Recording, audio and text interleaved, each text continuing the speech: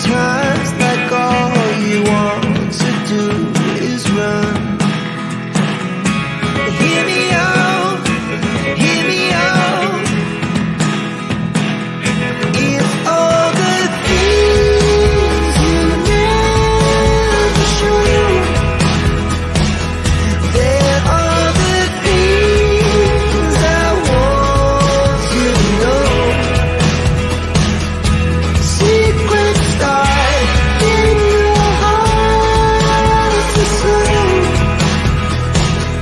But if you don't want to tell me now, I guess I'll never know. Losing almost all my energy. It's getting hard to talk to you, and I'm the only one who speaks. It's all the things you never show. There are the things I want to know. Secrets start in your heart to slow. But if you don't want to tell me now, I guess I'll never know. Okay, oops. Hey everyone, welcome to the live. I think my camera's getting blurry on there, so let me fix that for a second. Anyways, thank you for the comment, Mello. Sorry, I think I had it highlighted, but give me just 1 sec. I think my camera's messing up for 1 sec. I feel like I look blurry. Give me 1 sec, guys. Is my blurry? Yeah, I'm blurry. 1 second. Anyways, I don't know why I did this right now, but whatever. Give me a second. Let me stare at my camera. Maybe it will focus in properly or not. Okay, I gotta walk away from my camera. Anyways, hey everyone. Just give me 1 second, just so I can fix that. It bugs me when it goes blurry. I guess that's what I get for moving. Okay, 1 sec.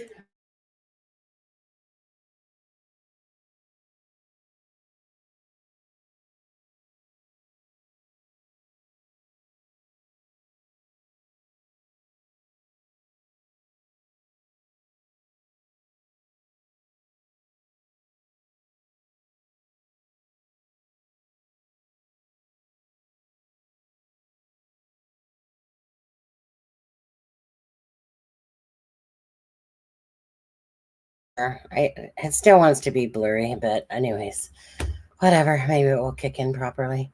It did it for a second, but whatever. Anyways, sorry guys. So yeah, I thought I'd just chill with you guys tonight and do a live with Sebastian. I know I haven't been doing very many lives lately. I have been really sick the last week, and I thought I was getting better yesterday, and then instead it got worse again yesterday. So whatever. When I got more medicine and stuff like that, and plus work and everything, eh? Right. So I worked. I didn't call in sick or nothing like that, even though I could have. I feel like it. But anyways, yeah, I thought I was getting better yesterday, and then it got worse again. So, anyways, I took a bunch of medicine, and so I wanted to do a live on Sebastian. So thank you guys for joining. And again, we're just gonna chill, talk about Sebastian, watch some different people's videos and stuff like that, and yeah, and we'll talk about this in just a second after we say some hellos, of course. So we'll go back to the top. So hi, Mel077. Sharon Parker. I know Sharon Parker is happy that I'm doing a live for sure. Hi, Charlotte. How are you? And it really truly looks like Sebastian to me as well. Unindicted, thank you for becoming a new member. And I can see my cat Bambi's underneath me right now. She obviously knew I was about to do a live and decided to come visit. Hi, Shelby. Good evening to everyone. I was so happy to see the notification. I get to listen while I sim. Saskatchewan. I'm from Vancouver, Canada. Mel-O. Charmaine. So Adam typically is doing something on Saturdays. So Adam is not here as far as I know. I haven't talked to him in a couple of days, but Charmaine should be coming up in just a little bit as well. She's with her grandbabies. over there in Lethbridge, and had a feeling she would be.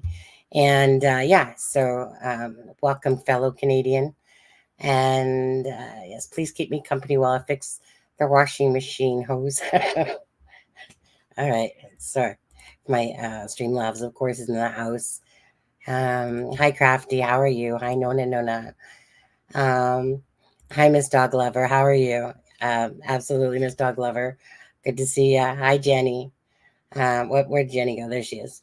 Hey, fam. Been waiting all week for your live. Uh, on there. Hi, Michelle. Oh, hi. Oops, sorry, my bad. Hi, Maureen. Michelle. Oh, hi, Sunny and Chad. I hope Sebastian. I think it's him. I have some reasons why I think myself it's him, and if not, it's a really good doppelganger. But I honestly think that this might be him. Hi, positive vibes. How are you? CJK is in the house, and let's see, Miranda. Hi, Miranda. Let's see who else we got. Yeah, I do too. My husband, my husband gave it to me from somebody at his work, and his only lasted really a couple of days. And he's like, "Oh, don't worry, it's only going to last 2 days." Yeah, well, obviously not. Maybe it's just because my body, I don't know. All I know is definitely it's been about a week, like 7 days now. And I thought I was getting better yesterday. Nothing like going to work with a foggy head and, stuffy up and stuff and sore throat and licking back those freaking halls. And it's not halls, but similar to it anyway, and stuff like that. And then I get, just as I'm getting off work, all of a sudden I'm like feeling a sore throat again and really congested again. And I'm like, oh, crud. Like, come on. It's frustrating. Hello, lovelies. But, anyways, word to Big Bird. Hey, Big Bird. You believe it's Sebastian too? Yeah. Happy Saturday. Yeah. Happy Saturday, everybody. I look forward. Like right now, I'm on weekends off for the moment. Soon, I'm sure soon I'll be working from home in the next couple of weeks, probably 3 days of the five, because that's the benefit of this job. One of many nice perks, to be honest. It's just down the road from where I live anyway, like 10-minute walk. Uh, there we go. Hi, Anne. How are you? Listen to CP on another channel, a CP friendly one. And believe me, the guy can talk on the phone for 3 hours more if you'd let him. Oh, yeah. Christopher Proudfoot. You're going to go down in history as one of the biggest douchebags out there, to be honest with you. If there's one thing that I can tell about Christopher Proudfoot, is that besides him being, he really, he should really revisit himself in the mirror. Definitely that guy. Um, and, this isn't going to be about a Christopher Proudfoot, in a sense, but, obviously got to talk about him a little bit, perhaps. He probably just loves hearing his name, to be on it. I'm sure he jizzes every time he hears his name, even out of a woman's, especially a woman's mouth. Um, one of the things that made me laugh, thank you, Anne, is when, okay, so I think it was Jay for Justice that was playing an old clip of Christopher Proudfoot talking to Terry Lynn, because that was like about a month old, but it was the first time I think that Jay for Justice had heard it as well. And then I think Sweetie Pie Low played a bit of it. And then when I went to go look for it, it was like about a month old, eh? But when you listen to how Christopher Proudfoot was talking with Terry Lynn, I mean, he puts the big D in douche, yeah. Um, and so when you listen to him, you can tell he likes the females that are feisty. It's almost like it's like no matter what she was saying to him, it's almost like I know these personalities. You guys know these personalities, yeah? It's like the more she was like giving him sarcasm and kind of telling him off, it's almost like his ego radar there goes up, and he's just like, oh, I love it. Oh, you're just my type, you know you can tell the type of female he likes that female that basically is giving him a bunch of smacks, talk back, the feisty ones. But hence why the dude has been divorced 5 times.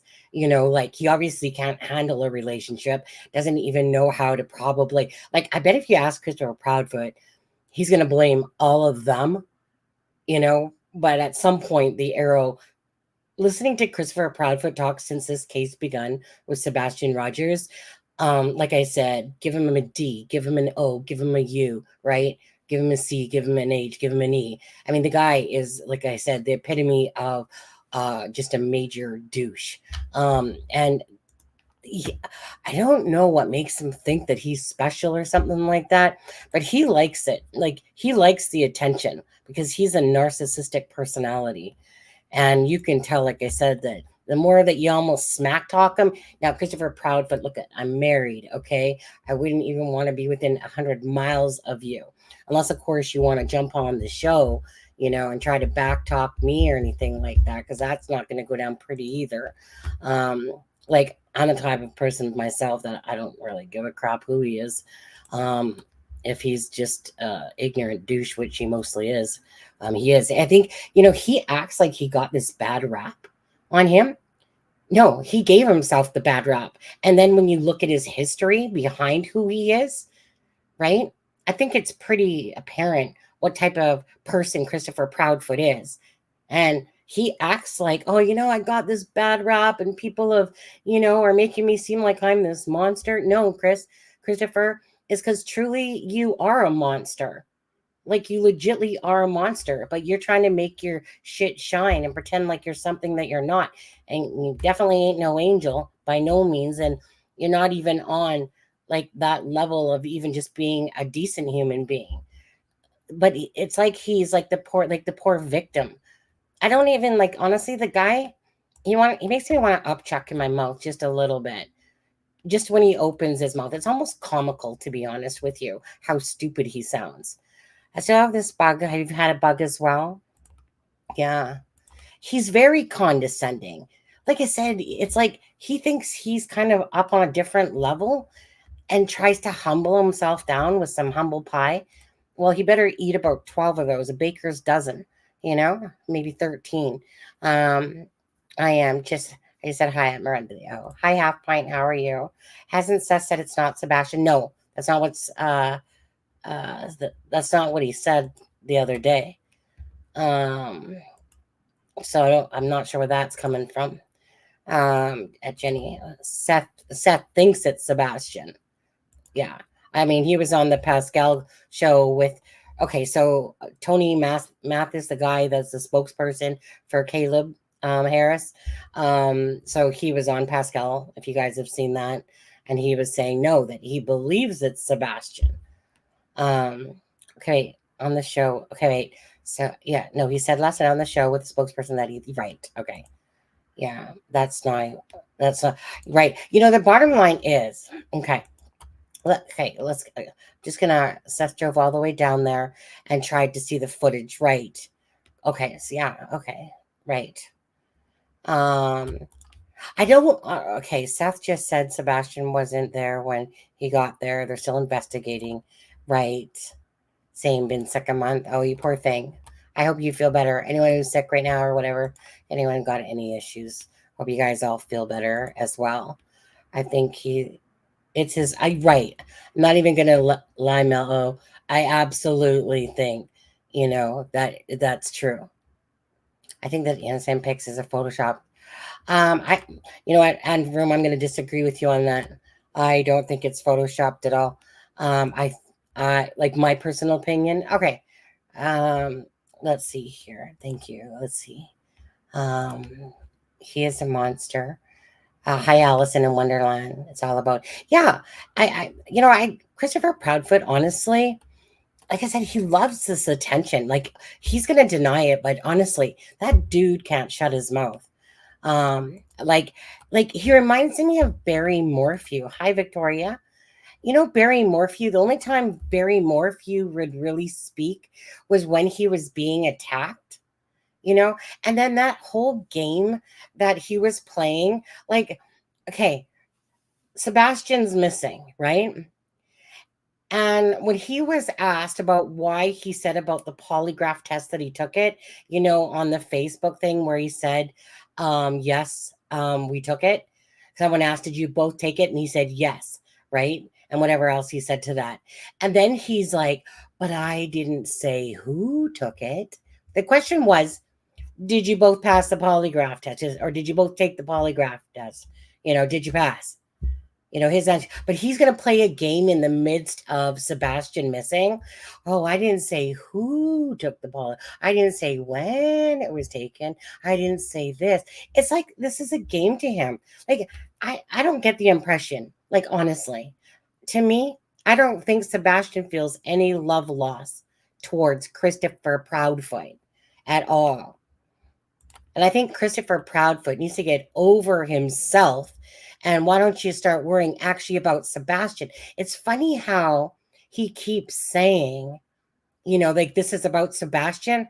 Then why pretty much on every interview do you keep talking about what people are saying about you? Why do you even care about that?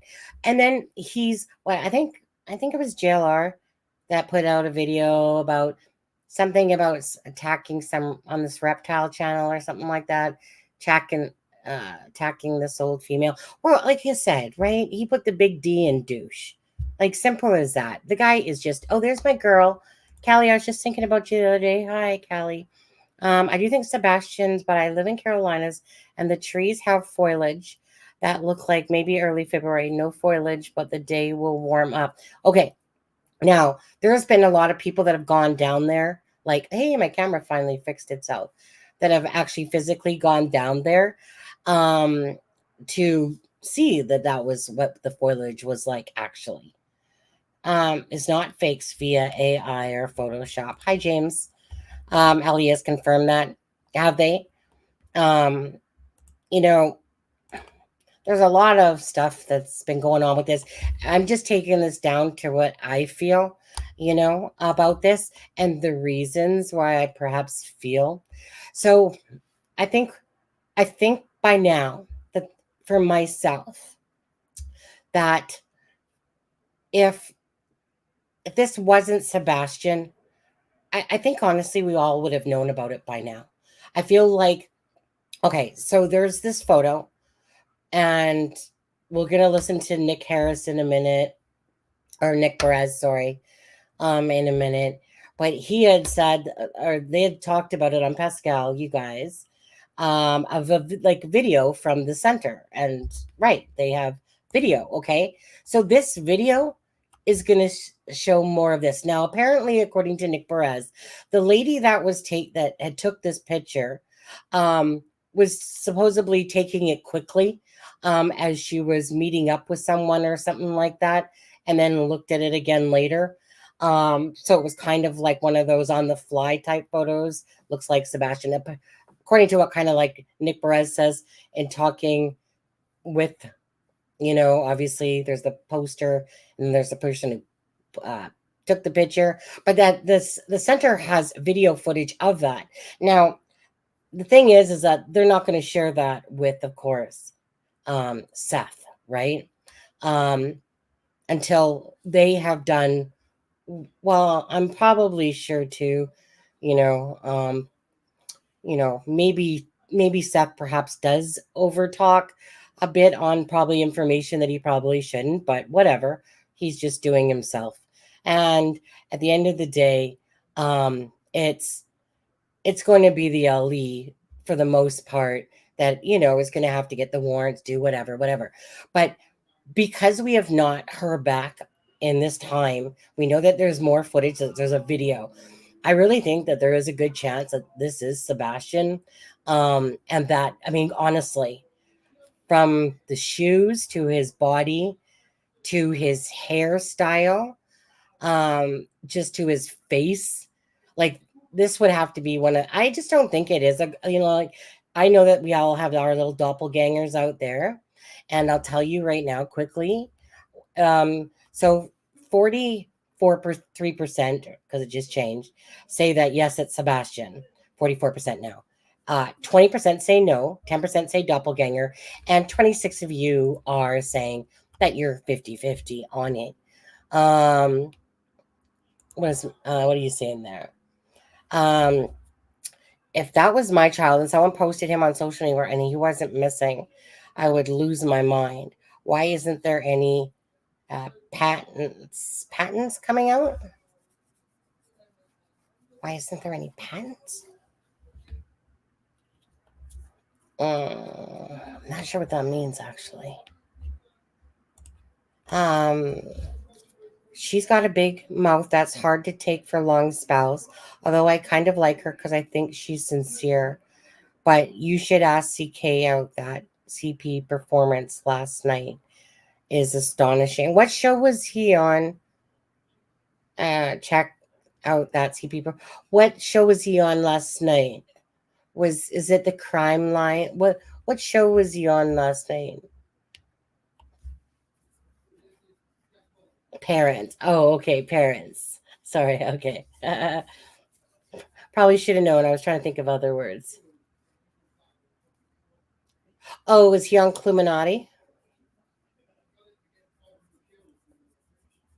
Was he on Cluminati last night? Really? Okay. Anything specific in what Big Mouth Christopher had to say? I mean, honestly, I knew he would back off for a bit after the whole Nancy Grace thing, but that little slime bucket's going to wheel his way back into things. Oh, okay. Yeah. Yeah. Like that guy loves to listen to his own freaking sound of his voice, you know? I mean, I guess I'm not going to sit here and go on about him because he's not worth it, really.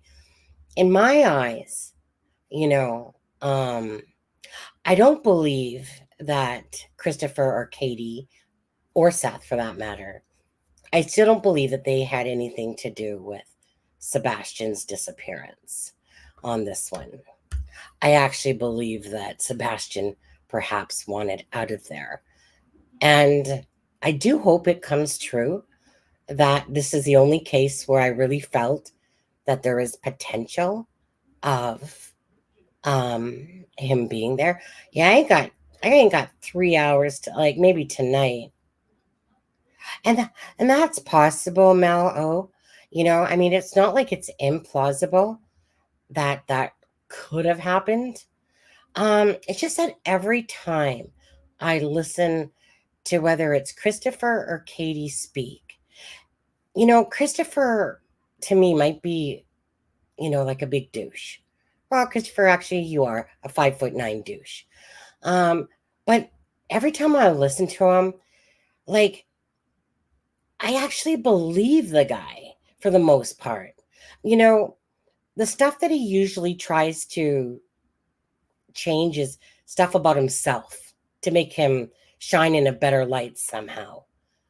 But he was away in Memphis, and that's already been proven. Um, Katie was the last one.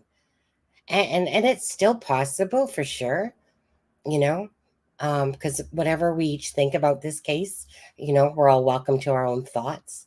Um, I think I think that this is Sebastian because I think that they would have told us by now if it wasn't. I think that the parents would have known by now. Did Christopher Proudfoot, you guys, just to ask you, besides talking about himself, did um did he say anything about the picture? Has the neighbors? Oh yeah, she was talking with like the neighbors. Yeah, I think I haven't. I've been watching and trying to keep up as best as I can, but I know that these people keep talking on shows every day or something, pretty much. Let's see. Hi, Akira. Um, Chris was on and he called in pranking. Oh, okay. I caught that part where he was talking and then he's like, and I was like, dude, that's Christopher Proudfoot. And then all of a sudden he's like, well, this is Christopher Proudfoot, you know? And he called in pranking and talked like Slink's Blade character. Then he talked like Cookie Monster and Kermit the Frog, literally. It's so disturbing. Wait, was that on Crime Lines? Oh, Miss Dog Lover, 20 months. That's 2 months short of, or 4 months short of 2 years, eh? Hi, Diana S. I think they should analyze the height in the picture since Sebastian is small on there. Well, I was looking at pictures of his arm length compared to where his waist is in another picture, and they pretty much fall within the same area. Because, Sebastian there, you can tell he has, like, you can tell where the hips are in the pants, because kind of like where his hands resting on his waist there. I and looking at the little, I don't want to call it a cowlick, but on the side of his hair here, um, he kind of has that. Like if you guys look at one of his regular pictures, I really think that this is Sebastian. And when you look at those shoes compared to the shoes we had in the picture, I don't know. I'm feeling Sebastian vibes.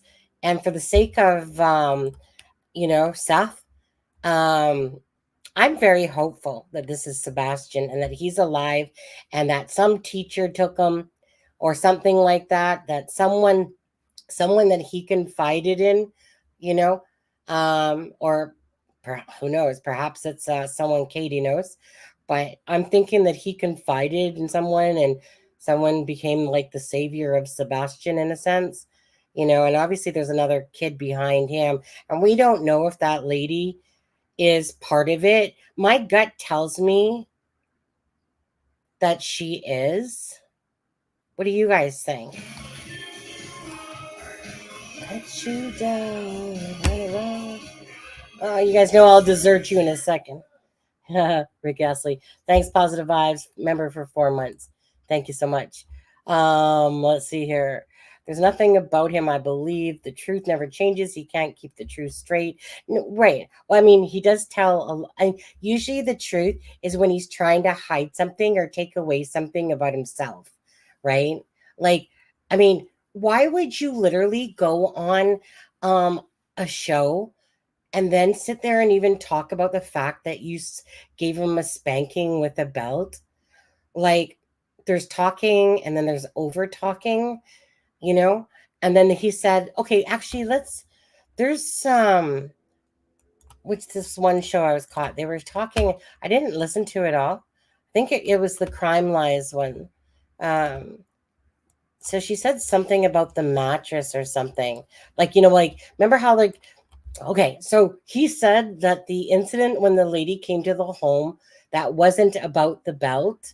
Um, that was about, but he never ever really said about what incidents that was. Oh, Mal, you know that you can't put in little punctual dots in the wrong spot, or else Streamlabs is going to get you. Session ran off to church group, child protection group that claims to be that. Well, we'll see. You know, and I don't get it either. Kind of selfish on her part, isn't it? Hey, Charmaine? Yeah, she's probably going like, Rocky, Rocky, baby, baby. Like, go to sleep so I can jump on the live. Anyways, let's listen out to this just for a few minutes. I haven't even listened to it. I just caught the part. Oh my God, tuck them in. See? Just waiting to tuck them in. No, what do you mean waiting? That should be going on right now. Just turn on the little thing over the crib. Yeah? This was, oh, yeah. Okay. Well, Streamlabs, when you put dots or punctuation in the wrong spot, Streamlabs will deem it that you're trying to drop a link, right? Like .com or something like that. So that's how Streamlabs sees it. It's not that you're really trying to drop a link. It's just that your grammatical errors need improvement. That's why it happens. So anyways, let's play this out for a second. Yeah, so just know that, okay? It's not that you're truly trying to drop a link, because you can't. Unless you're a mod, you can't drop a link. Um, but yeah, let's play this for a minute, okay, guys? And eating healthy is something that was important to Sebastian's diet, in my assumption, due to his health related issues. So I don't know. Well, and the thing is, I totally believe that Chris uses that word all the time I do because too. when he contacted me about me saying words like, Oh, okay. They're talking in that part. I know that they're talking about the retard word, and you can absolutely see that Christopher Proudfoot would use that word in a heartbeat. Absolutely. moobs and no ass, he called me a faggot. That's right. That's right. Yes. Yeah. What are we going to do? Now, the CPS engagement was not because of the belt whipping. Mm-hmm. It actually has to do with the mattress. All right, Chloe, this is a lot. Yeah, this is.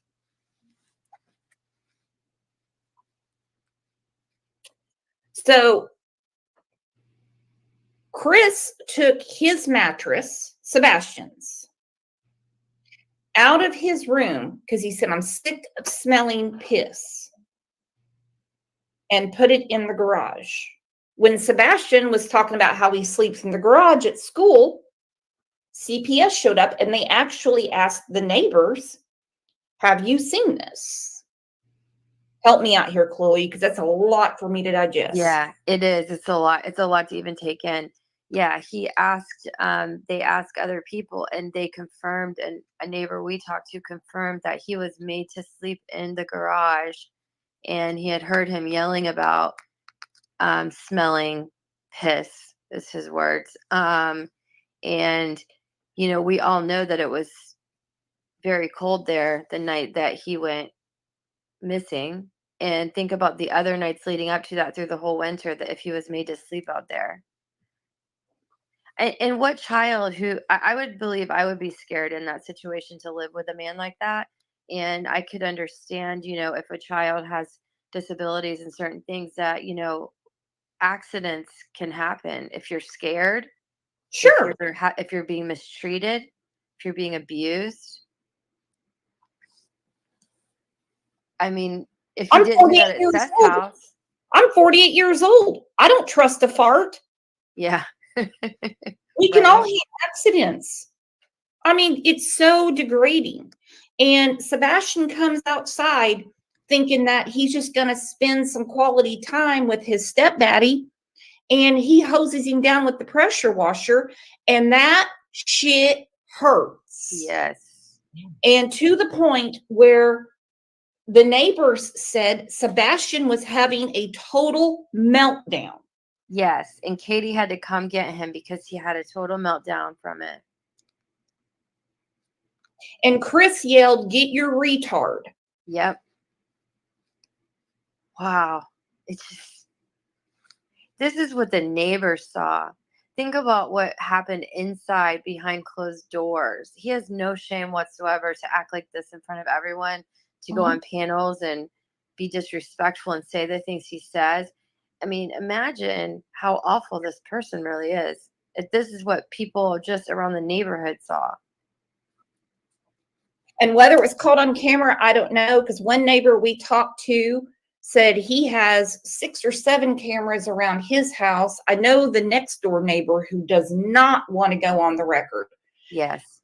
He has several cameras, and they said they just got cameras 3 weeks ago. They had people over there putting up cameras because they said they were being harassed, and they said we saw those people in the neighborhood. Let's just get to the recording. Also, for those of you that are wondering, the price of 12 eggs in China it would be $2.20 US dollars. I'll put it right there because I don't exactly know their currency. Look at that. Can't say the price of tea in China. It's I know. Let's take a second, and we've got some gifts coming in, you all. Thank you, Southern Grammy Wolf, for the super sticker. Thank you to Jules and Pat and TCB for gifting memberships.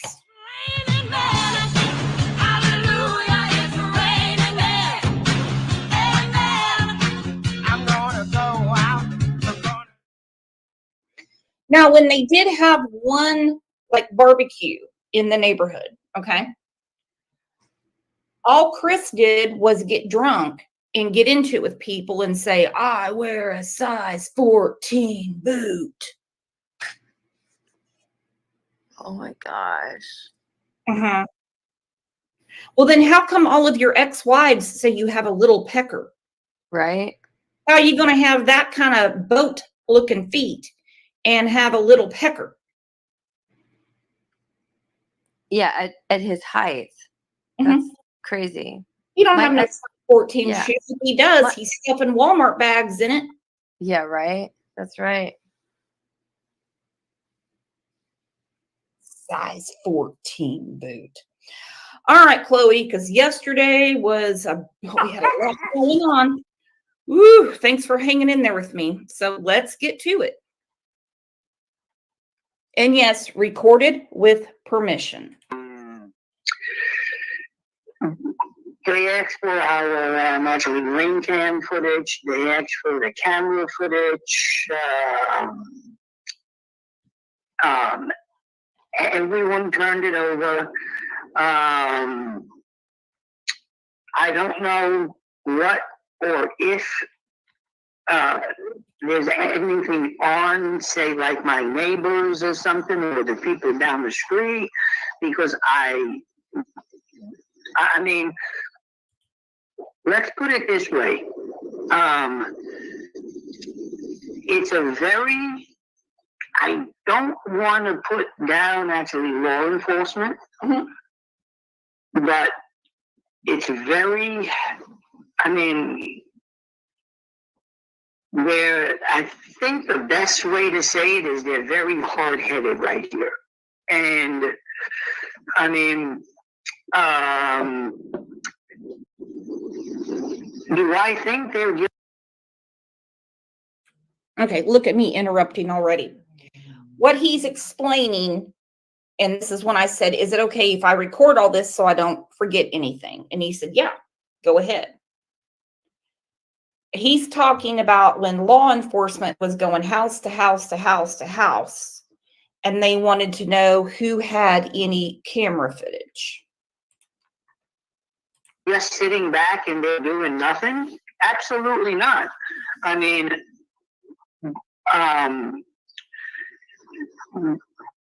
do I think they're investigating it and they're doing stuff that we don't know? Yeah. But What do you It's think just- about them saying it's not a criminal investigation? So what are they investigating? it has to be. Yeah, I mean,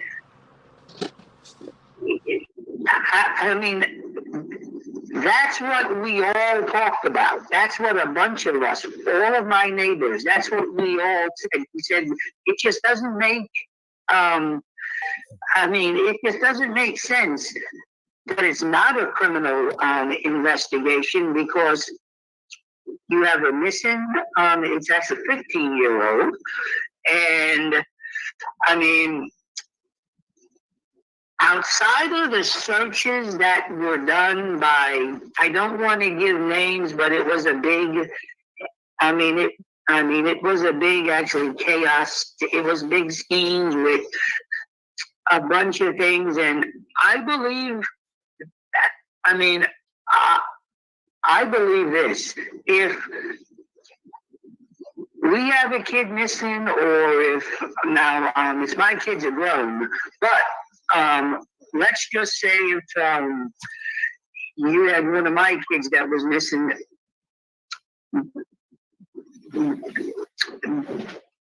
that was 14, 15 years old, where is the search? I mean, they scaled back the search to where there's almost no search. And I just don't get it. What did you think about them searching the landfill? That, now, okay, there are two different areas where the trash it actually goes. One, it goes to actually Nashville, and the second it goes to Kentucky. So now you have commercial, will go to Kentucky. And now, but you do have some that if we have ours, it goes to Nashville.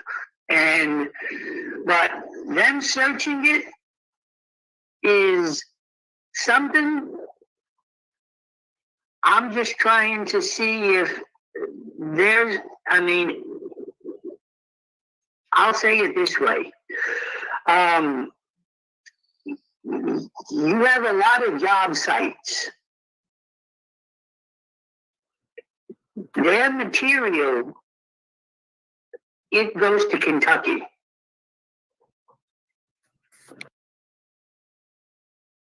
Okay, Chloe, let's talk about the importance of this. Okay. So I asked him, I said, what did you think about them searching the landfill? And he explained it. Mhm. You have, like, I'm just going to say regular garbage, but if it's commercial or construction related, it goes up to Kentucky. That's the landfill they searched. And we know that there's a reason for it. What did you think Absolutely. about that? I don't know what there was. I don't know if it had to do with that construction site and them wondering if something, he was put in something there. That was my thought, but I don't know, because they had to have something if they went there. Hey, Charmaine. Hey, Charmaine. Hi. Hey, girl. Hey. How are you? Good, good. How are you? Good. Good. Baby's in sleep now? Yeah, well, I think so. See, we forgot to put Macy's bedding in the dryer earlier today, so Oh. we were late putting her to bed. Oh, okay. Yeah. But it's all done now. She's good. Yeah. Yeah. I had a feeling you'd be there this weekend. Yeah. Seeing the ground babies on there, but yeah. So just to ask you, have you been keeping up on any of the Sebastian stuff going on recently? I have been. When I first sent you that picture, I was like, "Ooh, that looks like him." And then I think we did a show last week, and we kind of went through it, and we realized the shoes are the same, the glasses look the same. It was all very similar. Yeah. And then since then, obviously, everybody's been going back and forth, and I've kind of come to the thought that maybe it is Sebastian, but perhaps an older picture of him. But at the same time, who would have access to that picture, and why would they do that? So. But they already deemed it not to be. No, not Photoshop. That's not what I'm Right. saying. I'm saying an actual picture from a time where he was legitimately there. That's the only other thing, other than it being an actual sighting, Oh, I that would see. make sense to me. But there's still so many questions. Who would have that picture? Why would they put it out like that? Why wouldn't they come forward and say, no, this is from last summer? Do you know what I mean? So. Well, okay. So yeah, because I mean, I know Nick Barras had said that was it him that he had talked with, like, the person that posted it, the person that was there that took it, and that basically that person was like kind of like in a rush. She was going somewhere, meeting up with people or whatever, and she just basically had taken the photo, thought it looked like Sebastian, looked at it later again, put it in.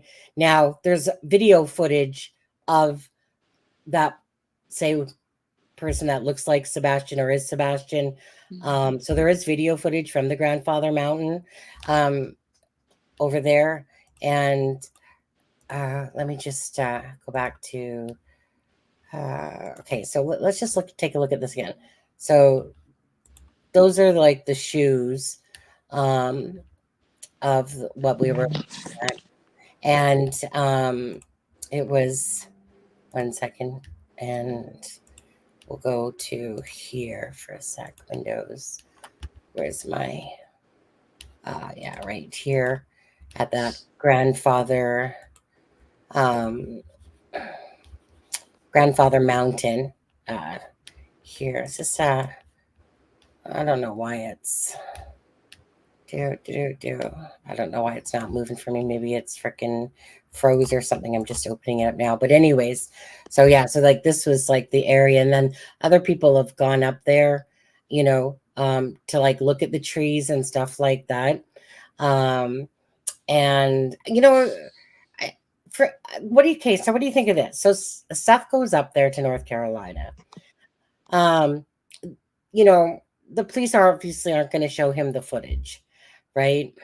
Until they have to do what they have to do because they're not going to risk the information, um, you know, getting out there uh, because, obviously Seth is pretty open and vocal with what he says anyway.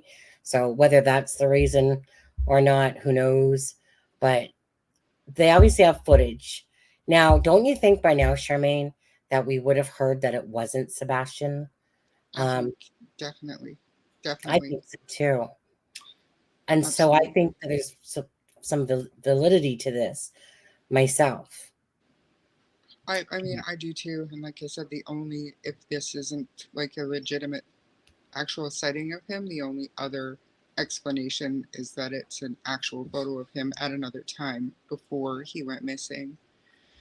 But like that's even kind of darker to me because then because it wouldn't have been on social media because there's probably hundreds and hundreds of people that went through every social media post that ever had him ever, and somebody would have seen it somewhere. But they have Katie would video have footage. said, well, this is what I'm saying, but it would have been timestamped too. So to me, Right. law enforcement knows whether it was a legitimate sighting or not. And yeah.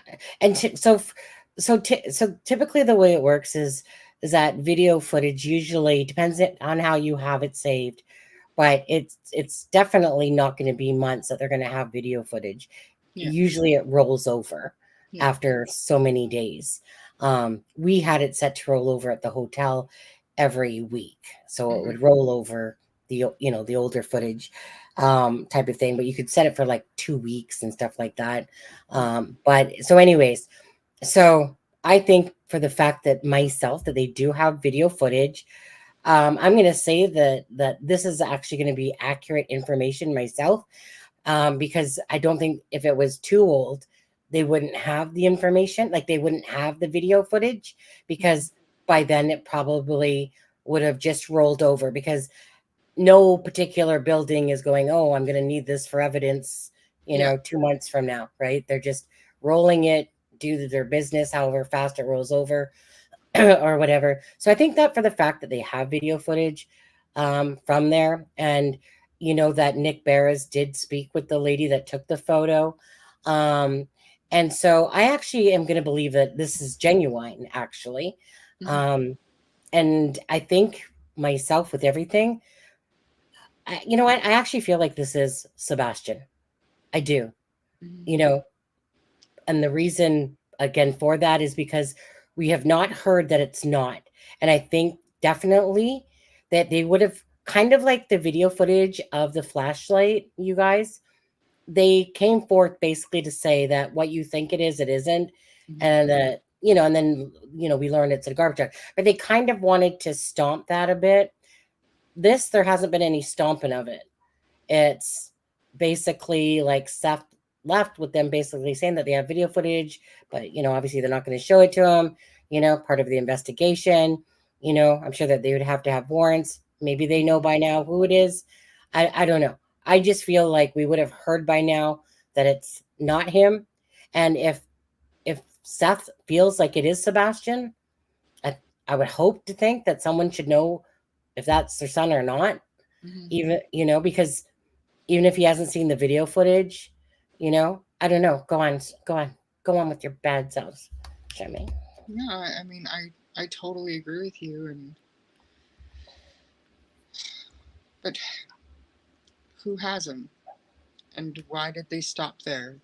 And why weren't they more mindful of cameras? Because it does look like his hair is a different color. The shoes that he's wearing in the picture look a little bit less worn than the picture of those shoes that we had from, I think it was Christmas time, the one that Aspen sent us. Uh, You know what I mean? There are still little questions that I have about the picture itself, and maybe the person was just taking the picture on the fly, but it's strange that she took a picture of him unless she cropped a bigger picture to show that one child that she thought later after the fact looked kind of like that missing boy. Do you know what I mean? Do you know what I mean? There's just little questions that I still have about the whole situation. there is, for sure. I just think that if I was leaning towards the genuineness Mm-hmm. of this having the most validity. Oh, what was that? Oh, no, that's probably. It's probably like my husband. Like if I have my phone on speaker or something, and if I'm even touching a bag, he's like, "What the heck is that sound?" And I'm like, "What do you mean?" He's like, "Because it sounds like it's like right in your ear." So that noise, whatever it was just like so vibrant to the ears, Oh, wow. and but yet probably to you it's not. No, I didn't hear anything. Well, I've got I'm on StreamYard on my phone with my Yeah. earbud, and I'm reading chat on my laptop, and I just turned my laptop a little bit to neither one. They're not connected, so sorry. If it made a Oh noise, I'm no. sorry. It's whatever sound came through there. I don't know what you moved or whatever. But came through loud and clear. Oops. Anyways, no, because you guys, like I said, Charmaine normally she'd be showing her face and whatever, but she's on her phone right now, and she's not at home, or else she would typically be popping up, putting on her camera and stuff like that. But again, she's off at her daughter's home, looking after her, um, being with her grandbabies. I think Seth has a lot of stuff whirling around in his world these days, and he's trying to cope as best as he can, including being bullied by CP on a regular basis. So there's a couple of things that I heard, and I'm not going to say where, Sonny. You can say where, but I'm a little embarrassed. But did his private investigator step back, and then he hired a public speaker, I guess? What are those people? Like a public relations person who has no experience with public relations whatsoever. But that guy was just talking on a live last night Yeah, and didn't say anything at all about the picture not being authentic. And he didn't dispel any rumors whatsoever. right. And then I'd just like to say, I don't know what it is that you were just listening to, but that part about the pressure washer and Yeah. oh my gosh. Oh my gosh. Child Protective Services should have been called that day for sure. Notice how Christopher Proudfoot never really talked about it. Like he talked about the belt, but he never ever said the reason for Yeah. that. And so that makes sense to me. Like, let me put it this way. From what I was gathering, is that Christopher Proudfoot and Katie, the marriage was crumbling. Um, and I believe that was from Seth. That Christopher Proudfoot and Seth had conversations, basically that the marriage was crumbling. And I know it's been said something like, it's like, I'm not dealing with this anymore. Da, da, da, da, da, da, da, da. So this doesn't shock me if it is true about, this. Okay, first of all, I get it, right? The smell, and that Sebastian say wetting his bed and having issues with that.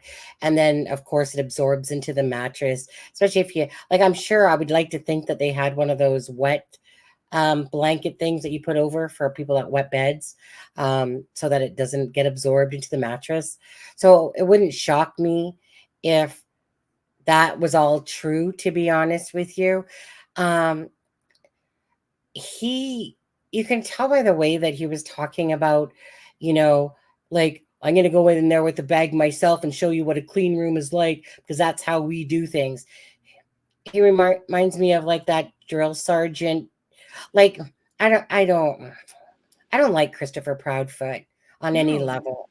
no. I think, hey, Even if there's like a minimal amount of truth to any truth. one of these stories, I mean, it's absolutely deplorable the way this boy was treated by him. Like, Yeah. it's mind blowing. Every time something new comes out, it's like, my God. You know, I didn't like, there's so many different things that are going through my head with this case. So let's just start off with going to this letter here, right? Um, like, I don't like, JLR put out this title the other day saying, whatever quits, and I'm like, well, like, why are you saying that she quit? Um, not that she quit. He just didn't retain her. Now, again, if there's some validity to this being Sebastian Rogers, for the most part, um, maybe that's the reason, because what do you need to pay somebody for? But who knows? Because I don't even know, honestly. But besides the fact of basically saying she wasn't retained, so it's not that she quit; she wasn't retained again. Um, for whatever reasons. What do you think, Charmaine? We'll come back to this in a second, but what do you think of the fact that this Tony Mathis is now representing Seth Rogers for like the social media aspect of this, and he's the one that's with the Harris case, and I guess he offered his services, and sounds like Seth was like, you know what, hey, maybe this will help me, because he keeps, like, I'm sure he's drained, he's tired, he's confused, da da da da. I'm sure that perhaps this not Caleb, the Tony Mathis guy is maybe just Seth going to help him ease the burden a bit. I don't know. What do you think about that? This whole thing of that? Well, I think that the who was it? Somebody told him that he needed to watch or use less colorful language, and he's been getting kind of coached on what he should and shouldn't be saying on social media. And I think that maybe Yeah. this Tony person reached out to him and said, hey, I've been working on this Caleb case, and maybe gained his trust in some way, telling him how to handle certain situations. And Seth might have just said, you know what, do you want to talk for me? Do you want to do this for me? Because I can't, type of thing. You know what I mean? Like, I don't think he went searching for this, but maybe somebody just was put in his path and he thinks that it'll help. I don't think it's a bad thing, because if law enforcement, I don't know, thank God I've never had a missing child, but if law enforcement can't trust the parents with certain information to not divulge the information, so now they're not telling the parents anything, that would be terrible as a parent. Not even involved, but not even informed about the investigation into your child's disappearance, but thinking about it from law enforcement's point of view, if everything that he's being told, he's going and telling YouTubers and stuff, I can understand it. And maybe Seth doesn't want to, but he can't help it because he's so desperate to find his son. He just wants to keep his name out there. Yeah. And keep the story alive. So I just, hi, Teresa. And it was Teresa. Hey, girl. Hey. So I was just about to type. Yeah, so that's what I think. I don't think that he went looking for this, and I don't think it's a bad thing. So I can understand how it probably went down, how they connected. Yeah, well, I was gonna say, let's take a second here. Hey, Teresa's from Criminality. I always think about you, girl, even though I haven't been doing too much coverage of anything really, but even especially including Delphi. But I'm sure with Delphi, there's documents coming out pretty much every day. Which that trial should be starting soon enough here in like what, 10 days, something like that. 10 days, isn't it? Yeah, I well, don't know. jury selection, you bet. Yeah, there's jury selection. What day is that on? The 13th or 14th? 13th to Thir- the 16th, I believe. Oh, okay.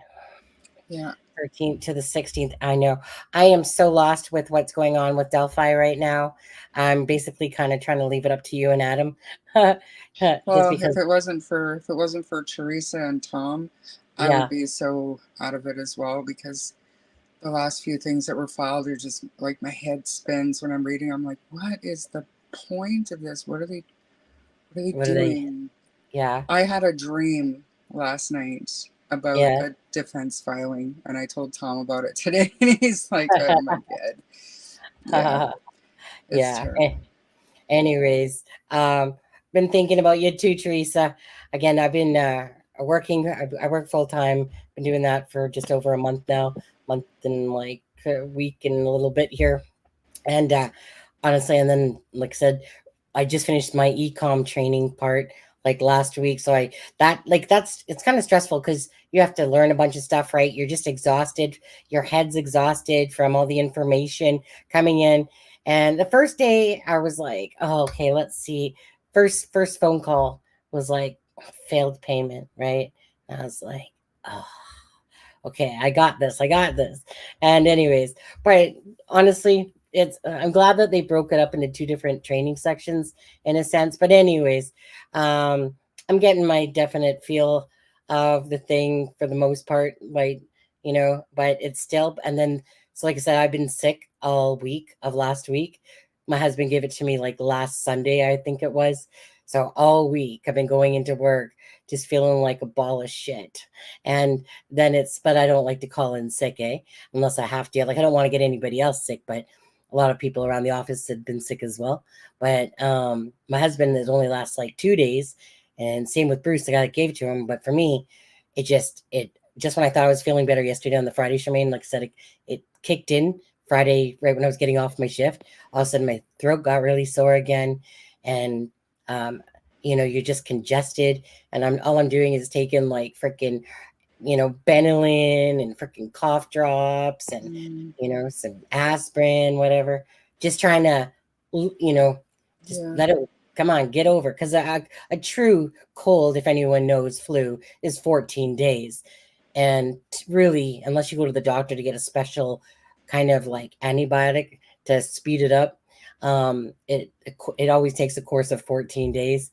I'm just like, come on. I've had back-to-back flus in my life once before, literally back to back. And it sucks. And I feel like, so I keep blaming my husband every day for this cold. But saying that, like I said, Delphi stuff's going on. Faith keeps sending me stuff every day. Here you go, here you go, here you go. And I'm just like, thank you. Don't even look at it. Haven't Yeah. looked at it. But if anything right now, you guys know that yes, Delphi of course means a lot to this channel and to us. You know, I'm not a paperwork person. I really cannot stand to keep looking at the paperwork of it all. I'm just kind of waiting for like like when it gets to the actual, I guess, jury selection, the trial part of it. And Sebastian's case weighs heavy on my heart every day as well. But anyways, I had stomach flu in April. Then this week, some type of strep throat thing that knocked me down. Poor thing too. So anyway, I hope you feel better. I've had strep throat once in my life. That sucks. But anyways, hope you feel better there, Teresa, and definitely nice to see you. I love you, girl. Even though I haven't been around much or anything like that. To be honest with you, I haven't even been popping in channels or anything like that. I don't know what lives Teresa's doing or what even Tom Webster's, anybody, to be honest with you. The only thing that I kind of look at is either I'm watching Sebastian updates to see if there's anything, if I'm watching anything, or BB the monkey. I like watching BB the monkey, or I've been watching Britain's Got Talent and stuff like that. You know, Mm. I like the heavy stuff gets heavy. I You like to gotta like get away from it. Yeah, for sure. Yeah, if you guys don't watch BB the monkey, he's so cute. He's like a little human, and he has his little clothes. He's BB the monkey. He's so great. Hi, Auntie Ree. How are you? Yeah, get better soon. I hope you feel. Thanks, Teresa. Looking forward to Adam on Side Live from Delphi. I know. I'm looking forward to that too. Obviously I'll be working, but hopefully at nights, we can go on the lives and then talk about it, of course.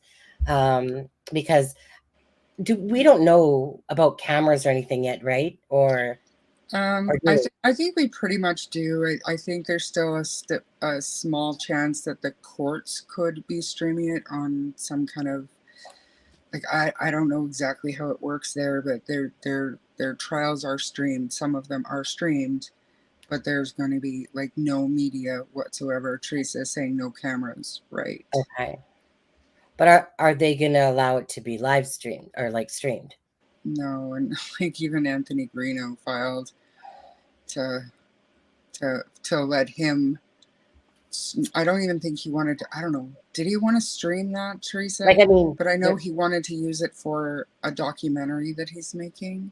So he asked for permission to record it or something and not to release it until after the trial verdict was done. yeah. And it was denied. It's shocking, but it was denied. Right. Okay, she won't even let the court camera stream. Yeah.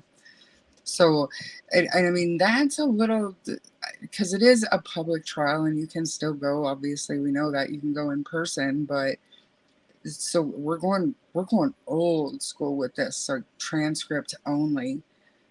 So, I mean, this is quite the controversial trial to do that with, isn't it?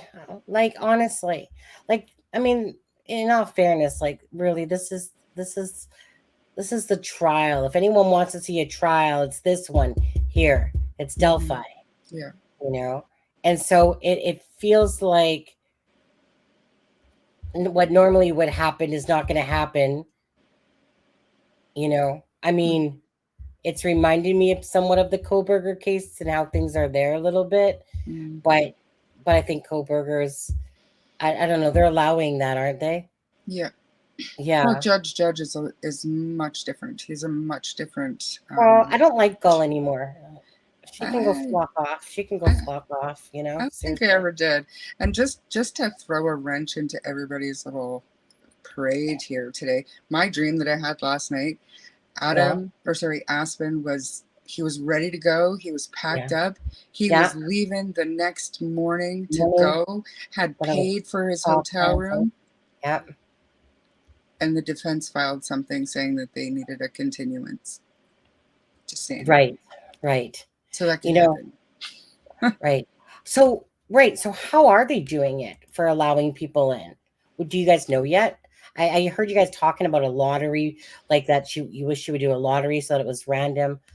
I believe that, and Teresa's going to know, but I believe that the decorum order that was released was for the jury selection. So if that is any indication about how it's going to go, it's going to be the families being seated first, and there's going to be a certain amount of seats reserved for whatever legitimate media, and then public kind of first come, first serve. Well, so I think pretty much then. So Adam's just going to have to pop up a tent, pretty much, and just live on the court grounds.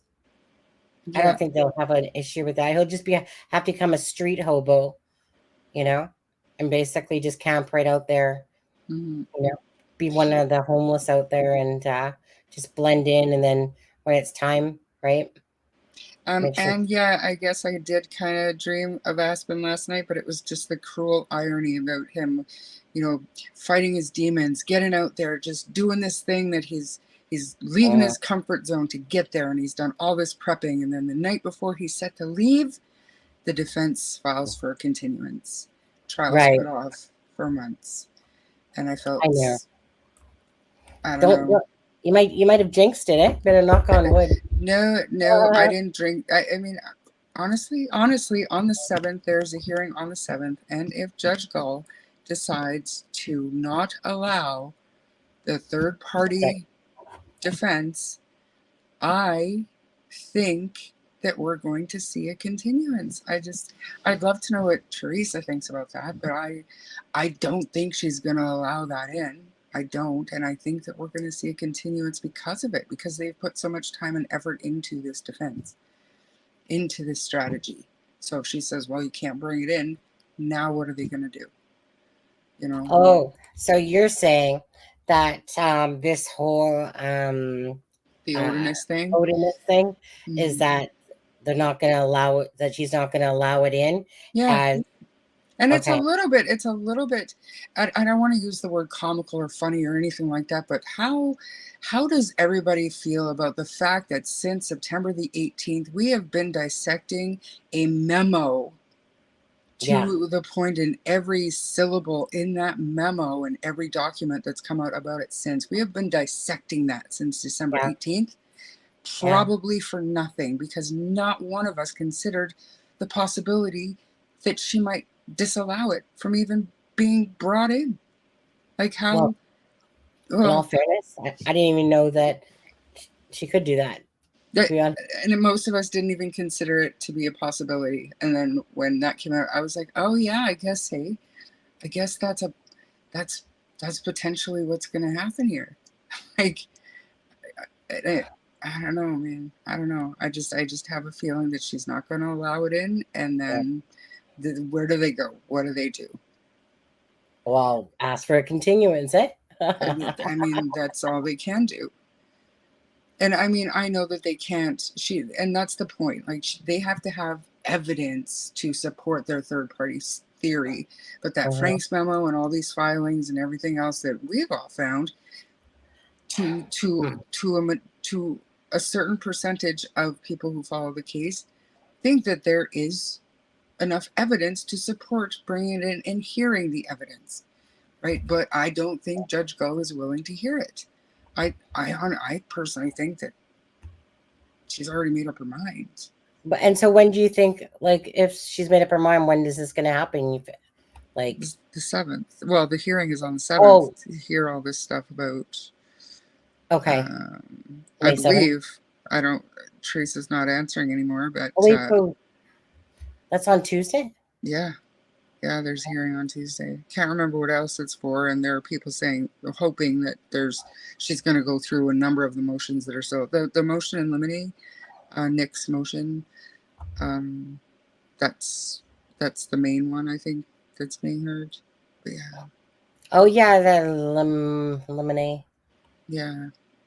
Here we go. They have to legally prove a connection to the crime. She hasn't approved any hearings from them to do so.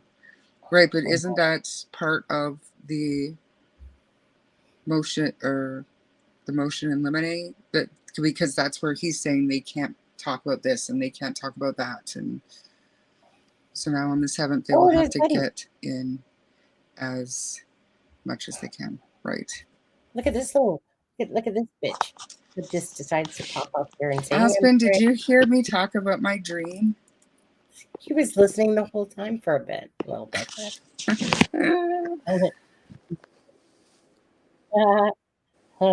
Hey, buddy. Yeah, just for the record, I'm hoping and praying that it doesn't happen. The trial goes through and this finally has some finality to it. But I just have a feeling that they don't have enough legal evidence that the judge is going to accept to allow the third party defense strategy. Yeah, well, I mean, it's going to play out how it's going to play out. Aspen, he's going to go to Delphi no matter what anyway. He should. He should. He's going to meet up with Greeno. You're going to meet up with Greeno. Wait a second. Greeno's not over there. Isn't he your neighbor? I have no idea. But I was just my thought.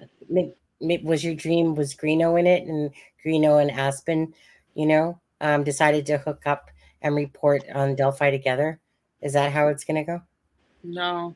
You didn't have that in your dream? No, not at all. It was literally about Aspen having his soul crushed by the defense, and I feel terrible for having the dream, but it was a little bit funny. Yeah, let's just make sure that we're off this live before Aspen gets home. Just don't tell him I said that, but because he's trying to be like, yeah, I'm just leaving a soccer match now. I think he goes with his dad. I'm wearing a disguise the whole time in Indiana. Put a little wee wee on your face. Yeah. Doc Reno had more, so yeah. How many Yeah. bars he's gonna pass to get home? Like, do you have to walk past any bars? Right. Anyways, yeah. So I don't know. We'll see how it goes. I'm just kind of like, like meaning with Delphi, you always expect the unexpected. Every time you think something's like going this way, it branches off on you, and it won't surprise me myself if something changes. But I mean, I hope it will be a go. But I'm just disappointed that like selfishly, I would just love to watch the trial. Yeah. I want, it's when a case is so close to your heart in a sense, that selfish side of you that just like wants to watch, like, I want to look at Richard Allen. I want to look at everything. You just want to see it visually, it's not the same when, but hopefully, like I says, if everything goes to plan, whatever, and Aspen pretends like he's a hobo and just camps out right there at the freaking courthouse and gets in every single day for the time that he's there. I think he's going for 3 weeks. Am I correct? Yeah. Aspen, get out of my head, buddy. There you go. Planning on 3 weeks as of now. Yeah. And if anyone wants to, hold on. Maybe we'll post that. If anyone wants to help out Aspen with some, some money while he's there and stuff like that. Aspen, don't you have like a Cash App or something over there, or a Venmo or a Cash App to drop that if people do want to help you out? Because I'm sure there's lots of people that might want to help contribute $10, $20 just for some lunch or something to help ease the burden. Because I know this is going to be very expensive for you. Out there. And I also want to like give him a list of everybody that I want him to take a selfie with. Oh, you want to give him a selfie list too? Yeah. Yeah. On there. On there. Me first. That was the top of the list, Teresa. Top of the list. But anyways, I'll get that from Aspen. If you do have the Cash App, just drop it now. That way I can post it in the thing. Maybe once I get there, I'll drop my. Oh, shut it! You'll send it to me later, and then I'll post it. People don't have to, but if they want to, the difference is that I've never been a person. I find it easier to give than receive. Aspen is definitely that way. But I know that there's people out there, and the only reason why I actually first monetized the channel was because people kept messaging me and emailing me saying, can you please monetize the channel so I can donate money to you for all your hard work? And I think I was at about 2,500 subs when I was like, well, that's fair enough. If there's people out there that actually just want to help out, because they want to, then okay. Then I'm more okay with that, because there's people out there that just want to, and I know that there's people out there that are from the our channel and stuff like that have helped out many of times and stuff like that. Sure, don't worry, Charmaine's million is on the way. It's almost there, right, Charmaine? Right. It might be monopoly money, but it's almost there. So it's in the mail. It's in the mail. The check is in the mail. Post-dated check. I just want a live from Delphi reports from Adam. Hi, Peggy Day. Yeah. On there. I'll do my best not to get banned day one, right? Yeah. Good fight, Rick Snay. Good fight, Noah. Noe, or whatever your name is. Yeah, they can't even go. Well, according to the troll last night, Aspen is rich and owns most. Oh, that sounds about right. That sounds accurate, doesn't it? Right? I mean, he's had the ins with Ron Logan.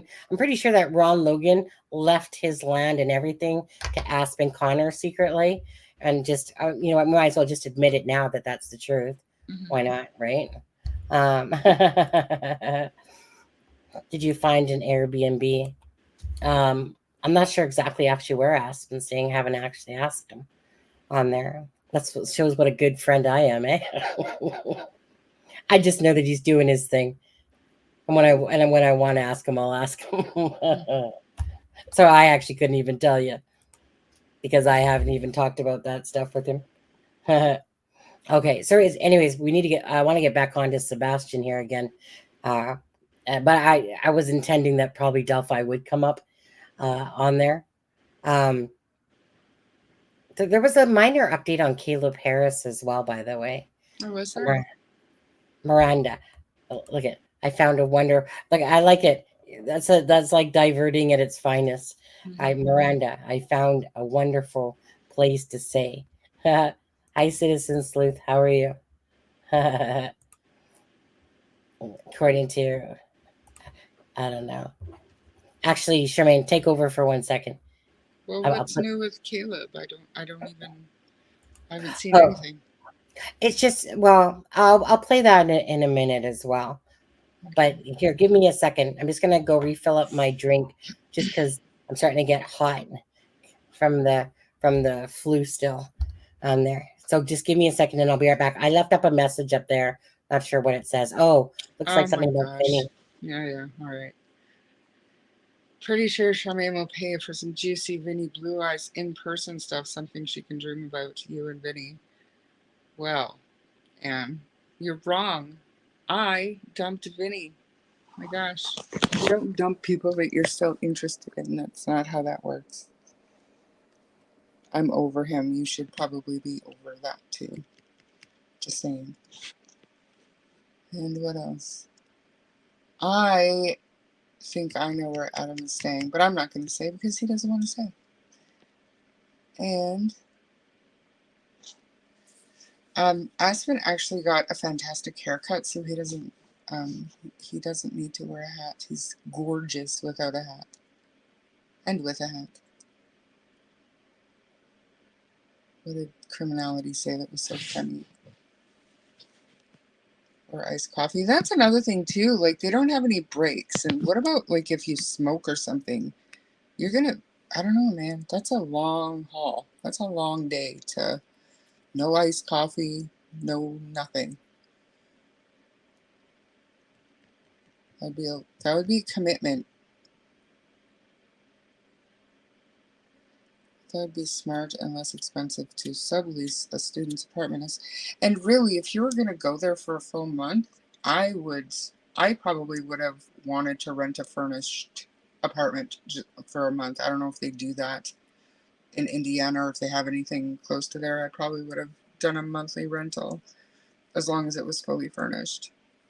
So at the end of the day, it'd be a lot cheaper than going out to a restaurant or getting a hotel every night and then going out to eat 3 times a day or whatever. That would be a lot. That would be a lot cheaper, I think. Very funny, Anne.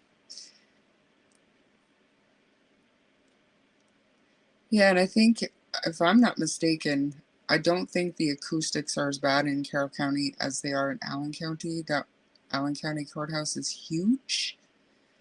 So I don't know that hearing will be an issue in Carroll County. If you can get in, you know. Like, who knows how many family members are going to be there. Allen County, did I hear that right? That they were only allowing 5 media representatives in? That's not very many, and it's a huge courtroom. Yeah, so I don't know that there's going to be a whole lot of public seating available. So hopefully,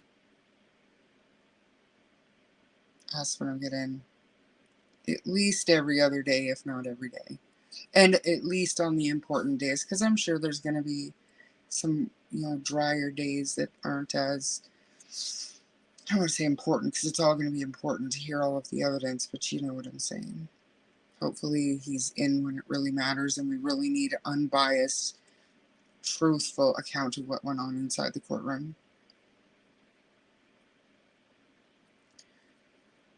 What day is Aspen actually leaving on Aspen?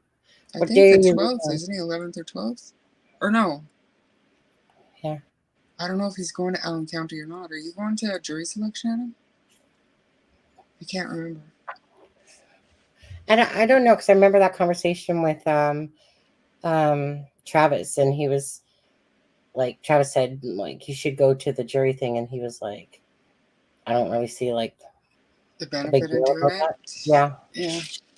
I mean, to me, it would be interesting to see like the questions there and the voir dire process. I guess that would be really interesting for me to see. But so, yeah, planning on leaving on the 14th. Yeah, a couple of days before things kick off, which is, I believe, the Thursday, correct? Yeah. I feel Is like when the Adam goes to Delphi, I feel like it's going to be like a Swifty swarm around him. Absolutely. Do you know how many groupies he has, and he probably doesn't even know it? Right. I would be. I was going to be there. Jury selection can be redundant, Teresa says. Tom, but if you got eyes on the jury, I mean, I don't know. Aspen is totally right when he says those people will be so sequestered and so protected because of some of the crazy-ish people that follow this case and the lengths that people go to sometimes. It's gonna be something to see. I'm really glad that Aspen is gonna be there, boots on the ground.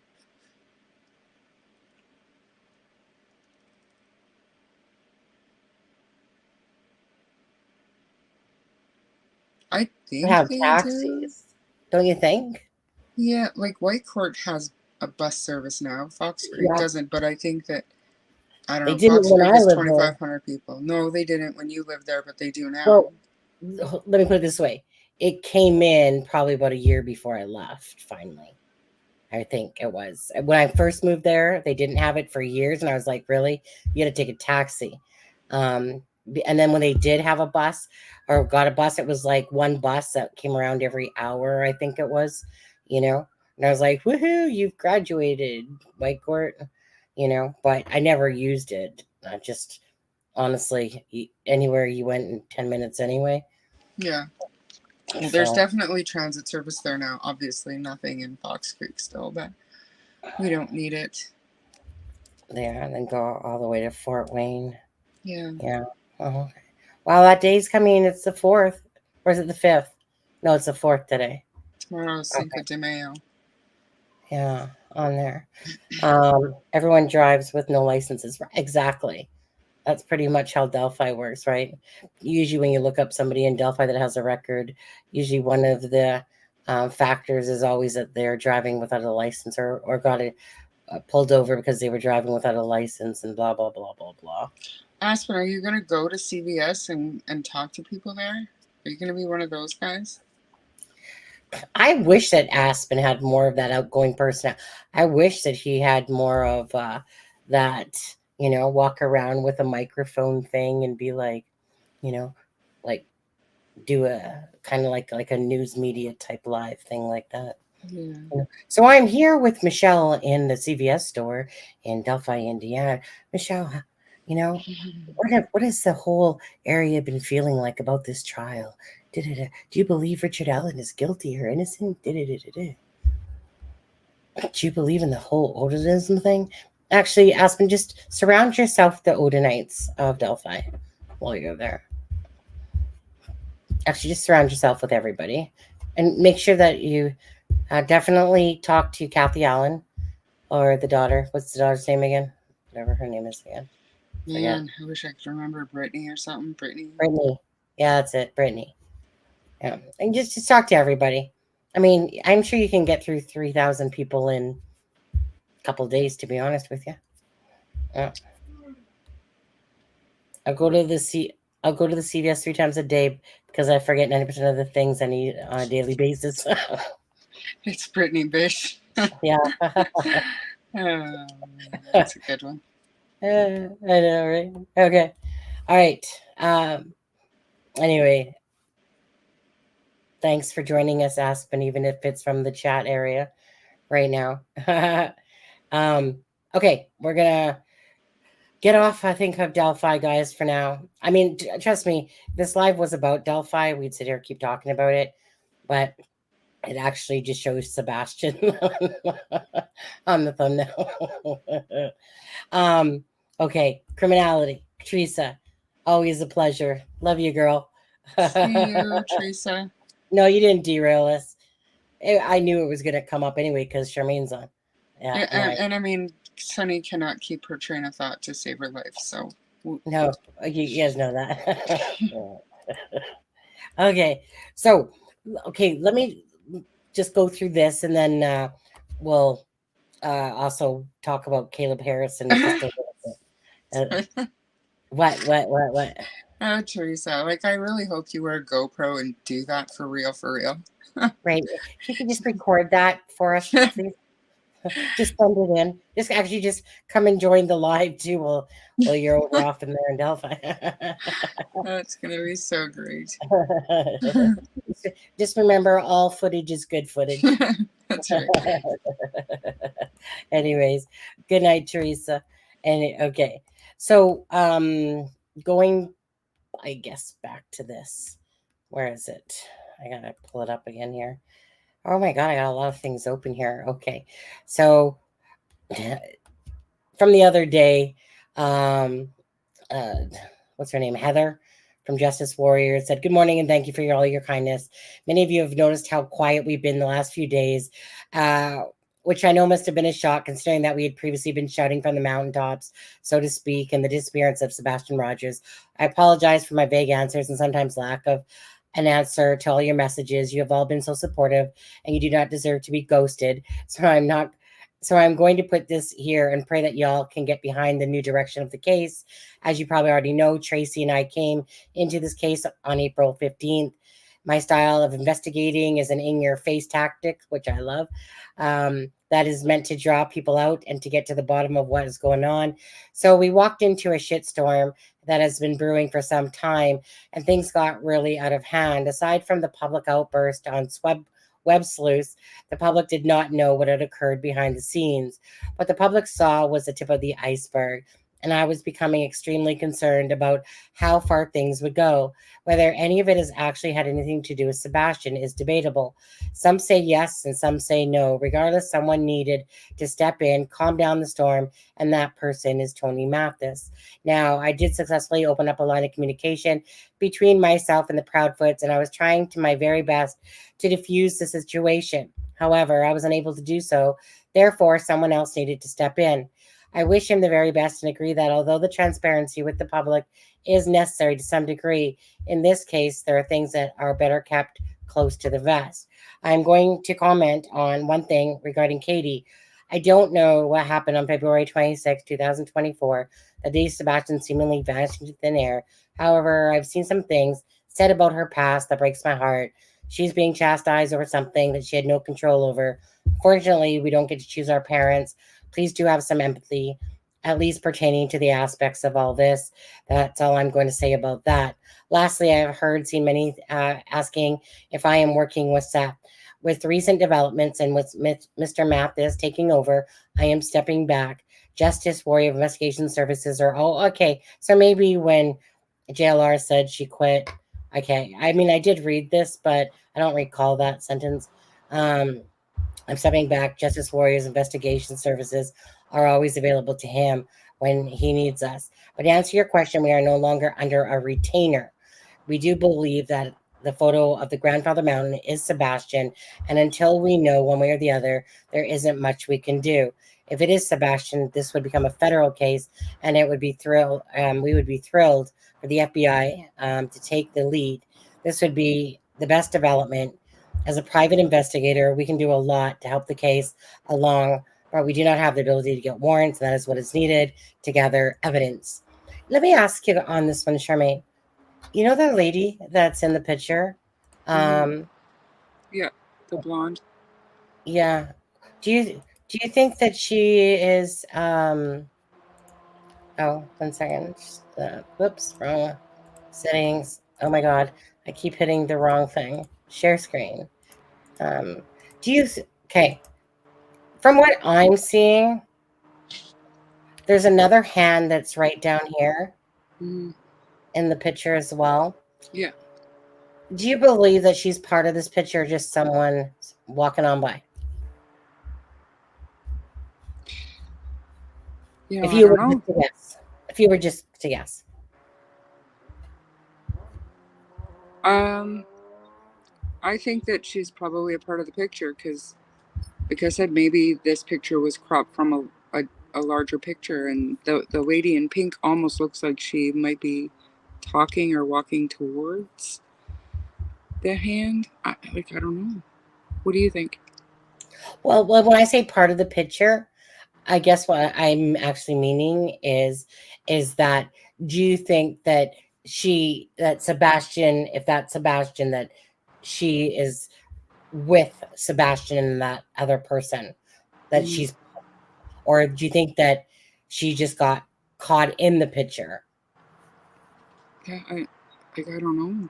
It's it'd be hard to say. Same as the person, probably kid, I guess, standing behind what we think is Sebastian. Are they there as a group? Like, I mean, I don't know. I don't know. For me personally, I feel like she's part of that picture with Sebastian and those other people. Like, that's Yeah, how my gut is feeling about it. Like, I don't think it's just a person walking on by. I feel like that maybe it is some sort of freaking Christian group, church thing, cult thing. I don't know, yeah. you know? Because there's obviously another kid behind Sebastian there. And then there's a hand coming out, which we don't know if it's a female or male, but but I don't know. Probably I'm gonna say male for some reason. Um, I don't But know. I mean, would these people know that this boy is missing and who wouldn't speak up? I don't. There's too many questions for me to try to speculate on it. Yeah. It doesn't feel right. And then not that it would be right if they had a missing boy with them and they're not saying anything, but like I just don't know I don't even know where to go with speculation for it. Hopefully it's him and he's alive and well. But then that Well, raises so many other questions as well. So I don't know. the thing is that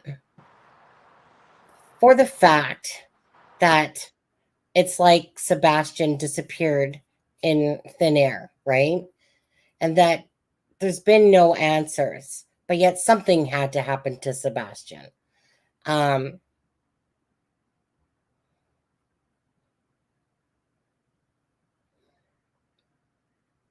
huh. But yeah, I mean, I have hope that this is Sebastian, and I think that we would have heard something by now if it wasn't Sebastian. And it won't shock me if, in a very short period of time, that this whole case comes to fruition about Sebastian. It won't shock me. I feel like this is Sebastian. I don't say things like that lightly. Um, but there's just too many similarities to this kid being Sebastian. And again, I do believe that, that, okay, I know this is a hard one because Nick Barris was still convinced that that was not freaking a garbage truck on there. Um, Even though we've seen the video for it, and I think it makes perfect sense on that. Once I think Gray Hughes probably showed it the best, to be honest with you, about the lights and why Seth had said it was a garbage truck and stuff like that. So I mean, sometimes you gotta take them with a grain of salt as well. But if he said he spoke to the lady, you know, I don't know. It's one of those things, is like, there's, it's, hi Bambi. There's too much that makes it seem like it's him than not. I believe this photo to be true. I believe that they do have video footage I believe that right now behind the scenes, um, perhaps they're trying to figure out, okay, and you just keep meowing there. I don't know. I just want to feel like that right now that they're literally like the FBI and that probably are involved and are trying to maybe find out where these people are. Locate them. Yeah, don't I know. mean that I'm makes hoping. sense. Well, it's not like it's not implausible. But the vibe that I'm getting from myself is that, like, look, you have Sat that's saying that, you know what, I believe this to be my son Sebastian, right? That's coming from out of a parent's mouth. I think that even just the regular onlooker can just see how much similarities there is, and for the fact that they have video footage and they wouldn't share that video footage with him, and that we haven't heard anything, like like I said, they stepped out to talk about the video about the flashlights to put a stop to that, but yet here we are still, like, you would know by now, to me, between Christopher Proudfoot and Seth saying, actually, Christopher Proudfoot, who gives a crap what that guy says, to be honest with you, with him, because he lies so much, you honestly just don't even take anything he says seriously. And honestly, in all factualness, there should be two shows, one about Sebastian and one about comic relief with Christopher Proudfoot. Because it's like two things are going on here. I feel like there's this whole Jerry Springer vibe thing going on between the drama, and I think that the drama is just absolutely ridiculous. And I think with what do you think about this, actually, Charmaine? Because Christopher Proudfoot, Seth, after the show, Seth, like Yeah. us and whatever need to talk. Why does it keep feeling to me like Christopher Proudfoot? He keeps talking about Sebastian. I wish he would zip his lips and like freaking sew them shut or something like that.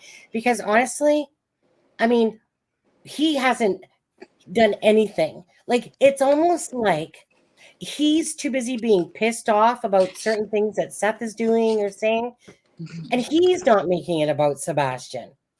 Oh, You know, 100%. That's no, exactly. like, that's the joke of it, is that no matter what's going on at the end of the day, whether you like someone or not, right? Like, you look at what's his name? I'm having a brain fart here. Dylan's case. Yeah, the parents work Oh, together. yeah, Dylan Rounds. Yeah.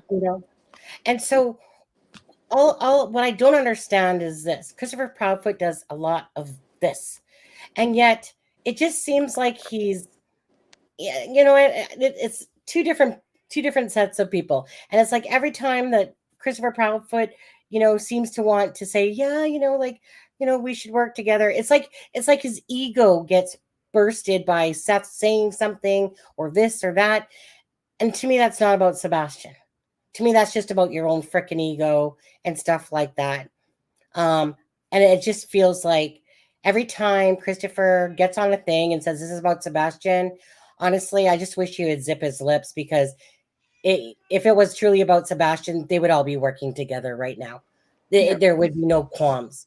But this is about Sebastian. It's not about whether I like you or not anymore, or that you're saying stuff about me. I get it. Like, I get about animosity, but the gist of it is, this is first and foremost about Sebastian over Seth, over Katie and Christopher. Hmm. It's about this missing child. And to Should be. so to watch the parents, in a sense, be divided is ridiculous to me. It is, and I mean the whole thing, like the way it's kind of unraveled, just painted a picture about what this boy's life would have been Yeah, like. Even the dynamic between the two households is just toxic as all get out. It's just terrible. it almost feels like to me that Sebastian just wanted out. That's what I keep getting. Like, it just feels like I don't think he had a healthy home. And I Yeah. think that there's a reason that Christopher Proudfoot hadn't been home in like 3 weeks, Hmm. type of thing. I think that there's like underneath this, like I said, what we see and what there truly is. I think that like I said, the longer the stuff comes out, the more information being said, the bigger picture you have of what Sebastian might have been feeling. And Christopher Proudfoot, like I said, he's like, we came out here just to talk and try to be helpful and give information and all this. And, now I'm some sort of monster and da da da da da. Well, I think that the record speaks for itself, Christopher Proudfoot. And again, when you have 5 different wives and then you don't take no accountability for any sort of anything, like when he was asked about the different relationships, like, oh, so you mean you didn't touch this one, whatever her name was, Rochelle or whatever it was. Nope, nope, nope, no. Well, that's as good as he said about his lie detector test, type of thing. Just lies, lies, lies, lies, lies. And the joke of it was when someone brought up the Nancy Grace one, and then he's just like, well, I'm not going to speak about that because I don't remember what I said. So, but it's like, well, if you're not lying, it wouldn't matter because you would know the answer. That's right. Because you would. That's right. If you got Yeah, nothing, if you're not lying, you would have remembered what you said because it would all be the exactly. same all the time. Exactly. So with him, he's just like I said, he's dug his own grave in this whole situation to me. And I honestly, so his voice to me means diddly squat. And so if he's going back on shows and blah blah blah blah blah, again, the proof is in the pudding. And all I've seen from him is he makes things about himself. It's not truly about Sebastian, but what we're coming to see is that Sebastian seems to have been living with what you would call a step monster, not a stepdad, but a step monster. Um, and I don't know, like, who knows if like, to add a conspiracy thing, who knows if Katie, was in the middle of, like, this is going to happen with my relationship, Sebastian's da, da, da, da, da. I don't feel that, but who knows? Who knows if she, because I mean, look at these stories, like with freaking, rhubarb there, Ruby and passengers 8 thing, and just when you think that people are normal, like maybe like in a sense, somewhat normal parenting skills, and then you come to find out that they're like locking and taping their kids up in dungeons and putting their kid in a box, we because can look all the way back to Susan Smith. She yeah, chose a man, yeah, not over, even her child's father, over her own children. So I mean, it does happen. It's scary to think about, and I don't know. I don't yeah, want to say that I think that Katie's done anything, because there's no proof. there's no proof or evidence pointing to that, and law enforcement has been. I mean, it seems like they've been doing their job here. Like they're following up on leads. I don't Yeah, know. I don't think that I don't think that she would be. It's not like the Jennifer Soto situation where they're not saying whether or not she's a suspect or if there's going to be more charges. They're literally leaving that question out, whereas they're not doing that in this case with Chris or Katie or Seth. mhm. I'm kind of torn with Seth a little bit, in the sense that um is that the thing that the impact that Seth has brought to this case to me is that this is his child, and he's out there fighting to find his son. Now, we've watched Seth try to be somewhat more you know uh, maybe more, I'll say, politically correct at the beginning of the whole case, in a sense, kind of watching what he was saying, you know, trying not to say too much, but put information out there. Then we saw frustration kick in. And you could see that it's like he was getting angry, because it's like, hey Katie, hey Christopher, what the frick are you guys doing while I'm out here sweating, you know, blood, sweat, and tears, looking for Sebastian. And honestly, whenever that question is asked to Christopher and Katie, but especially Christopher, like, what are you guys doing? Oh, well, these flyers that we had, and we've been doing this. Shut the front door. Nobody believes you for a second.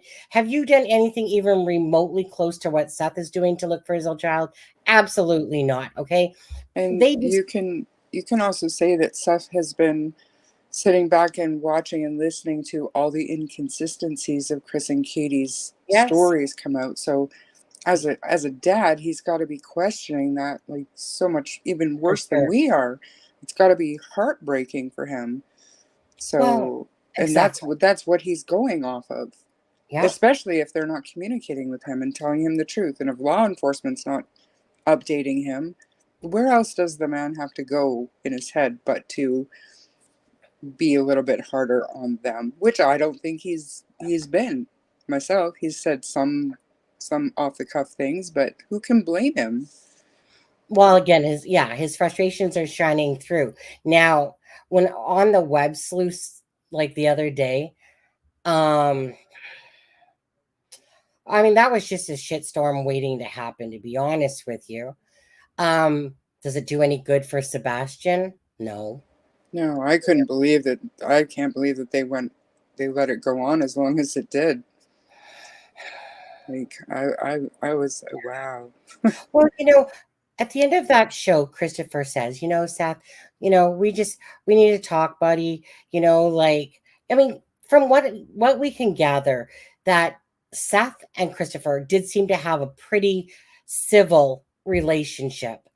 Um, you can tell that actually by the fact that Seth went through Christopher, and it seemed like that they had a pretty actual cordial relationship together up until all this stuff happened with Sebastian. And then again, it became about the GoFundMe, and then like that got the wrinkle going, and Robin Rogers talking, and about Christopher and Christopher's ego getting bruised, and whatever. And all I've ever seen out of all this is that Christopher Proudfoot, again, doesn't keep his word. He's such a narcissistic personality. Like, honestly, like when I was listening to him talk with Terry, again, you can just feel him getting off on this stronger personality. It's almost like, oh, Terry, I love that spanking. Talk to me more like that. He enjoyed it. You can tell he enjoyed it, because most people would have told her, like, okay, the average person that isn't a narcissist probably would have told Terry at that point, I hung up on her, to be honest with you. But not because of anything Terry, but Terry was just like, look, Chris, I ain't taking your shit. You're saying this and that, and you're whatever, da da da da da. Right? I mean, she was making me laugh because she kept mumbling to herself, and you could just feel Christopher Proudfoot laughing, almost like he was enjoying, like, The back her and forth, yeah. feistiness, you know? And it's And just he's like, got an answer for everything, and that's the part that drives me oh, nuts. He's got like, it's like he doesn't care what comes out of his mouth as long as yeah, something comes out of his mouth. He's got an yeah, answer for everything. yeah, you know? Um, and so, yeah, I mean, like I said, I mean, it would be nice, honestly, if because he has no value to add anymore. Christopher Proudfoot literally has no value to add. He's already opened up his mouth more than enough, to be honest. In the fact, detrimental to himself. And that started on Smiley's World mostly. Was when that rain came pummeling down on him at the minute he opened his mouth about Sebastian and about spanking him and all this stuff. And he just comes off as a very, like I said, cocky, narcissistic, controlling personality. Double D, douche, douche, douche, or triple D, I should say. But I All mean, even all the stuff that's come out with him about him yeah, since then, yeah. like you said, somebody said earlier, I think it was you said earlier, there should be two different shows. One Shows. Really? One about, Sebastian, and the other about the chick. Like, he should have his own true crime series. Right. Just about, I don't know what words you use, but the terrible things that he's done and said to that boy, to Sebastian. I mean, it's You know, unconscionable. he used the R word on him. You can picture it. It's unfortunate, but you Yeah. can Oh. you can picture it. Just his attitude and the way he, like, it's like he spits venom when he's talking. He's so mean-hearted. I was gonna say, I mean, like, hold on a second. Let me just let's just play a little bit, and then we're not gonna give him any more time. Because Christopher Proudfoot, if you are watching this live or come across it, Christopher Proudfoot, you're a douche. You are literally a douche, and I hope that nobody actually puts them on your channel anymore. I really hope that people, you know what, again, Seth Rogers to me is the epitome of somebody that has been showing exactly what a parent would do. But Christopher Proudfoot has no value to this case anymore. He is a proven liar, and he has nothing more to offer. Honestly, he doesn't.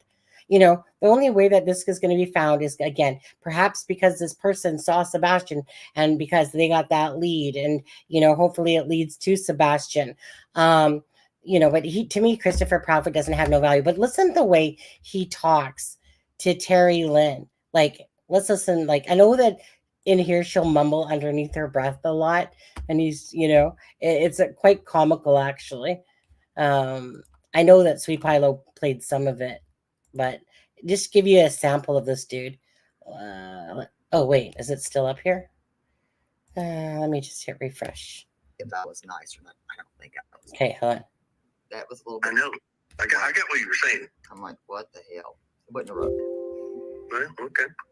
Okay. Let's see. We could not go to the vigil. So they And said, then on the third one. you can't the go. third one. You can't go. Y'all cannot go to this vigil. See, this is the problem. I'm No, trying it to just makes explain no shit to you. sense. But anyways, the second one I don't is. need the fucking peanut gallery. You wanted Okay. answers. I told Listen, you. sir, I'm give not you far from the fucking peanut gallery. Try Well, again. then once again, The second you one. wanted to ask questions. I agreed to answer your questions. Mhm.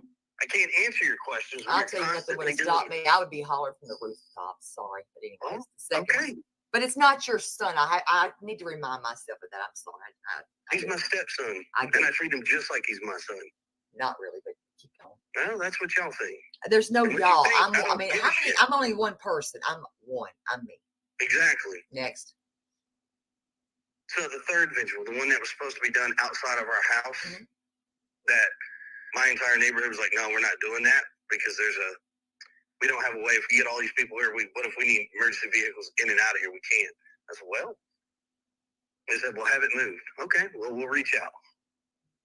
Bullhorn And it got Baby, moved? she's gonna love that neighborhood. Hell, she loves things like this. She lives Who? for it. Didn't y'all? Who You does? should have been reading that chat. I told you, read the chat. You didn't listen. What chat? That's what I'm asking you. You were just in Smiley's earlier, correct? And once again, I told you I couldn't see a chat. That's what I'm trying to tell you. Like, you're saying read the chat. I couldn't read it. I would have read it. Well, could have and can is two totally different things. I literally could not read the chat.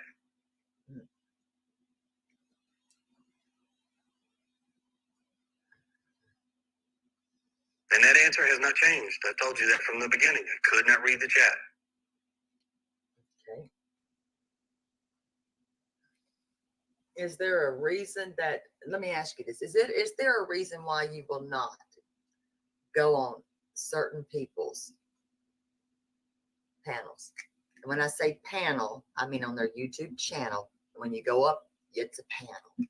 So give me a person. Give me a name.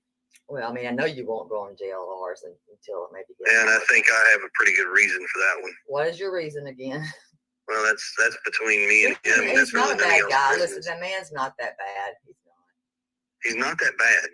He's not a bad guy. Really? No, he's not. Okay. He really isn't that bad. Just give him a chance. I think y'all Give should them a talk. chance. Just talk it out. Sure. Just talk it out.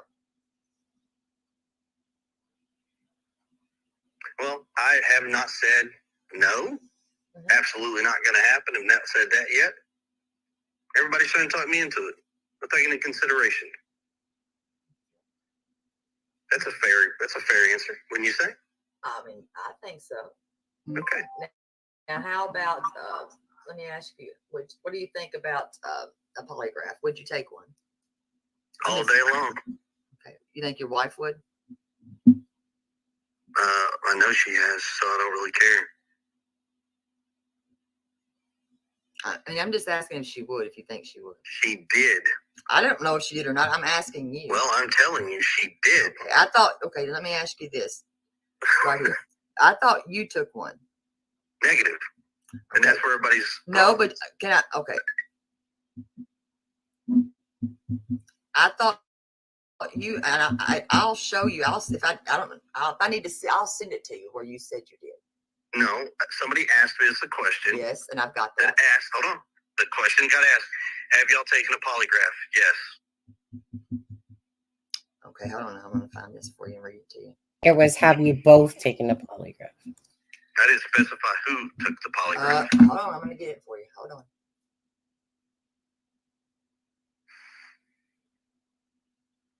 Hold on. I'm gonna pull it up. So that's what I'm talking about. They get the freaking head games. I didn't specify who took the polygraph.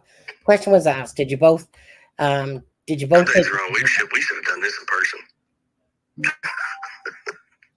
Well, listen, I mean, do you mean it? I'll start a live stream right now. No. I said in person. Oh, I mean, I don't want to scare you. I mean, I knew I would You scare ain't you. gonna scare me. That's why I'm saying we should have done this in person. And why not? And why not take what? Listen, why not take one and rule yourself out? That's not the question I have.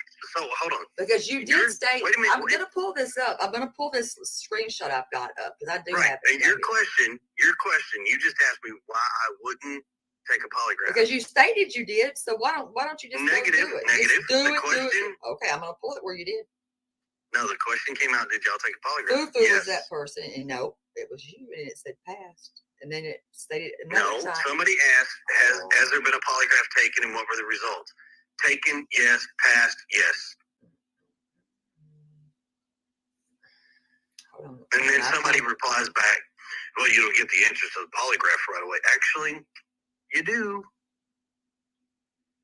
They're not admissible anyways, but it just. I mean, it don't matter. I mean, like I said, Well, no, I'm not saying that like no, wait.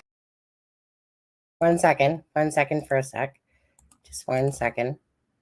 Just so I can pull this up. Have you both taken a test? And if so, what were the results? Thank you. Yes. And the results are passed. Cool. Okay. So that's what dipshit said there. 1 sec. Go back to. Wait, stop. I'm not saying that to be an asshole. I'm saying they're not admissible anyways. But I I'm didn't saying say you were. no, but I don't know how to read you.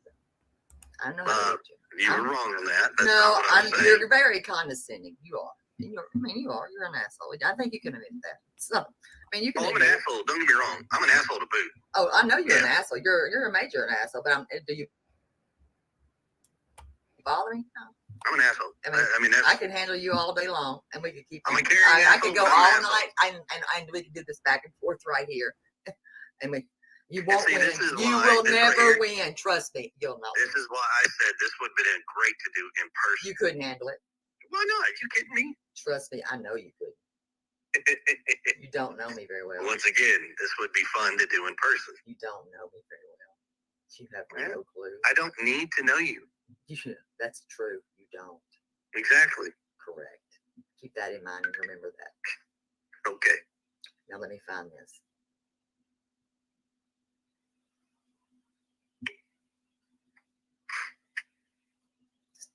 Calm down. Take deep breaths. All right. So do this. While you're doing that, what's your next question?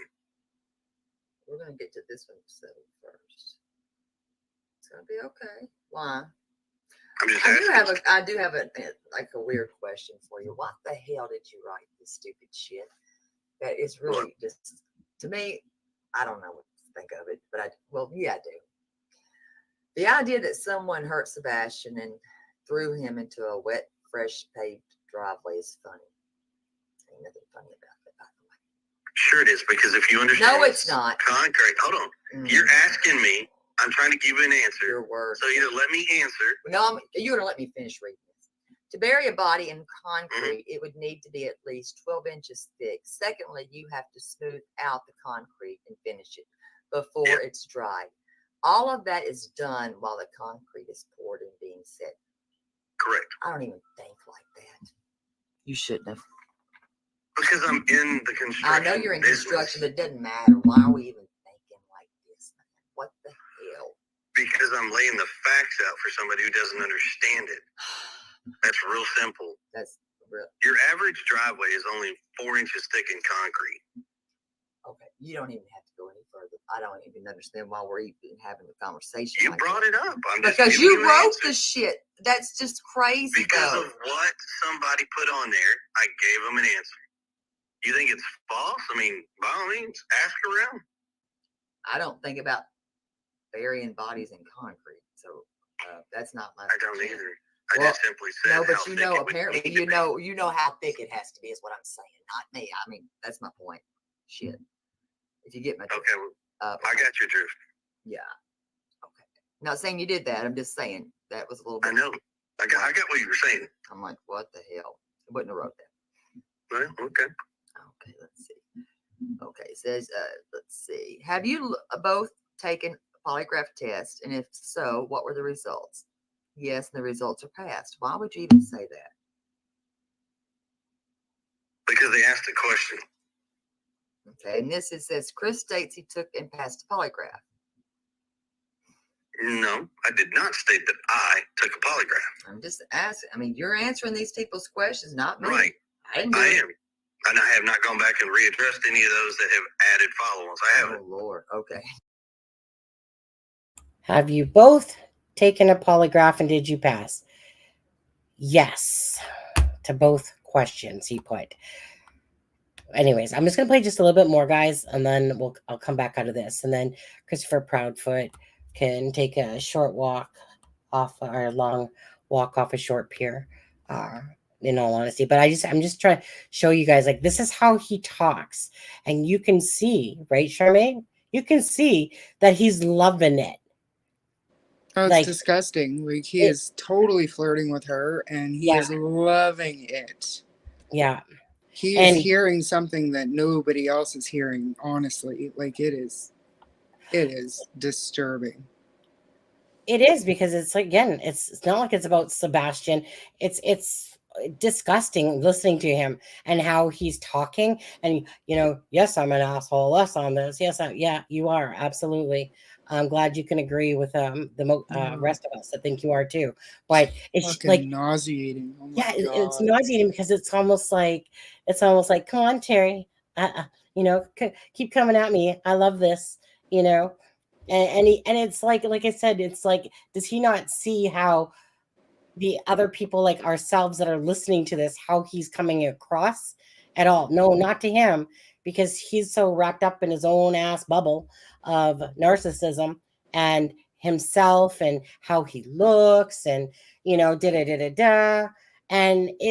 it's just a joke, to be honest. But I'm just gonna play a little bit more of it. You might want to, because. Well, like I told y'all, I'm one person and there's thousands of people. I know, but hell, you trying to spent a get to night them. on that thing. I was like, damn, he's not stopped. I mean, you're good. I mean, keep going. Doing a great job. I'm That's trying. that's my watch, by the way. Just let you know. That's fine. Okay, let's see. And now, no, Mom. Let's see. What does it say here on this one? This is one I got to ask you. Why on this was he asking for friends for Christmas? Sebastian has a unique personality. So does my daughter, and I understand. So I'm just asking. I'm trying to answer you and you're going to cut me off. I did. I certainly did, because I've never had a child. So can I finish my answer? Absolutely. Thank you. You're welcome. He's very unique. Mm-hmm. He doesn't have the true concept of personal space. So he's like very in your face type situation. A lot of kids don't like that, and most of the kids talk about things that he's not into. He is very much, if in a conversation, he will talk about Minecraft, and most kids don't play the Minecraft. They're all playing whatever other games. Sebastian is very like driven into his conversation. So whatever he's talking about, if you're talking about something else, he tries to drive you back, and people just don't have that kind of interest. At school, he's known for peeing in his pants. I mean, it's a number of things. He's very awkward, but he's quirky. He's a good kid. But he doesn't have friends. Okay. Unfortunately, it is probably the worst thing I know. I understand autism. that I've heard him ever ask. Now, did y'all lock the child's door? Meaning, Sebastian, I hate to say child because I'm reading these questions on this phone I've got. Okay. Did y'all lock the door from the outside or no? On his bedroom door? Yes. No. Okay. Whew, thank God. Yeah, I don't know why people would come up with that, but okay. Okay, I'm making sure. See, some of those I find very unique, and I'm kind of like, the thought that people have to even bring up such questions is unique in itself. It makes me wonder, like, are you serious? Now, here's my thing. Mm-hmm. And you might not like this one. No, go ahead. Why choose to go to a YouTube channel to talk and speak first instead of actually speaking to a news reporter? I know that, hey, sometimes you get more with YouTube than you do news, but local news, I mean, I'm local, sure, I'm local. But the news people, a lot of older people, they're not, and especially in the country out here, they're not actually watching YouTube. Trust me, they're not watching it. Those people needed that information more so that were out there. Agree or not? I'm agree. Everybody should have the information regardless. I don't care where it comes through or how it comes through. They all need it. Doesn't matter. Okay. And did he ever have to sit in urine? Say again now? Urine in a pull-up? At our house, at school? Can I get a little bit more specifics? I was unaware that he even wore pull-ups. Yes. So here, let me bring you up to speed on that deal. Sebastian has pull-ups that he wears because Sebastian likes to pee in his pants and defecate in his pants. It has become a problem at school to the point where they've actually had to say something to us. So we even told him, I said, look, either you figure out how to go to the bathroom or you're going in pull-ups.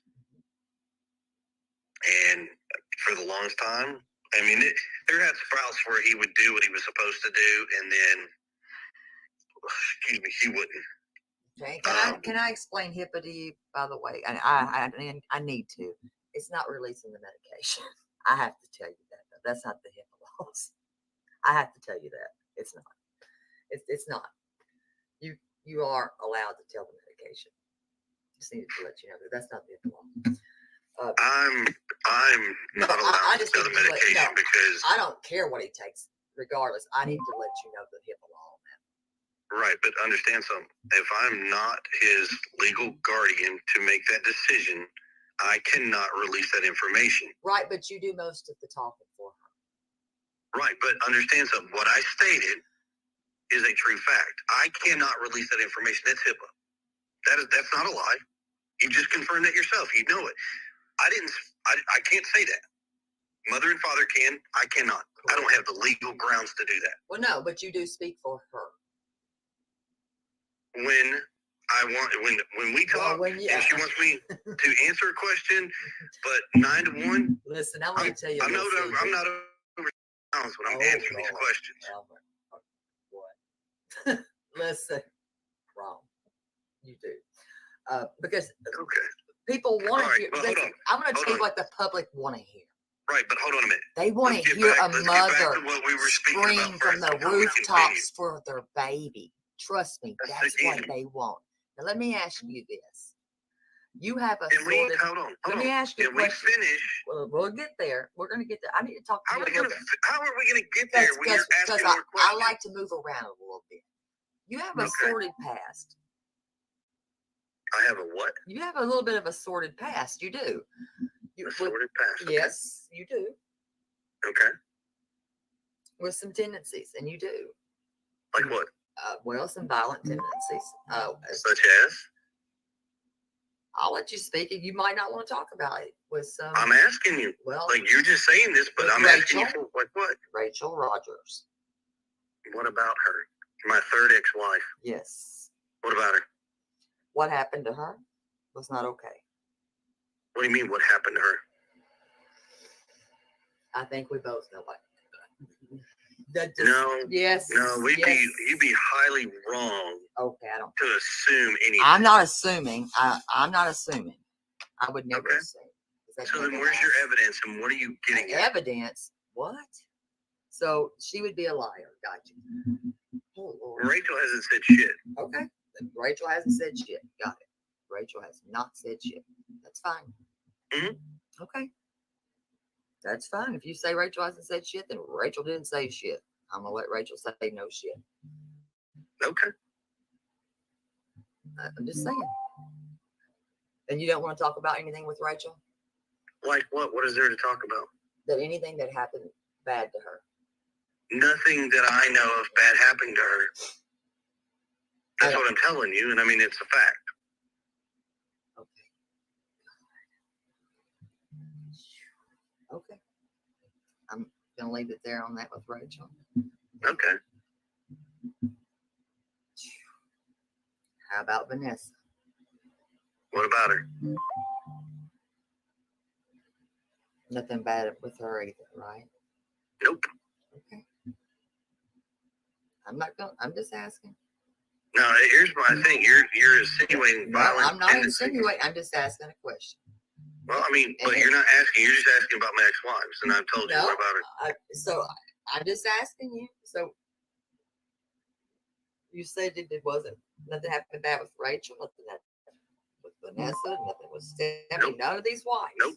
So if one of them said anything and there's evidence of that, that would still be a lie, right? I'd love to see the evidence. I'm just asking. I'm asking. I said, would it still be a lie? Yes or no? Yeah. So Sure they. would. So, but if they came and they said something happened to them, would they be a liar? And I wish my mother would leave me alone right now. Would they be a liar? Yes or no? Yeah. Okay. Were you in the Navy? Yes.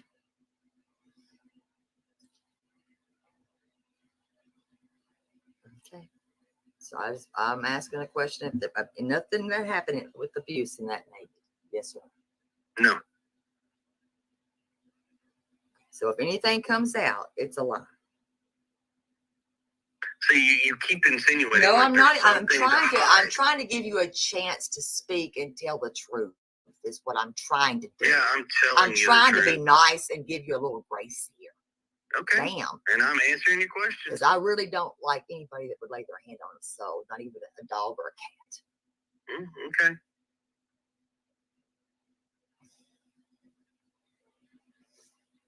Okay. So you've never laid your hands on a female? No.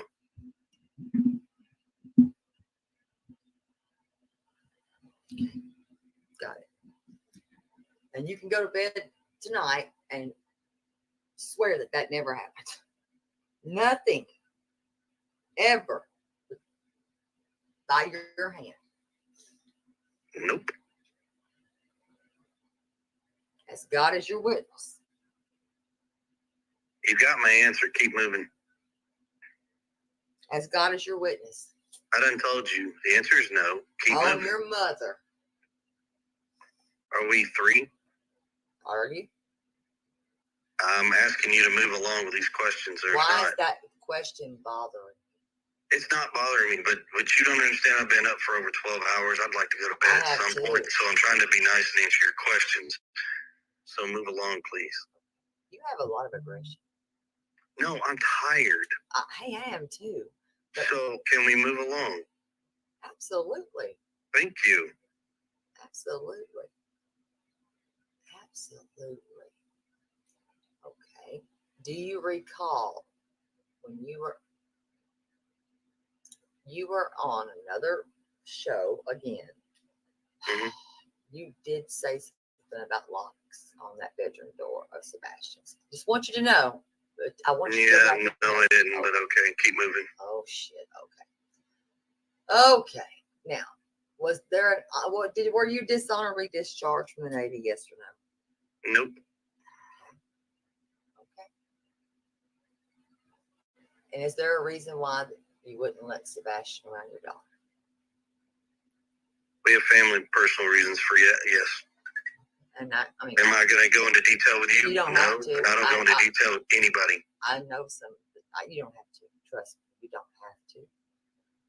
You don't have to. I'm just trying to figure out why you're so angry and your aggression. Are you always angry? I don't know. It depends on the person, I guess. Or the day? Or the daddy? Is that what you said? I said, or the day. Or the day. Mm-hmm. Depends. So you just, pop off and get pissed. It's all good, right? No. Did you ever call Sebastian the R word? And I don't use that word, so I'm not going to say it. R word? Yes. Did you ever refer to him as an R word? What is the R word? Like, I'm not trying to be mean, but what is the R word? It's derogatory. R-E-T.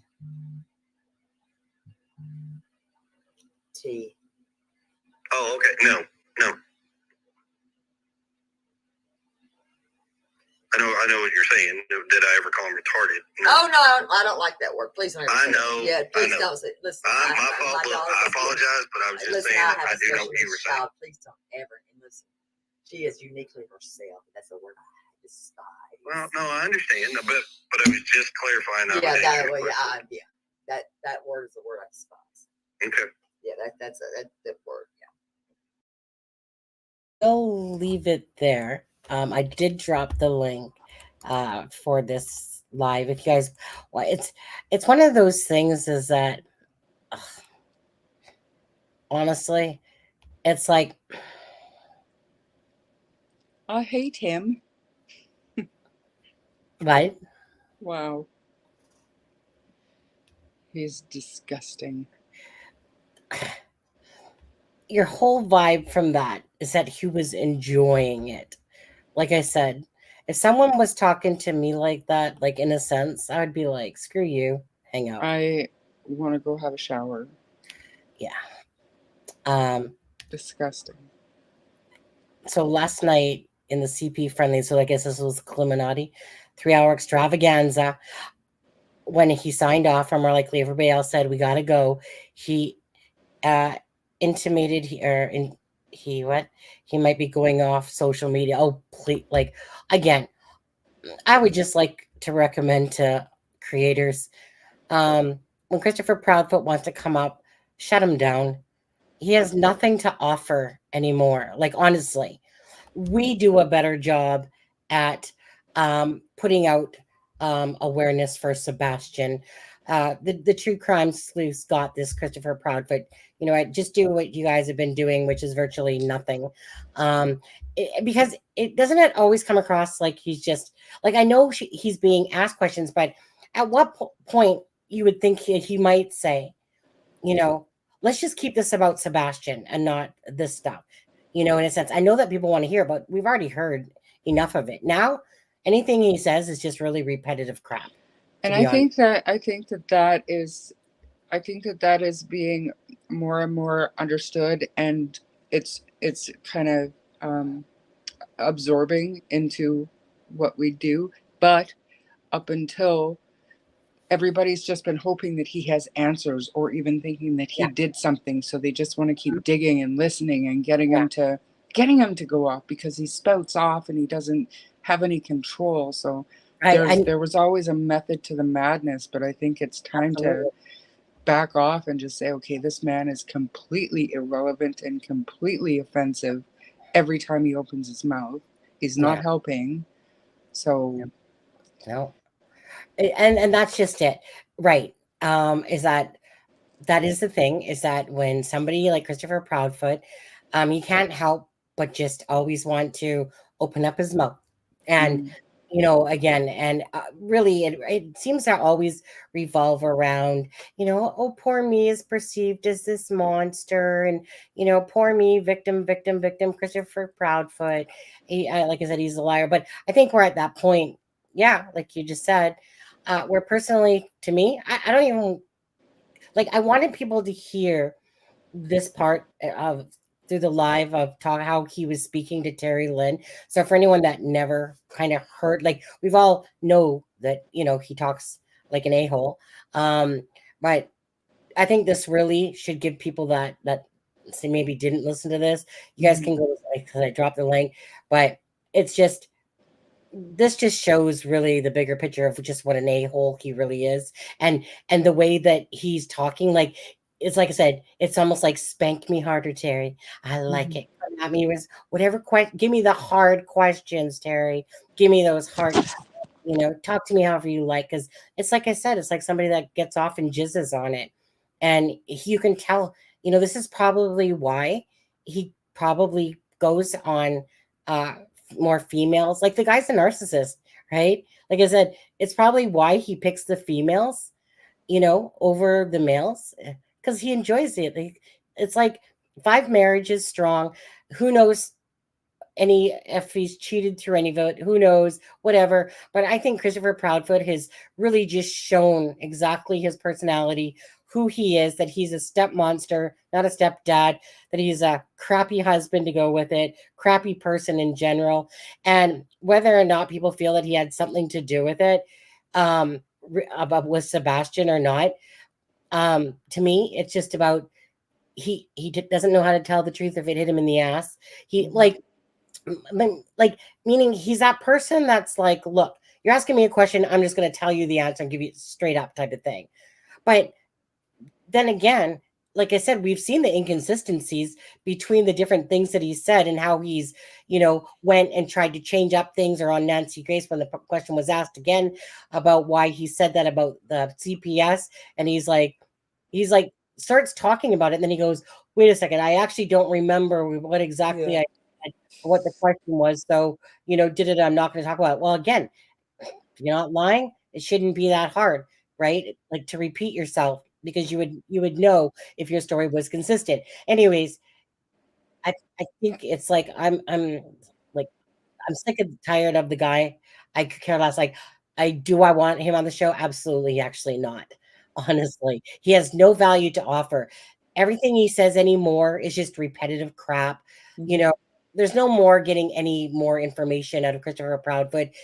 Now he just wants to insert himself and try to come off like it's almost like someone that's going like, I just want the people to understand that I'm a decent person, and it doesn't even feel like it's about Sebastian as much as it is of him rectifying his ego, in a sense, of how he's being portrayed. And no matter what, every time he can try to act like he's in a nicer mode on another channel, and you're not going to gain the respect back, Christopher Proudfoot. You lost it a long time ago, and you can't even do damage control, because the damage has already been done. And honestly, if I want to listen to anyone, I want to listen to Seth.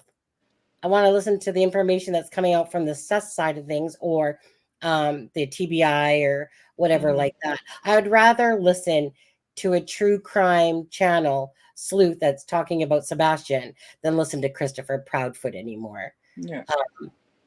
Honestly, Christopher Proudfoot walked the hall of shame because honestly, this listening to him, how he speaks to females, how he gets off on a female that's feistier with him, and the way he's giggling.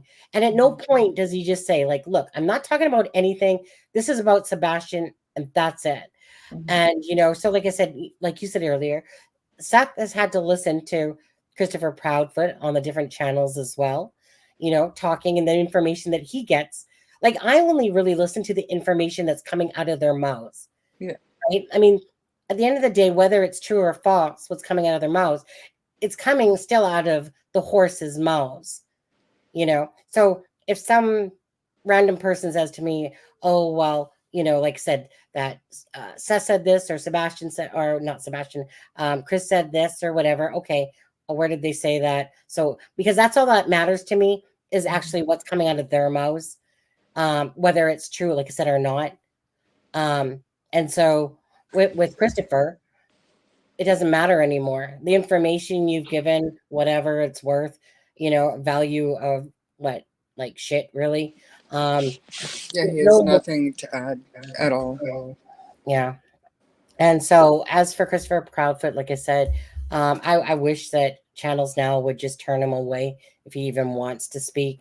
There's no redeeming yourself from this, okay, at all. At the end of the day, what this is about Sebastian Rogers, you know, actually, it kind of bugs me that I actually played that much, but I wanted people that didn't necessarily see him the way he truly talks all the time, like this. Like, this is an asshole right in front of you. Yeah. This is a douche of a stepdad that he doesn't want to call it abuse. I'm sure, like I said, that there's a lot more that we don't know.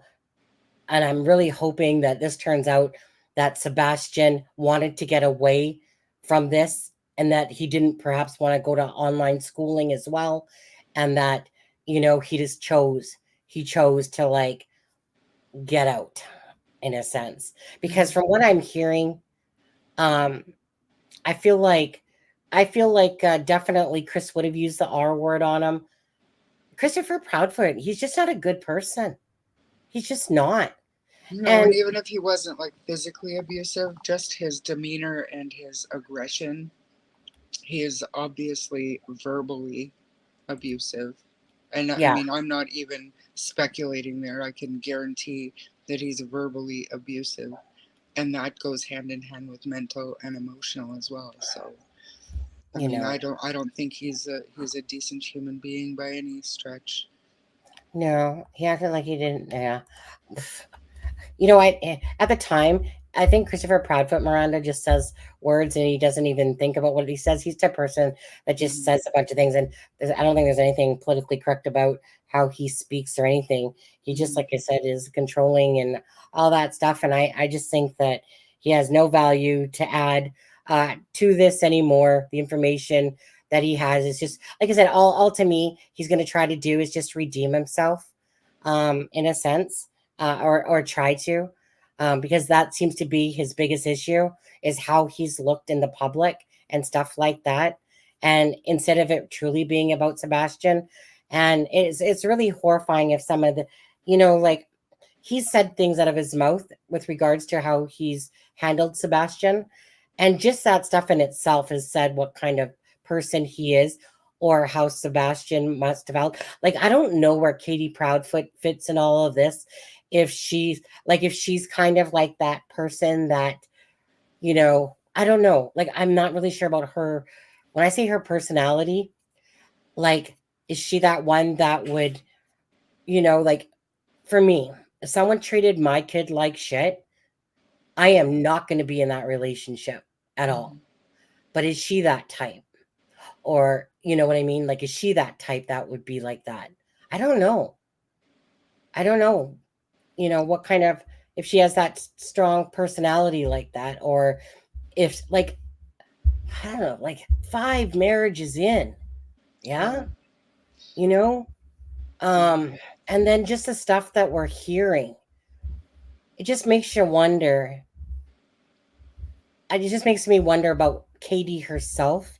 Like, because a lot of people stay in abusive relationships, or whether it's verbally or whatever. But I just see Christopher being just the narcissistic controller of this whole thing. And, you know, and then Katie would always be like, well, Christopher wants to talk for me. I'm okay with that. Well, nobody else is. Nobody else is. I don't know. I know she has a shady past for that, on there. But I don't know. As for Christopher Prophet, just as a human being, okay, I think he's a crappy person. And if anything that we're hearing, even remotely, is which I think it is pretty much for the most part, I would think is truthful. Maybe with a little bit of over exaggeration, perhaps, for some things that are out there. But I just think in my head, what Sebastian, you know, was living with, and why was there that 3 week thing, in a sense, where I'm thinking about Seth, about that their marriage is on the rocks, and that probably because Sebastian, right, sick and tired of dealing with this kid type of thing, and blah blah blah. He's got 5 failed marriages already, so it's not a big shocker if that was marriage number 6 ending and stuff like that. And but yet they're trying to portray like that they're very loving and stuff like that, and I just don't think it matches to what we're listening to. No, no. I think Katie is outsmarting Chris and wants him to dig his own hole. I think she is playing Chris. She is diabolical, in my opinion. I don't know. And Charmaine, whenever you need to leave, just let me know. Okay, I'll probably go like 10 minutes or so. Okay. I have a loving mother. Well, my parents were divorced. My dad wasn't. Here, well, let's get Sebastian back up on the screen here, first of all. Well, I'm going to put this picture up because I feel like this is Sebastian, to be honest with you. Mother is just a word to me. I think he was in that way of his mother's new life. Wait, I had a loving mother when my parents were divorced. My dad wasn't abusive to us. After that, she let every man, oh, mother is just a word. Oh, I think he was in the way of his mother's new life. Yeah. And I think that so. Is sadly common as well. It's Yeah. terrible that you went through that, but it's sadly common. Yeah. I like the way that Terry, though, was like, is blasting him a new butthole, basically. But he was loving it. He was loving it. Oh, he got enjoyment. And I mean, I don't know where I heard it or what. It was on somebody's live stream, but he was off flirting with a waitress or something, Right. somewhere close to where he works or something. I Right. don't know. He just doesn't seem like a good dude, a good man, Not at all. And like I said, to me, he's a waste of lumber right now. Just has nothing more to add to it. Like I said, I feel like the true crime community is doing a far better job at talking about Sebastian, keeping awareness to Sebastian, and Seth. And again, I'm not sure. Oh, I kind of never finished off what I was talking about there. I think I'm kind of torn because I'm all one for being yourself, and I like the way that Seth has stayed true to himself. Yes, I think that he's said a couple things that probably if he could redo, he'd redo maybe, but he's speaking in the moment, and he speaks from his heart, and I'd rather listen to him than say Tony Mathis speaking for the family, to be honest with you. Yeah. Only like Meaning, if it was that way from the start, whereas like Seth said things and then that kind of happened, but because it's already been this long, in a sense, to me, I mean, if it, let me put it this way, if Seth feels like it helps ease his burden, then all the power to him. And to me, I don't give a shit about the GoFundMe money or anything like that. Whatever, people have donated in support of Sebastian Rogers, to Seth and stuff like that. I don't know why people sometimes get like, meaning Seth is not the person that you can tell it would be sitting there abusing the money that has come in or being helped. It's helping him, search for his son. People are helping him. And if it helps that he needs to, help burden his pain, I just feel with Seth that he's kind of a person doing circles and he doesn't know which way to go. Um, and then there's outlets that are coming in a way to try to help out, and if Tony Mathis happens to take some burden off of his shoulders by speaking on social media, um, then so be it if that's Seth's wish. I like the fact when Seth speaks himself, but by the same token, the man, it's been over 2 months now, and he's just running on fumes. Yeah. Yeah, and I truly hope that this is Sebastian and that this story, this case, um, and has a happy ending to the fact that Sebastian is alive. And whatever happens after that, you know, um, who knows? I just would like to the fact that Sebastian, one child out of tens of the cases we follow, that this child is fine and is alive. And I personally feel myself that they're not telling us stuff, and hence why we're not hearing anything, is because I myself feel like I'm really hoping that this is Sebastian. I just go with my gut when I'm speaking as well. I feel like this is Sebastian. And Yeah. I just hope and pray that it is, and that this case has some sort of resolve soon to it. And that at the end of the day, that Sebastian is in the right place with the right people that love him the most, that want, that care about his needs. That's right. You know, I hope that that happens. Um, let's see. What anything that you want to say with regards to anything, Charmaine? Because I know if you're going to be heading off soon. Just I want to say last thing about Chris Proudfoot, because like you say, we don't mind hearing from Seth. We want to hear from Seth, and I think that had Chris Proudfoot kept his focus on Sebastian, been truthful, good or bad, just been truthful, I wouldn't mind listening to the arrogance and the aggressiveness if he was being truthful and focused on finding Sebastian. He has led everybody astray, and he's done it to himself. That's the last thing I'm going to say about Chris Proudfoot. About Katie, I don't know if she's done anything wrong or not. Stranger things have happened, but it's sad. As for the picture, I 100% agree with you that I believe that is Sebastian. Past or present, I don't know. But if it is present, then hopefully these people are taking care of him and they just truly, truly don't realize what's going on in the world around them.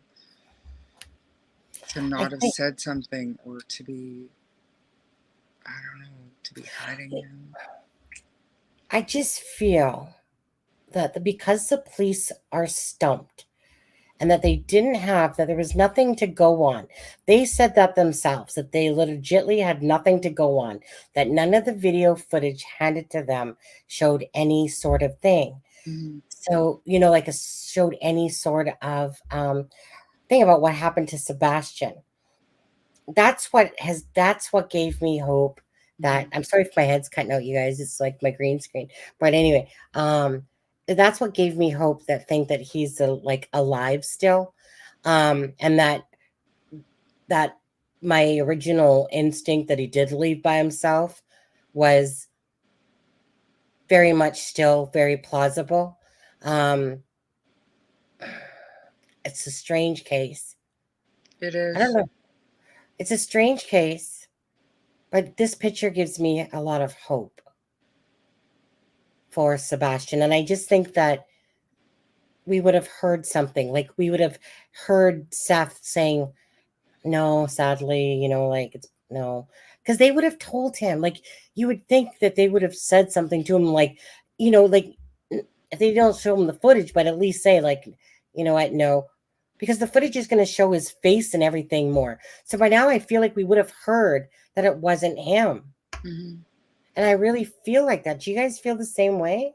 I think because of how quickly they came out about the flashlight video, I think Yeah. that they would have set the record straight with this as well by now, unless they're still Right. looking into it, which is completely possible because it looks Right. like Sebastian, and if it wasn't Photoshop, they've got their work cut out for them.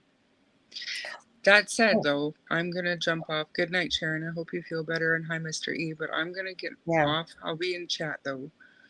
So Well, it was nice having you on, Charmaine. thank Love you. I you. missed you. Love you too. Yeah, I know. I know that there's going to be a lot coming up with Delphi and everything soon. So, Yeah. and I'll be more, like I said, I just finished my ecom. So, Yes. so pretty much this week was myself on my own in a sense, but I was feeling a lot more comfortable. I'm just trying to, honestly, for the most part, I've just been trying to get over this flu. Mhm. And it's kind of like, so with that and just coming and then working myself in a sense on that. And once I'm actually working from home too, it'll be a lot easier to do the lives, but that might not happen for a couple weeks still, but who knows? Anyways, I've got Travis kind of waiting to go for the West Memphis 3. yeah. We're hoping to do that next week, so I'll talk to you maybe Oh, tomorrow or okay. something about that. But Yeah. good night, everybody. All right. Love you. Love you too. When Bye. are you going back home? I'm Tomorrow? gonna leave here Monday morning, so Okay. I'll be So back Tuesday. home by Monday night. Yeah. Okay. All right. Wait, Okay. one last thing. Yeah. How's Ian? He's good. He's good. Okay. He's busy working, but he's good. Okay. Just Okay. checking. Good night. Good night. Good night. All right. I'm still gonna hang with you guys for a little longer if that's okay. On there. Well, let's see. I'll put it back to this mode or something. I want to listen to a bit about what Nick Perez was saying. I'm gonna have to go. No, I don't know. I don't even feel like I want to watch Illuminati if it's just 3 hours of listening to Christopher Proudfoot that has nothing to offer anymore to the case. I mean, he's really said it all he needs. Like now, it's just like I said about self-preservation for himself. Why don't you go talk it out with Seth, and why don't you guys all work as a team like it should be? How about that, Christopher Proudfoot? I feel like if I thought that was my son in that pic, I'd be in my car headed to where that pic was taken. Nobody would stop me. Well, exactly, and that's what Seth did. He was just like gone off to North Carolina. Thank you, Miranda. Travis probably thinks that WM3 are innocent. Yeah, I don't know much about that case at all. West Memphis 3. Yeah, who is Ian? Oh, Ian's her significant other, we'll say. Yep, Seth was there. Which reminds me, okay, let me stop screen because I really wanted to play. I haven't listened to this. With Nick Barris there. Is this the right one? Let me just see. I think it's right here. Yeah. Share. Make it bigger. I wanted to listen to this. Or some of it anyway. We'll put it at 1.25. I wanted to listen to some of this. Information that's out there. Glad to do that. If for no other reason, the more we talk about this case, the more we keep it out there for the public to maybe come up with some tips or leads for law enforcement. So before I go back and recap some of it, I'm just going to hit some of the latest developments where I've done what I can to try to get the credible information for you as quickly as I can and answer it. So the most recent development was last night. a YouTuber who has been helping in the search and has been here out looking about, came across a pair of sweatsuit-style pants during the search. I still am not clear on exactly where this was. I didn't watch really the YouTube post that she made, but somewhere in that general region along a creek bed, she found. Hey, so those pants had nothing to do with anything came out about those. So let's go past that. Let's see. Officer ended up going over to the Sumner County Sheriff, shown it to the parents, maybe looked at it, really resembled Sebastian. She took that snapshot. My question was, Carolina, and a woman there, and I've talked to her friend, who was the one that posted it, who got it from the woman, said that she noticed this young man who very strongly resembled Sebastian. She took that snapshot. And my question was, why on earth didn't she just approach him and say, hey, you look just like Sebastian. What's your name? I mean, I can tell you that right now. I'm going to do this. Now, everyone handles it differently. The story I was told back was that this woman was in a rush trying to meet some family, saw it, just thought, hey, that looks a little like him, took a snapshot, and then had to go on her way. And I understand. Fair enough.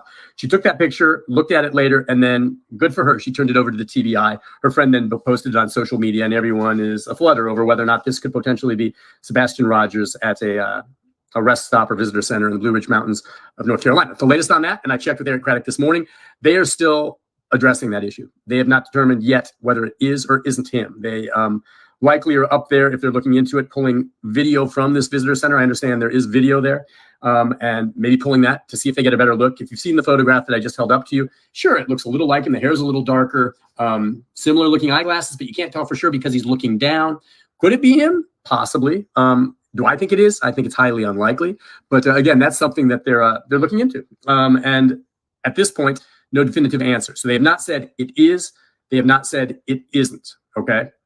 So the fact that it's taking some time, they're certainly taking it seriously and looking into it. I can tell you to this point, there have been no credible sightings, and they have received literally probably dozens of photos turned in from people who anywhere across the country have seen someone that looks like Sebastian, turned it in, and they've vetted as many of those as they can and have had to date no credible sightings whatsoever. One other piece of evidence potentially that was found a few weeks back, you may have heard, a search crew came across a pair of glasses, eyeglasses in the Gallatin area, actually similar to what Sebastian was wearing. Turned those in. It was determined that they are not his glasses. So the fact that it's not, fair enough, but I'm glad all these people see these things. I'm glad she took this photo. I'm glad that they turned in the glasses. I'm glad someone found a pair of sweats and brought them. One of these times, one of these leads might connect, and if it does, it could help break the case. So it's great that people do this. The problem sometimes that comes up, and one reason I think a lot of you asked for me to maybe do a Facebook Live, is there's so many rumors continuing to run rampant, and they just go crazy out there, especially when, things like this surface. Like, for instance, in that photograph, a lot of people were saying, well, could that be a real photograph? There was one report from one investigator who told me he thought it might have been something that was artificial intelligence and created that way, a hoax. I believe that photo is legit. I talked to the woman who said she got it from the woman who took the photo, and a lot of people saying, well, did you notice the trees in the background didn't have any leaves? It's April. Why are there no leaves on the trees? That's fishy. No. This is in the Blue Ridge Mountains at altitude, and I've since checked photos from that visitor center current right now, and there are trees in that same area that don't have foliage yet. So I believe that only resembled. That photo looks like it's been flipped around. Or I guess it's because he's showing it from his phone, so it looks flipped around than how we typically see it. So normally we'd see it from left to right, so that it's coming out reverse on this one. So I don't think it looks less like Sebastian myself. It's just, like said, that photo is just coming across flipped around. But I get what you're saying, just because it's giving it a different look. But I think that the actual photo, which is the same as the one we see, I don't know. I'm going to go back to where I left off, I think. There are no longer active professional searches. There have been several of those, okay, that have turned up nothing whatsoever. They're not calling this a criminal investigation. It is an investigation. I check with not only people on the record, Ken Widener and Eric Craddock, who are very involved with this. Ken Widener, by the way, Sumner County EMA. Eric, of course, is chief deputy with the Sheriff's Department, heading up the investigation. Contacts of mine also with the TBI and elsewhere say that they continue to not rule out foul play. In fact, they're looking for evidence of it anywhere and have not been able to find it. Not that they've shared with us anyway. With that in mind, again, social media continues to go after the parents Chris and Katie Proudfoot. Chris is biological, or is the stepfather. Katie is the biological mother.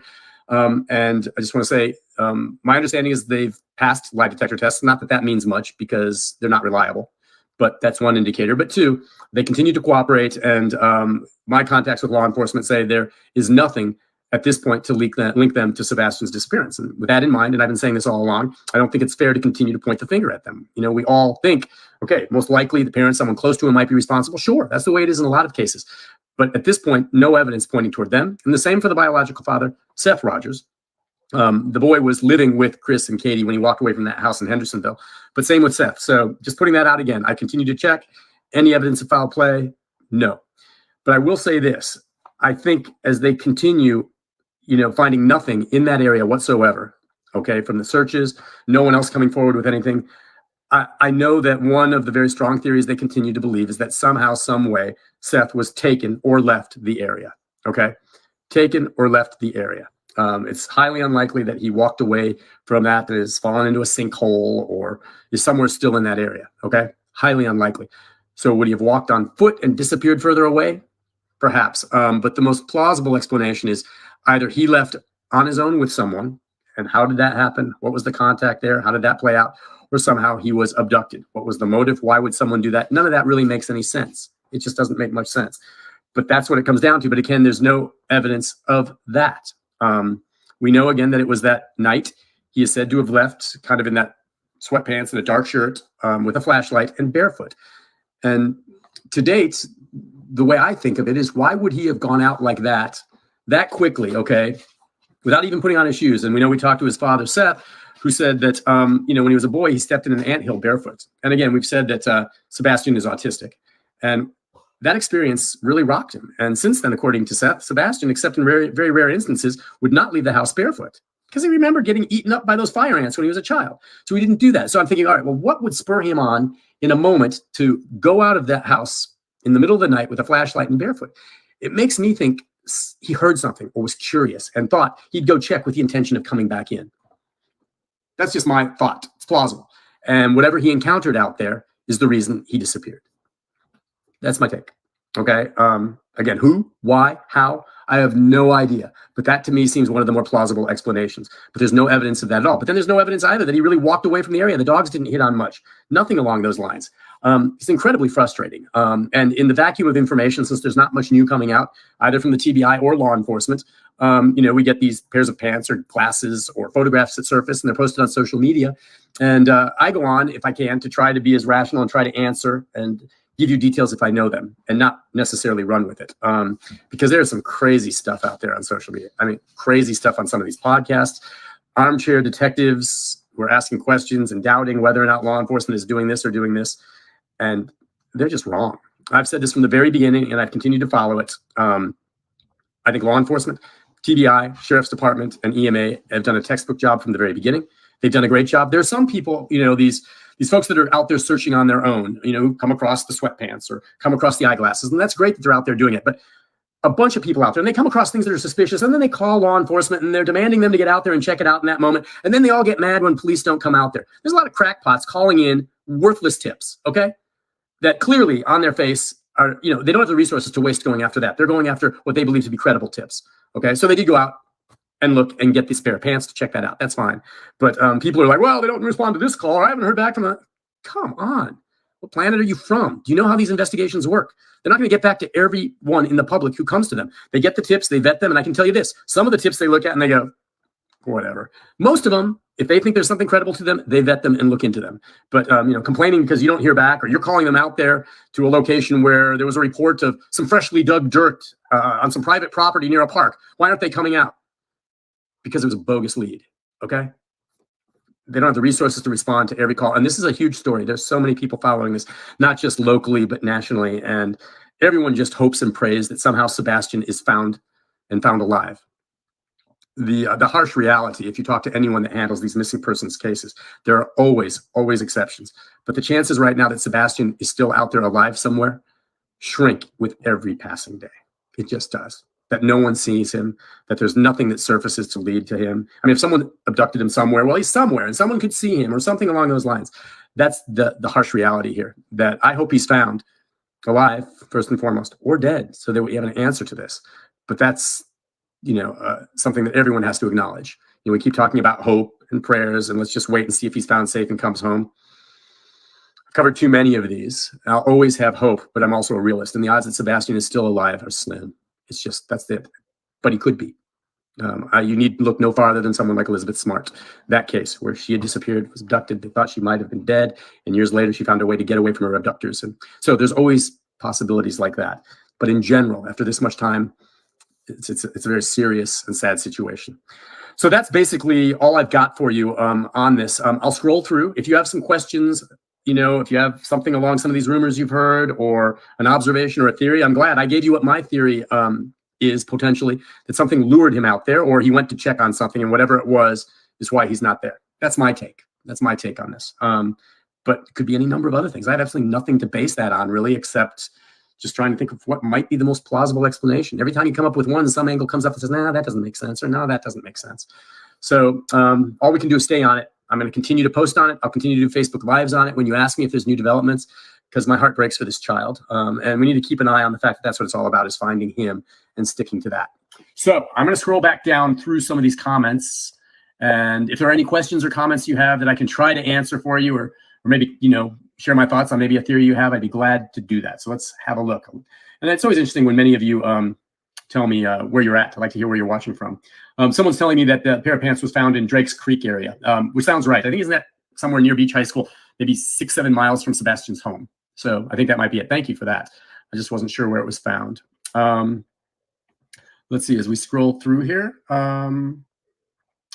What about the photo? I just answered that. Someone was asking, and good for you. Do we think they're unrelated because of the boy in the photo? No, I don't know why it was they determined that these pants that were found last night were unrelated, but I can tell you this, they wouldn't be saying that unless they were certain. If they thought there was still a chance, or they're like, we're not sure. It's because the pants were the wrong size. I know that this is from a few days ago, so for anyone that doesn't know that, it was because the pants weren't Sebastian's size. Supposedly they kind of look like the pants, but wrong size. Or they wouldn't have said that publicly and sent out that information to me. They wouldn't have said that. They would have said, Nick, we're still not sure. We're waiting. We're analyzing. But they're confident they're not his. So I'm confident that they're not his. Let's see.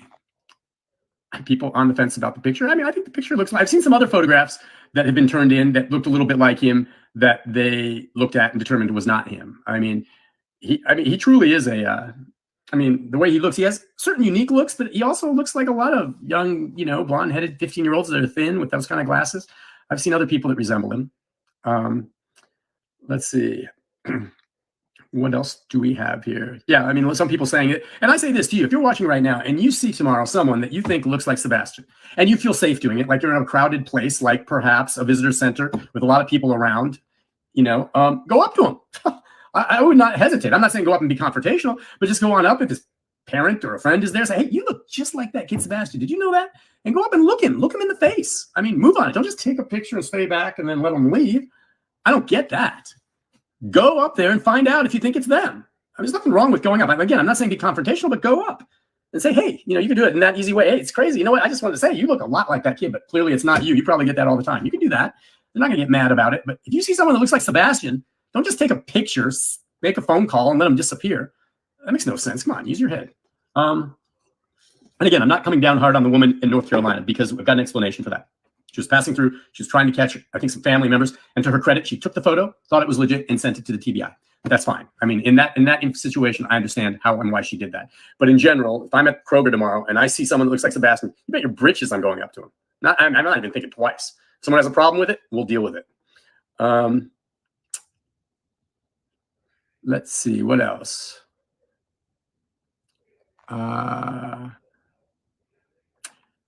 Yeah, some people are calling in saying they talked to people that think they have seen him. If you think you've seen him, take a picture, go up and confront him. I don't want to hear about it after the fact. I thought I saw someone at this store that looked like him.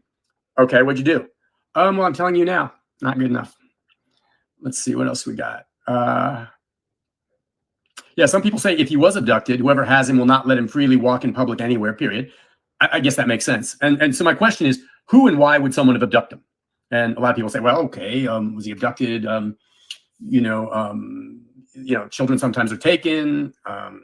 Human trafficking, could it be something like that? Why are they targeting a child in the middle of the night who's 15 and autistic in Hendersonville? I mean, just let's go get him. It's not like he's out there, someone had to lure him. I mean, there's all kinds of things that don't make sense and wash with that.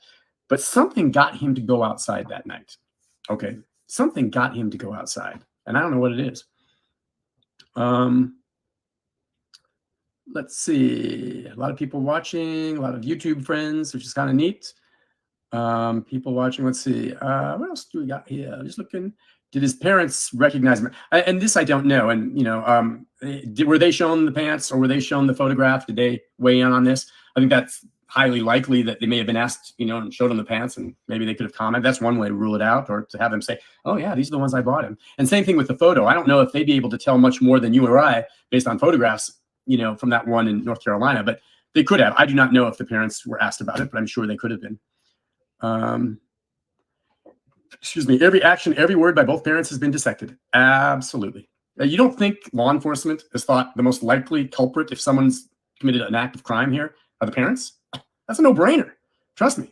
I can tell you this. I've talked to law enforcement who have handled these cases, not that are directly involved with this, but when I told them and asked them how would this have been handled, they told me that likely within the first few hours after they realized that appeared to be a child abduction, that house and those parents were put under 24-hour surveillance for a couple of days just to see what they did and to observe their actions. Standard procedure. That's a standard procedure. If my wife disappears tomorrow, that's going to happen to me. But I'm just saying they were put under surveillance immediately because the number one suspects, the moment a child disappears, are those closest to him, most likely a parent. Number one. So everyone's like, oh, you gotta be a parent. You don't think law enforcement has thought of that? And you don't think they vetted and interviewed and checked every single story they said? And if anything didn't check out, and if anything didn't jive, and they had something to go on, heck, they'd go after them. They'd bring charges. I talked to the district attorney, Ray Whitley, yesterday, and I'm like, anything new? And he goes, Nick, nothing. I'm standing by. They bring me something, I'm ready to prosecute. Okay? He's ready to go after anyone if they bring charges. But there's no criminal case here. But everyone's like, oh, it's got to be the parents. So they do anything that you can suggest to me that they need to look into to the parents, I can guarantee you law enforcement has already done. Okay? I can guarantee you law enforcement has already done it. So everyone's like, oh, well, they're not doing this. No. How do you know? They've done it. They've done it. They'd like nothing better than to find a break in their story or some clue that exposes them, and they vetted it and it checks out. And it's not fair to go after the parents. It's just not. In the absence of any more information, it's not fair. And I know everyone wants to say, it's them, it's got to be them. There's no other. No, it doesn't have to be them. There's no evidence. And law enforcement has checked on everything. Everything. Okay.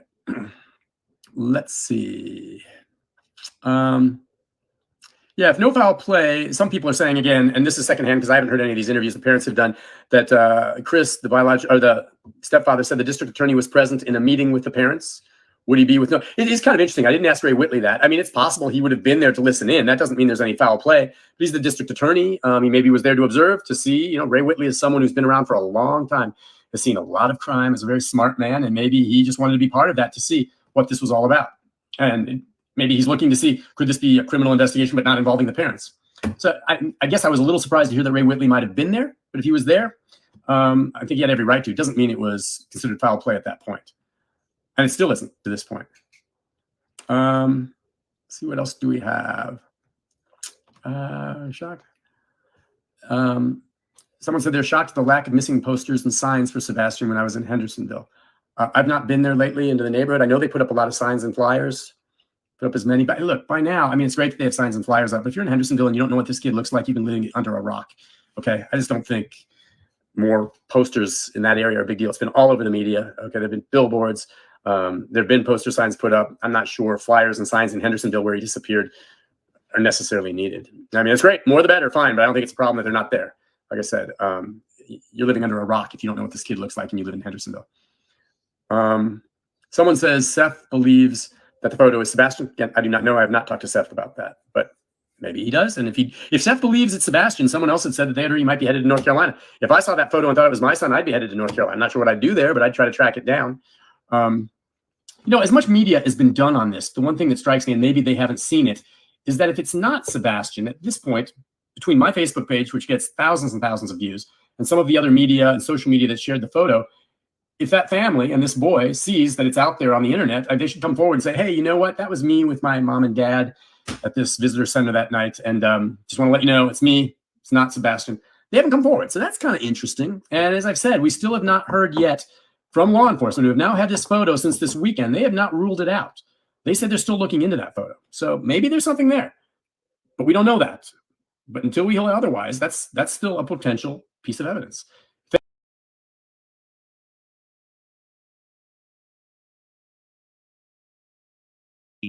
Sebastian Rogers. So let me get into this. We got a lot to cover.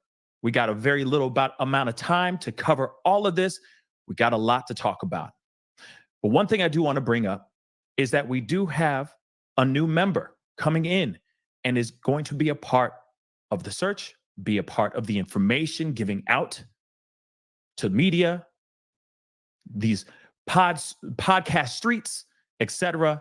There is a new member coming on and taking over as spokesperson for Seth Rogers. So first I want to bring in Tony Mathis and, of course, Seth Rogers, of course, in the chat. Good afternoon, fellas. How y'all feeling? Good evening. Hello, Team Sebastian. Yes. How you doing, Pascal? I'm good, my brother. I'm good. First off, Tony, we got to get straight into it because I know a lot of people are going to sit there and go, wait a second. Tony looks mad familiar. Haven't I seen him on something else before? Yes. No, you didn't see him on a rerun of Friends. You were seeing him on the most recent case that he's still on and still a spokesperson for Caleb Harris. So I want to say, first off, thank you so much for stepping forward and linking up with Seth to be his spokesperson. Of course. Of course. Now, I'm curious, Seth, why are you having a spokesperson now? It's been 66 days since my son has gone missing, and dealing with searching, making sure that people are getting vetted, dealing with interviews and everything else. It's time consuming. It's stressful. And when he offered to assist me with it, God sent somebody. That's what's up.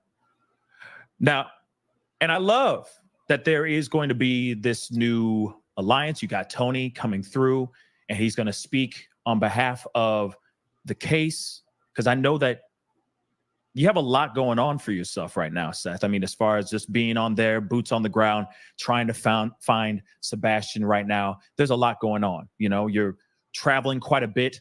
There's a lot of chaos, and there's got to be someone who can actually be connected to the media while you go out and do what you need to do. So, Tony, welcome to the search.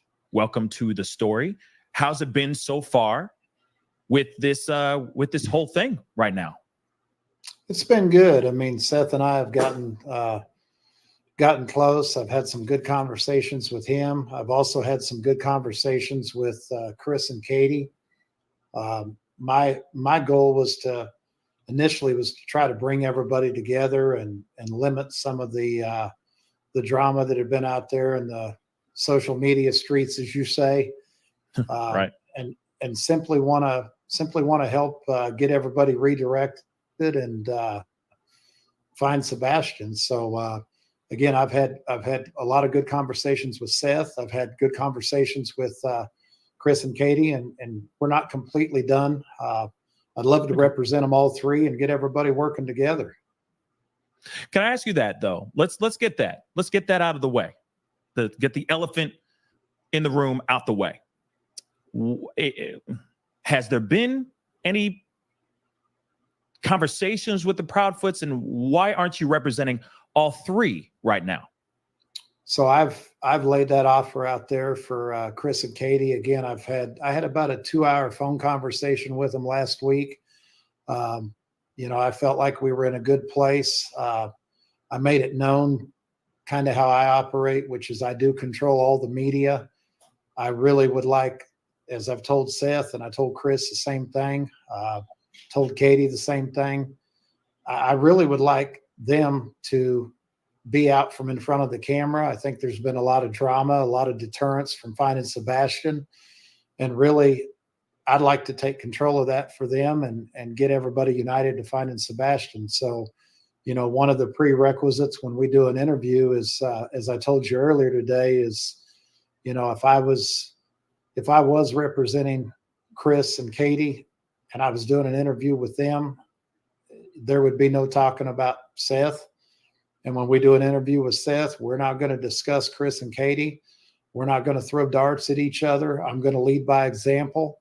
And we are going to focus on finding Sebastian, just like we're focused on finding Caleb on the other case I'm working on. So blessed to be a part of this. And I think we got a lot of work to do, but I'm up for the challenge.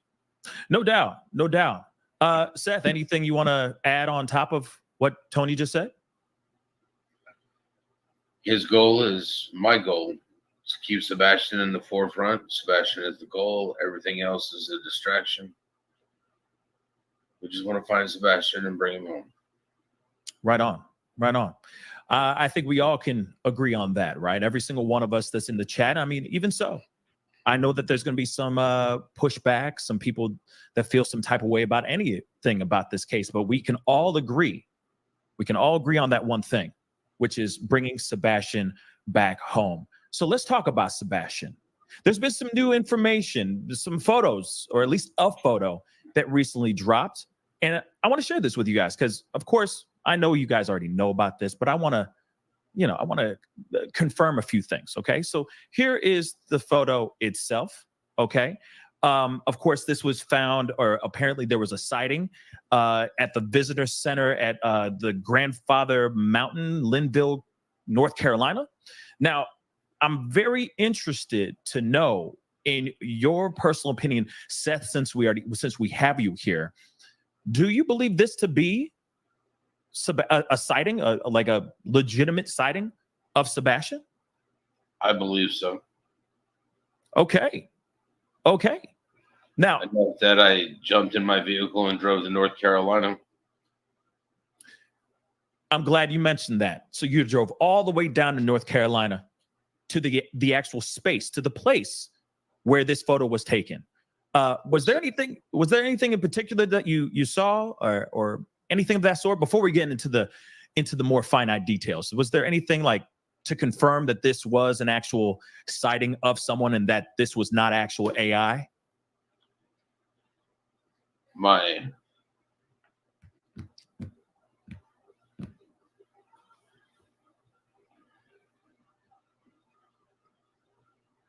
you there, private Seth? investigator, she did reach out and spoke to the person who took the picture and to the person that posted the picture. Okay, so there was actual conversation with somebody who actually took this photo, Correct. right? Okay, so Tony, do you mind expanding a little bit on that for us?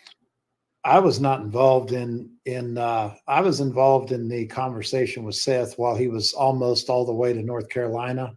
Okay. And I told him that when he got there that he was probably going to be disappointed, that they probably would not, this is when we had heard there was footage.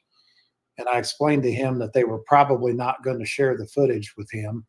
And when he got there, he kind of figured out that that's what the situation was. And I explained to him that it was new information, and until it was vetted, it was going to be held close to the chest. And quite frankly, I completely understood why law enforcement was doing that. And when they vetted that information, if it was information that they deemed to be relevant to be disseminated, then it would be disseminated to Katie and to Seth. But we've got to verify that is him, and they've got to do their homework, and we've got to be patient. But I completely understand why Seth, if I was a father, I'm in my vehicle and I'm on my way there just like he was. Yeah, no doubt. He used it as a great opportunity to hand out flyers, create some awareness, ask some questions. And, I was certainly proud of him for getting in the vehicle and heading right there, no questions asked, because that's the same thing I would have done.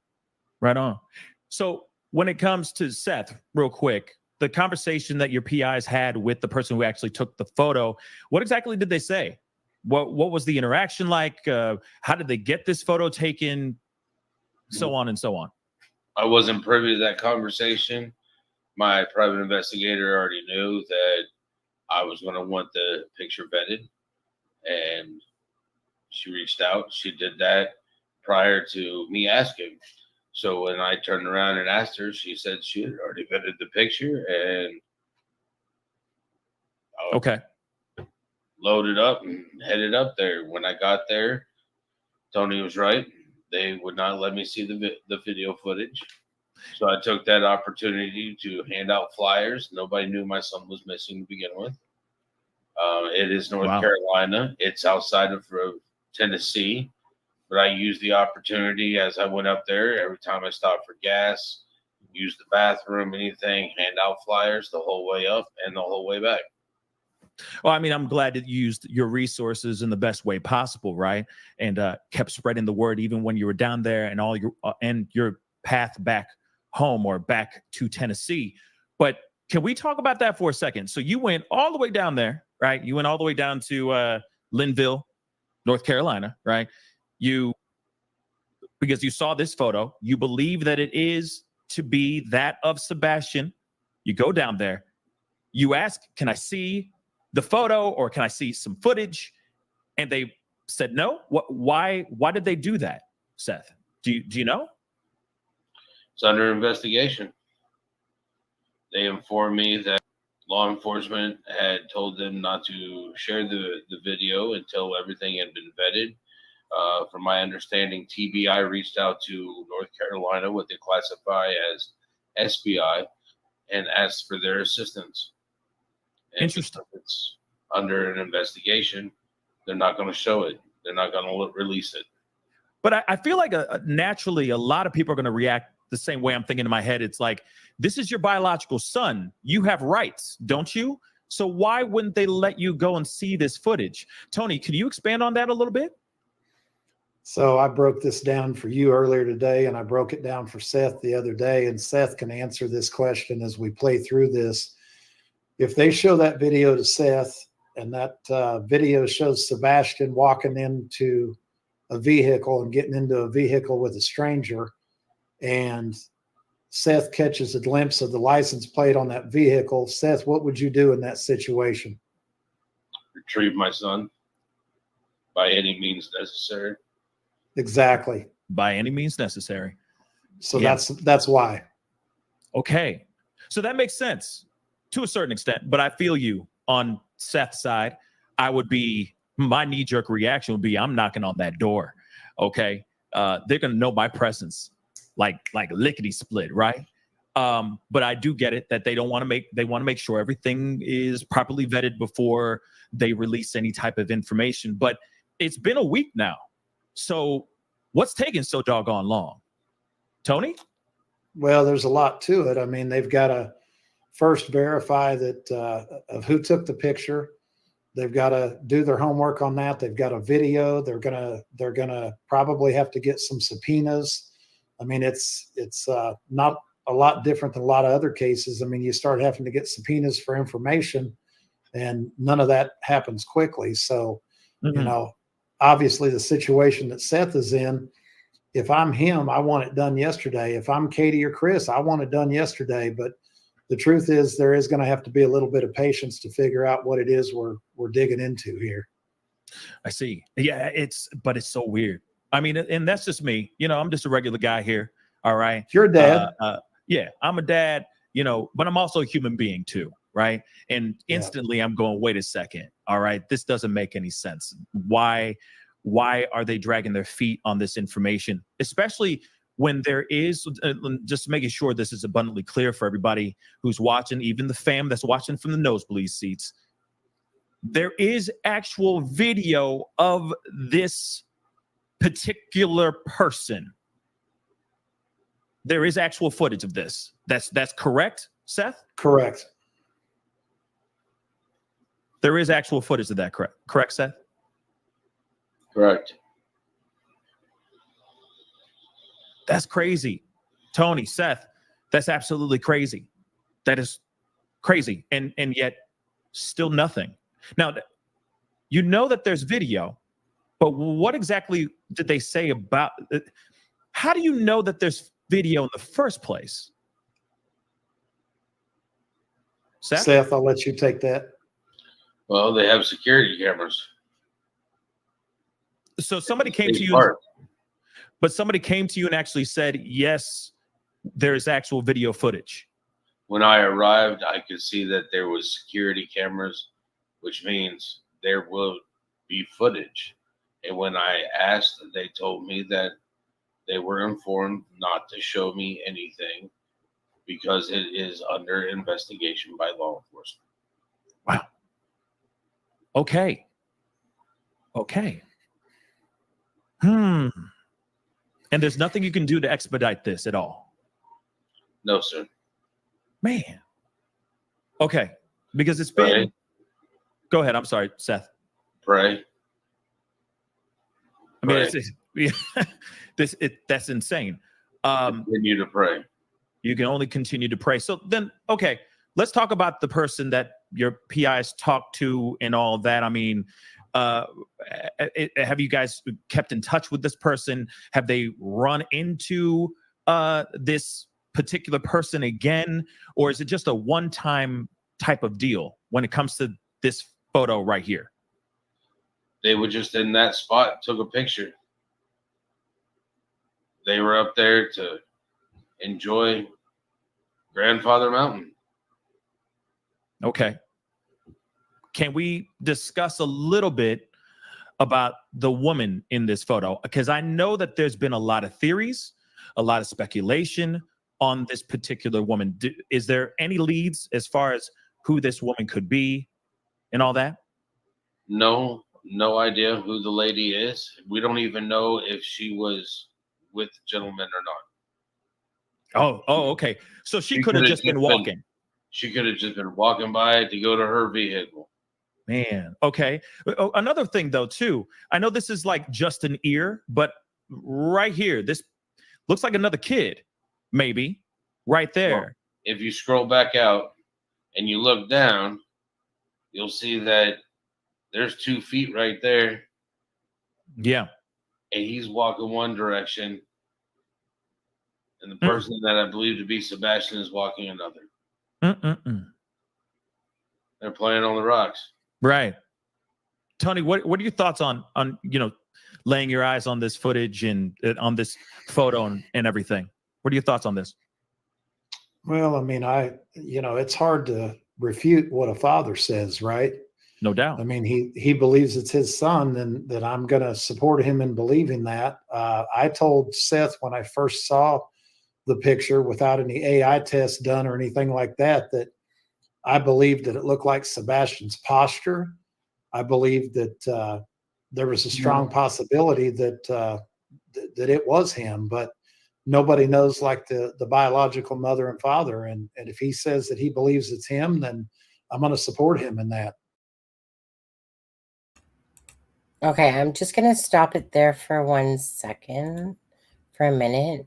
And I'm just going to quickly go to here because I want to, where is my, oops, no, I need this tab right here.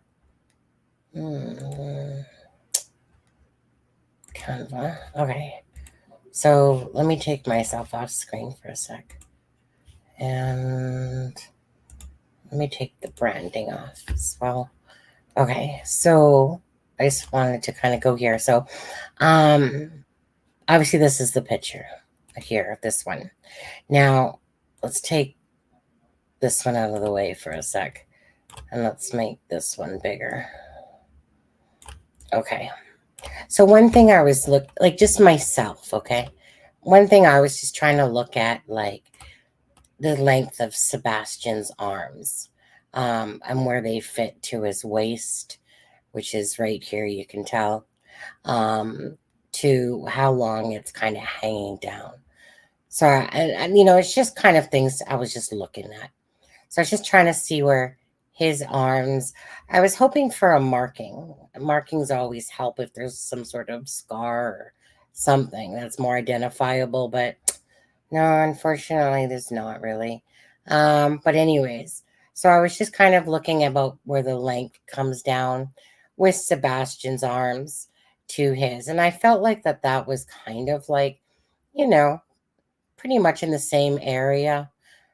You know, his obviously his hand. It's too bad that it's more folded here, but whatever.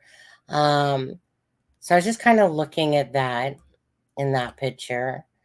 And then, of course, you know, we have the shoes. Okay,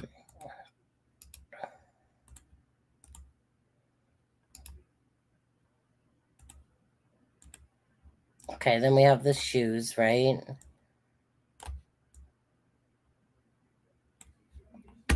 You know, does it show here? Is that in the way? Okay. And it's like very similar shoes.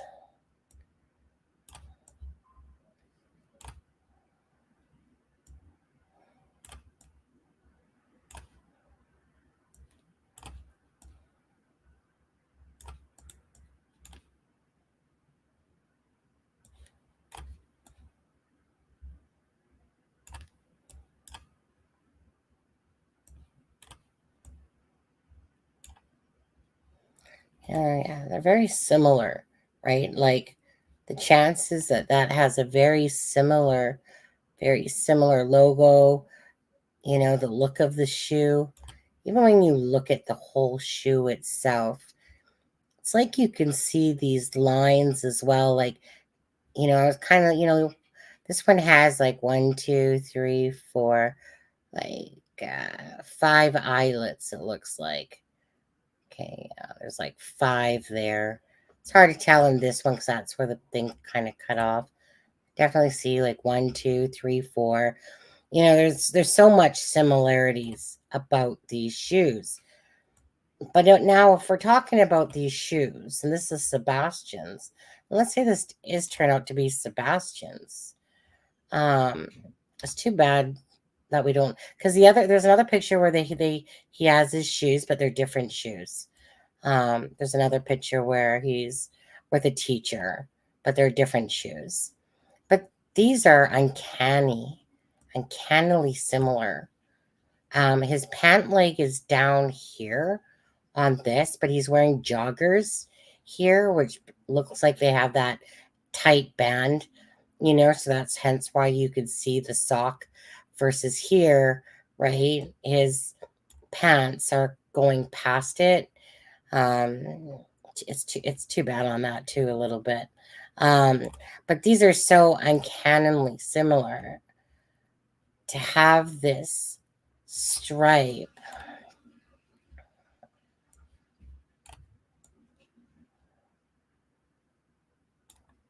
You know,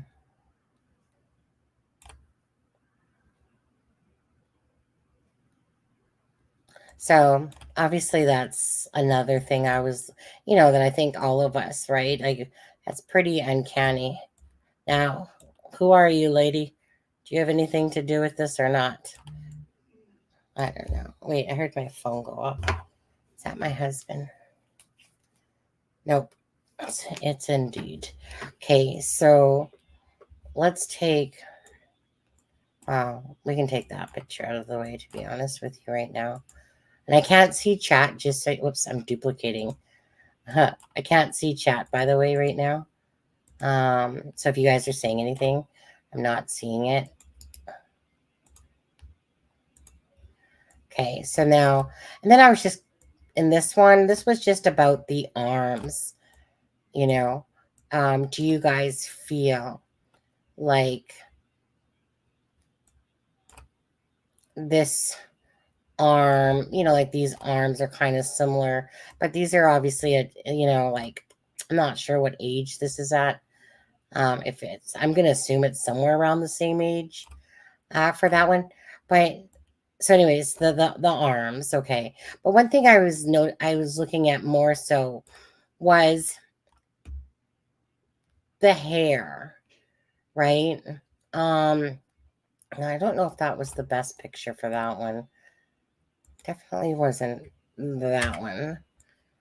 But let me scroll up for a second here. Sebastian, don't really want to use that picture. We'll go back to this picture and see. Hold on. Okay.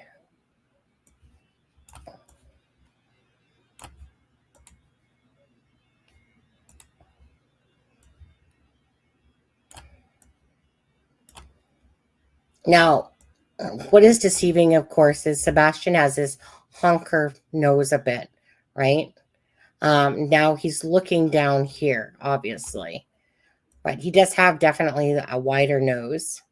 Shouldn't say probably honker, but I just mean that his nose it's not small. But he's looking down here, so it's hard to tell. So, for me, I'm just kind of like looking at the eyebrows, in a sense. And this one, I'm sure it probably just has a darker feature.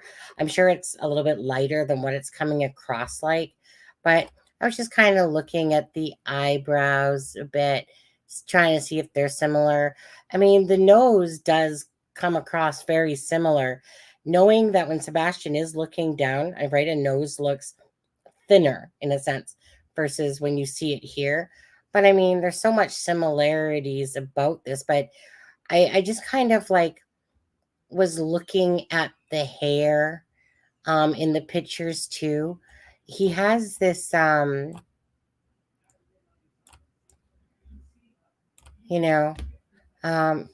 mean, this kid's hair goes forward, granted. I was just kind of looking because like he kind of has that same little bumpy patch of hair here. I don't know. I just feel like when I overall look at everything, I feel like there's a really good chance of why we haven't heard anything. I just really feel like there's so much similarities, but especially the shoes in itself. I'll come back to you guys now. Let's see here. Oh, hi guys, up close and personal. We'll go back to this in a second here. One sec. Okay, wait. Hi Mark, how are you? Nice to see you. Flipping that picture horizontally does make it a diff. Yeah, you mean when looking at the shoes? When looking at the shoes, that's why I kind of wanted to show it that way, because it's basically the same angle that his shoe looks like.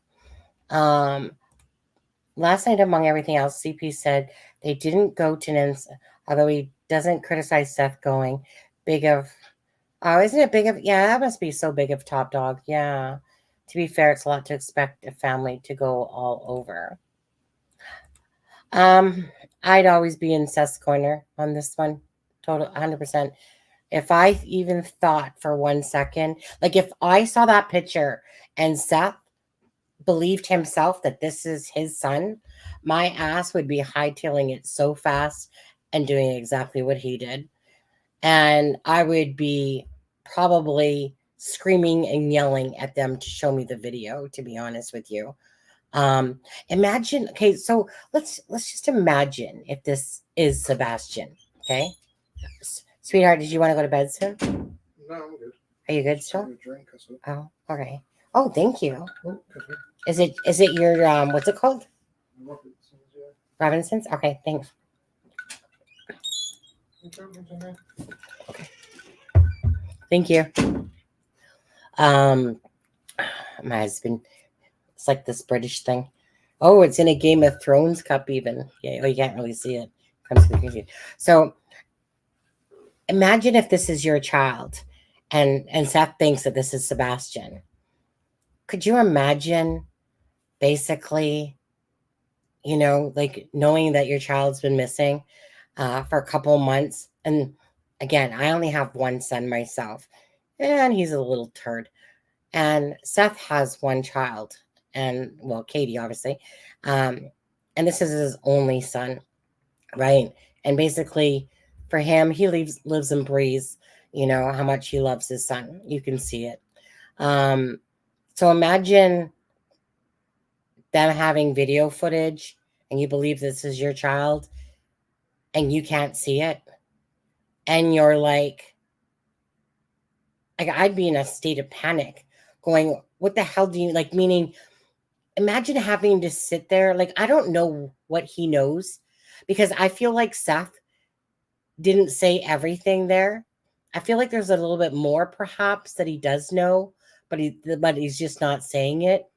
You know, like, I wouldn't doubt if perhaps they gave him just a little tidbit of information more than what he's saying publicly about the video footage. I don't know. What do you guys feel about that? I feel like I feel like he was told a little bit more. Not that he was shown the video, So I feel like if they haven't come out and debunked this video footage or picture, I think there's a lot to be said about that, to be honest with you. I do. I feel like that they would have come out and debunked it by now if they've actually, but I feel like, okay, first of all, to the person that took this photo, should it be Sebastian? Grateful that somebody did this. Regardless, if it's not their child and they think that they see Sebastian, but they're not sure, and they just take the picture because they think it looks like him, and then they send it on into the police. Maybe that was just their thought process, whatever, of it. And it's just like, maybe in hindsight, perhaps this person wanted to kick themselves, hindsight is always 20/20. But imagine, like I said, being Seth, and then if this is Sebastian and he feels like it is, and all you're doing is like where are they? Like, who's this person in the picture? Type of thing. I'm sure that would be very hard to deal with, knowing if you feel like this is your son and that he was in this area, and you just want them to track him down in that. But again, I feel like maybe Seth knows a little bit more about what came off through Pascal's show here. Perhaps they did give him a little bit more info than what he's saying. Like, maybe they did say something like, well, we think there's a lot of similarities. So, the whole orientation of the boys seemed changed looking at that. Well, it did. And, I mean, it's like flipped, because the way that, obviously the person is coming out of the area or somewhere near the front door of that. And I agree with Nick Perez. Like, there's a lot of people on YouTube that don't use common sense, even if they're a creator. They're either amping it up because they just want to feed into the clicks and views of this case, by, like, meaning for people to think that the law enforcement isn't doing and hasn't done everything that they possibly could and more, and to think that they haven't done the silliest of things. Sometimes to me, it amazes me, how sometimes people can walk and chew bubblegum at the same time, because it's kind of like, it should be at least somewhat common sense that, of course, Chris Proudfoot's and Katie's Proudfoot's, the dogs have been in there sniffing and checked it and stuff like that. But there's a lot of times, like, I don't know. It's like when you're listening to them, you know that they're not that stupid as they try to portray, like, that the police haven't well, who knows if they haven't done this? Who knows? Maybe that's a good question to ask. Like, come on. Right? I guess when like, there's so much that they have done that we have no clue of, when it comes to Sebastian's case. And I just think that there's like these questions that get asked that it's like, they were kind of ridiculous to me, because it's like, of course the police would have checked into that. Of course, you know, they have probably checked into things that we haven't even thought about checking into, you know. So I just couldn't imagine being in Seth's shoes. And if he feels like that's Sebastian and that there's video footage of, I would be screaming. I would be yelling at them, like, to show me that freaking ass footage. I'd be having a meltdown if that was my child. I wouldn't want like, I just couldn't imagine being in these shoes. And if this is Sebastian, that days later, you know, because obviously, again, they're going to have to, who knows what all footage they have there, but, you know, and that we don't know about, to check about who he's with, you know, where they are now, if it is, you know, and get their ducks in a row before we see more come out. But it strikes me as strange that they haven't debunked it if there's not some truth to this. So that's why I'm very hopeful that this is Sebastian. I feel like it's Sebastian. I don't look at everything with a side eye, you know. There's things like, even when people said that this was photoshopped and stuff, I never felt that vibe about this photo at all, to be honest with you.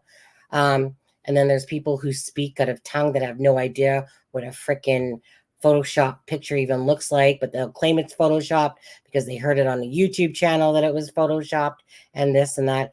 And I'm here just to use your own brains, right? I mean, you can doctor pictures to look like stuff, but then you kind of look at the whole picture around it and think to yourself, okay, well, if there's video footage, that right there, and they're not going to show Seth it, that means that the video footage is from that time frame, right? This picture comes out, the lady says it, that her friend took it, she's posting it, that she believes it's possibly Sebastian. And then Seth finds out that there's video footage. So that means it happened literally in that time frame. Didn't happen a month ago or 2 months ago and da-da-da-da-da. So that should pretty much clear up that, I would think, for most people, that if there's footage of this, then that is because it happened, chances are, when the person said that it happened. And people are going to be like, oh, the trees aren't like this and that and whatever. But again, some YouTubers go down there because they themselves want to know if the picture's doctored or not. And then they go try to look at the trees in the surrounding area that are within the area. And good on them, right? Because like I said, go, if you're around and have the ability to go check it out and see if that greenery and the background is matching up to that as well. But the minute they said that there's footage, that to me tells me that there's footage in that time frame of when it was said, or else chances are they wouldn't even have that footage, to be honest. Let's just see what you guys are saying. Most of the families would rush to any hopeful sighting, but these people are just different, like the Wells. Yeah, you're talking about Christopher and Katie. Honestly, it's one of those things that if you don't have anything good to say about somebody, you probably shouldn't say it. But with Christopher Proudfoot, I want to say it. I'll actually, it's not even about Katie so much, even though I think that her and Christopher, like between the both of them, I honestly, I just think whatever to both of them, to be honest with you. If I'm going to listen to anyone talk, it's going to be Seth. Only because he has shown that he speaks from his mouth and his heart, and he doesn't hold back, and he just kind of says it like it is. And the only reason why he would hold back, honestly, with Seth is because somebody's telling him to hold back a bit, right? The true Seth would just say what he's thinking. But when you have people in your ear telling you to, then you're going to try to pull back, perhaps. But if you just let Seth have the reign, whatever. To me, he's just fine. He's just fine. He's being honest. He's being sincere about his intentions and stuff like that. Whereas Christopher and Katie, you know what? Like I said, I don't really believe a lick of shit of what either of them have to say, to be honest with you. And the care level, I just don't feel the same. But hey, that's just me. That's how I feel about them. The more that this case has gone on, the more they have done themselves no favors. And I honestly could care less, because it really is about Sebastian and finding Sebastian. And hey, if they don't want to be upfront and Christopher wants to keep his ego out there and in check so that he has a more popular opinion about himself, go ahead. Good fight, good try. Forever in my mind, you're going to be a douche.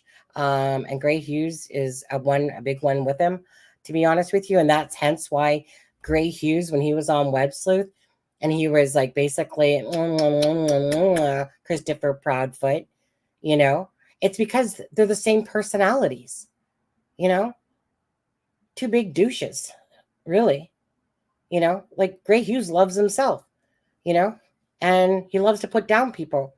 Christopher Proudfoot, like Gray Hughes will smack talk, whatever, you know, like I said, I don't even care. You got two people with the same personalities. You know, like I said, they would probably be the best of buddies if they were neighbors, meaning Gray and Chris. They are, to me, the same apples that fell off that same tree. I love it. I would love it to be Sebastian as well. I mean, cameras on the bus, number, names of everyone has to be an accounting for all those people. Yeah. Once they find Sebastian, they will question him. Think about it. Yeah. Well, so, you know, like I said, I pray this is Sebastian, and then you know, hopefully the truth comes out. Seth said he assumed. I'm not sure what that one's referring to. His words and actions match. Seth has patience. Yeah. Yeah, he does, you know. Well,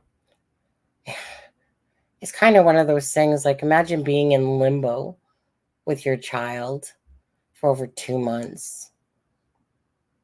I couldn't imagine. My heart just breaks for any situation where somebody, a family or whatever, in any case, where they just don't have answers and they don't know if their loved one is alive or dead. It's the most hardest thing to ever imagine going through.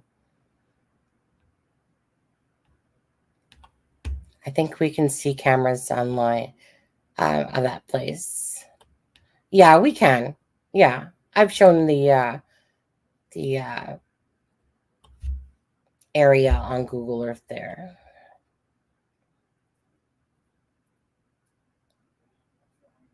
Right. I get what you're saying, Anne. There were video cameras, so in my estimation, there would be footage. See how slightly the difference from saying they have video of a photograph moment, but Seth doesn't mean to confuse. I remember, yeah. CP wouldn't be able to sell a used car to save his life. Well, he manages to sell his crap to females. Don't know how. It's not like he's good looking. Like, honestly. I think he's one of those, you know, kind of like those fakers.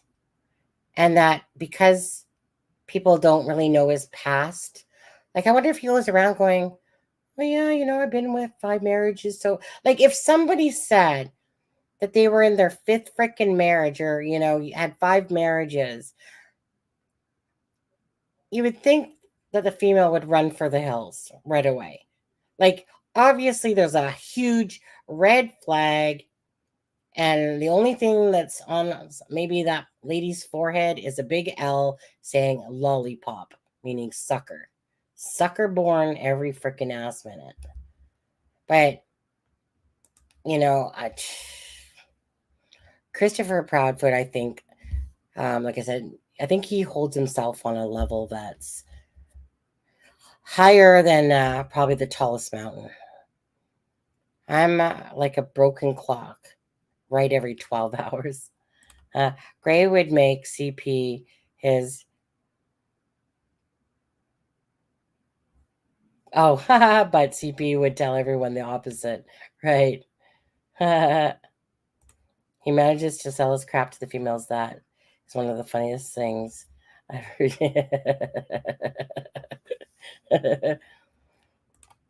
CP knows which of the females. Well, mhm. You know, I personally,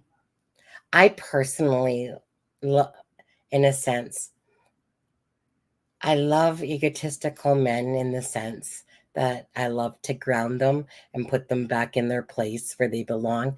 If there's one thing I can't stand, it's an egotistical person that is so full of themselves and thinks that the world revolves around them, that thinks that they're the cat's ass, that think that they're better than other people, you know, and you know, those douchebags. I can, like I said, when I spot those are the ones that I personally, like I said, I have a pleasure in grounding them back to earth where they belong. You know, those ones are actually, in a sense, I'll say fun personalities. Like what Terry basically spoke to Chris like is exactly basically who I would be. Like, you know what? Quit feeding me your shit, dude. Okay? Like you're so full of crap. But I would hate to turn him on. And that's exactly, you know, that's exactly probably what would happen. CP and KP were having an affair when CP's fourth wife. Oh, is that what it was? CP and KP were having an affair when CP's fourth wife was. Is that what it was? See, I haven't. You know, that's how much I care less about Christopher Proudfoot, to be honest. Like, meaning that aspect of his life, I know about it because as you're watching lives and then he's talking, you know, oh, you want me to talk about all my 5 exes and blah, blah, blah. They think they're more than what they are. High sense of superior. Yeah. My ex-husband was actually like that, to be honest. I wouldn't say that, like, but I would say that my ex-husband, um, he was more that wolf in sheep's clothing, but he definitely thought that he was smarter than people, like honestly. And that's what always got me all the time with my ex, is that I would literally sit there and just watch it play out, you know, how he would instigate something. And all of a sudden it's like the people look at me as if like I started it. And I'm like, fuck, what are you talking about? What did I start? Like, what are you looking at me for? It was him, meaning my ex. Like, really? Are you people that stupid is all I could think about? Like, are you guys that gullible to someone that bullshits you? So for me, because when I'm talking with somebody in real life, especially in real life, because it's easier than, you know, online in a sense. I'd say it's just easier in real life because you get to see them. I don't know, just feels a little easier. It's like I said, I can see right through douchebags. I can see right through a person as they're talking. And so for me, I look around and I'm like, it's like when I was working with this evil old lady. I just literally wanted to take her freaking like, and she was white as white could be, old granny, like 65, 67 years old, whatever the heck she was.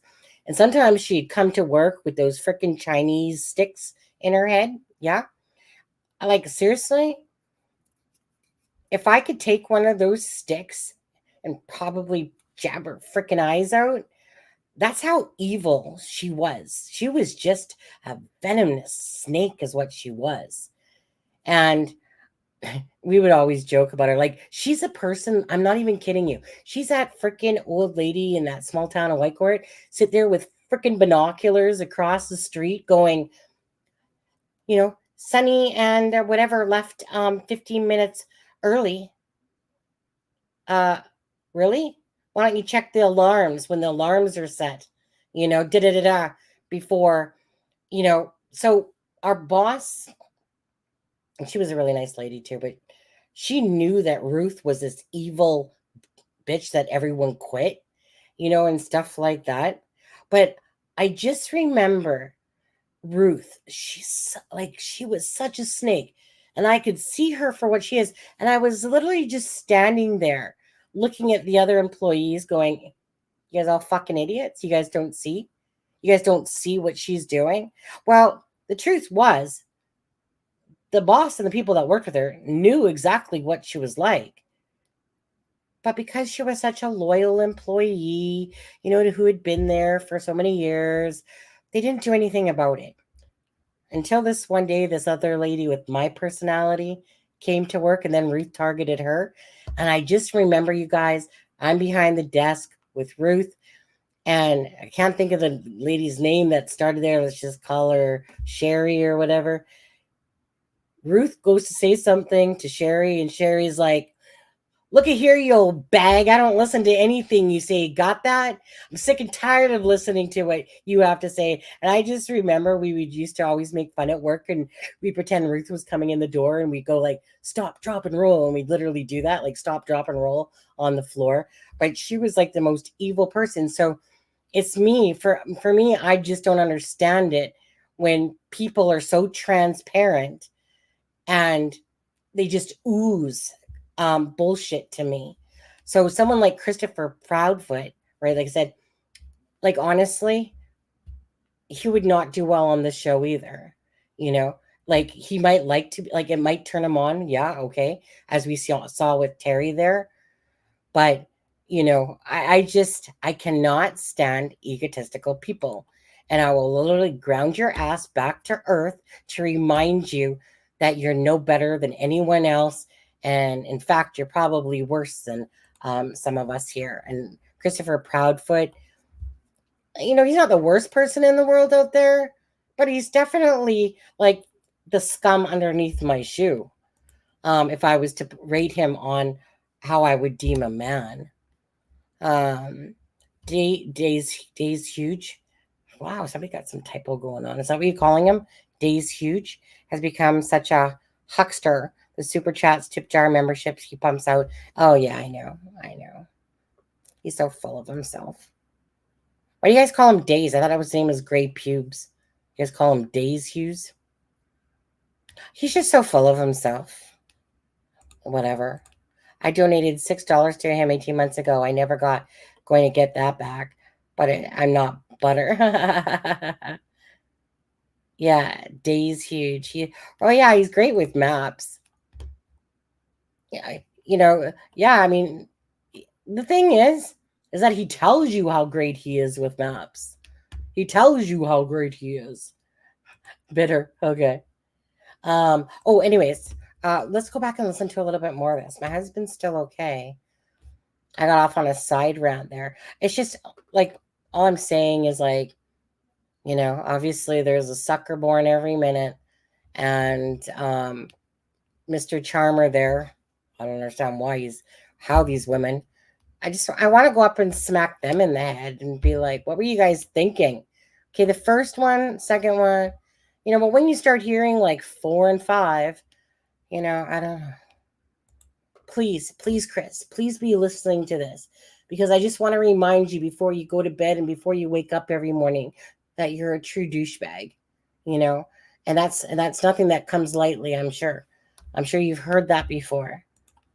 It was only $6. Positive vibes.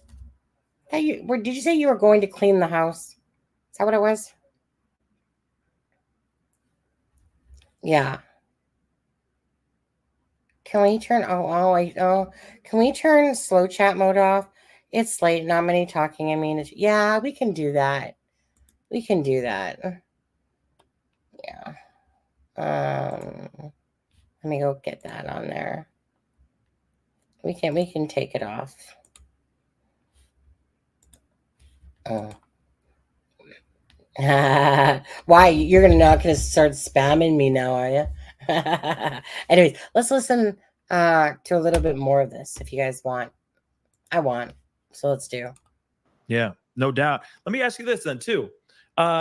Seth, any word from the Proudfoots about this photo? Do they believe this to be Sebastian, or do they think different? I haven't had much communication with them since I returned from North Carolina, and when I was up in North Carolina, I had no signal. Okay. Man. Okay. Well, hopefully you guys are gonna have a conversation soon, right? Girl Correct. where y'all have signal at the same time, because hopefully you guys are going to still work together. You know, that alliance is still prominent, right? Correct. Okay. Well, I mean, fingers crossed, real talk. Fingers crossed for that, for sure. I got a couple questions. There's some people who have some super chats that want to ask some questions here really, really quick. Like I said, it's not going to be a super long conversation, guys, but I just wanted to give you guys the update, introduce you guys to the news spokesperson, and talk about this sighting here. And I appreciate you guys blessing us with your time. Real talk. Seth, Tony, we really do appreciate it. Real talk. Michelle says, thank you so much. Sebastian Strong, all day. We agree. All day. Just like Pascal, I would definitely, your fan base is Sebastian's army. They are Team Sebastian. With their help, with everybody's help, Sebastian will be found and brought home. And I appreciate all the help that you're doing by keeping my son's name out there. And I appreciate all the support. Of course, brother. Of course. We're all Sebastian Strong here. Okay? All of us. We all want the same thing. Sebastian home, transparency, truth, and just him home, right?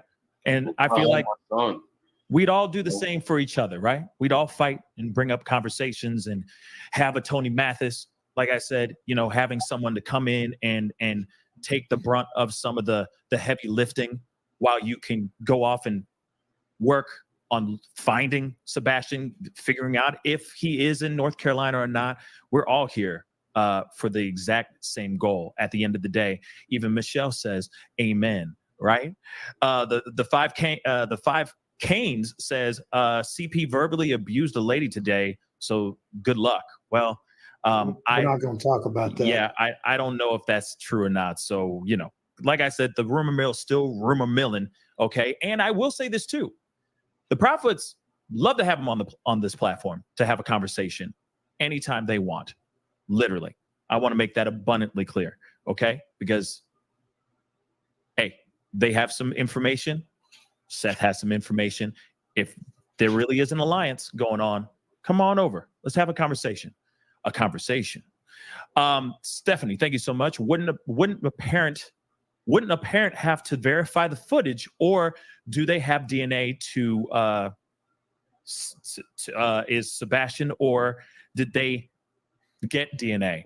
I think that the question is, wouldn't they have to verify footage by a parent? That's actually a good question. Tony? Yeah, no, you don't verify footage. You verify the person in the footage. And until they figure out who that person is, there's nothing to verify. So, you know, a DNA doesn't do any good on a photo or video. So they're chasing down who the person is. When they figure out who the person is, they'll know if that's Sebastian or not. Right. They won't need DNA for that. No doubt. Actually, let's talk about this too, because I also heard over the past week that there were pants that were found. Could we talk a little bit about that? Tony, do you have any information about the pants? Okay, Seth, any information on the pants that were found? While I was in North Carolina, somebody did reach out to me and stated that they found a pair of pants in a park. I don't remember the exact name of the park. I did reach out to the detective over the case and let them know that somebody found a pair of pants that were like the ones that Katie described Sebastian wearing. And I let him know. He said he was going to take care of it. And he turned around and had them collected. Okay. But they said it's not a match, right? There's no connection. Correct. They let me know the next day that they were not Sebastian's. How did they know? From my understanding, it was the wrong size. Wrong size? Did they say it was too small, too big? What does he usually wear? What size did he tell me? They did not tell me specifics. They just said that the size was wrong. Interesting. Okay. But I definitely would like to extend my thank yous to the two lady officers that went into the river, into it, and fought off the deadly moccasins and ticks that the other gentleman wasn't. Because at least somebody was able to do something. I couldn't do it myself. I wasn't there. Yeah. And I appreciate the officers that did. Well, hey, shout out to those officers for being willing to get dirty. Long story short, right? Yes. We appreciate them. We appreciate every bit of help. Oh, hey, had a good question. Seth, how would Sebastian introduce himself? That's actually a very good question. Just in case somebody runs into him, how would Sebastian introduce himself? If you start a conversation with him, he would more than likely introduce him like I've taught him to introduce himself. He would tell you his first and last name. Hi, I am Sebastian Rogers. Or if he's not comfortable with you, he might just tell you his first name. Okay. But he'll still introduce himself as Sebastian. He wouldn't use some sort of nickname or anything else. No, he never liked any of the nicknames I gave him. What were some of the nicknames that you would give him? I like to call him my Padawan, and he really didn't appreciate that. He thinks he's a Jedi Knight. Yeah. He's just not on the council yet. So, that's one of the things. Okay. So just in case anybody's out there, now you know what not to call him. How's that? Don't make him pull out the lightsaber. Don't let him do that. God forbid. Don't do that. Okay. Michelle says, amen. Tell him, Seth. Marlena says, did Sebastian ever go by Seb? No. Okay. That's good to know as well. A65 Picker. Thank you so much. Sebastian's glasses arm connect to the top to frame. Kid in pick glasses at the moment connects in the middle of the frame. I see what they're saying. The glasses, where the frame is attached. I guess usually the arm of the glasses are attached to the top of the frame, but in this particular photo, they're in the middle of the frame. Last year he went through, because normally when he gets glasses, he gets 2 frames at least. Yeah. Because I personally remember Katie asking me, I think we replaced his glasses 6 times last year. Wow. So 6 times. I mean, wait. So it's 6 times, meaning they just kept breaking 6 times in a row, or like he just wanted to change his swag a little bit. The look, falls asleep with him in the bed and then rolls over on him. I mean, he's a kid. Yeah. He's out there playing gym class, and a couple times I think he's taken a basketball to the face, and we've had to replace his glasses before. Okay. He doesn't understand that glasses cost a lot, but what kid does? Yeah. True. An active kid, they're going to go through, and they wear glasses every day. They're going to be going through some glasses. That's some real talk. Flower, thank you so much. Seth, have you ever met Katie's mother or sister? That's a good question. Yeah, we're not gonna talk about that. Okay. Of course, he's met them. Yeah. Okay. It's been like 12 years since I've met any of their family, and right after the divorce, there was no reason for us to really keep in contact.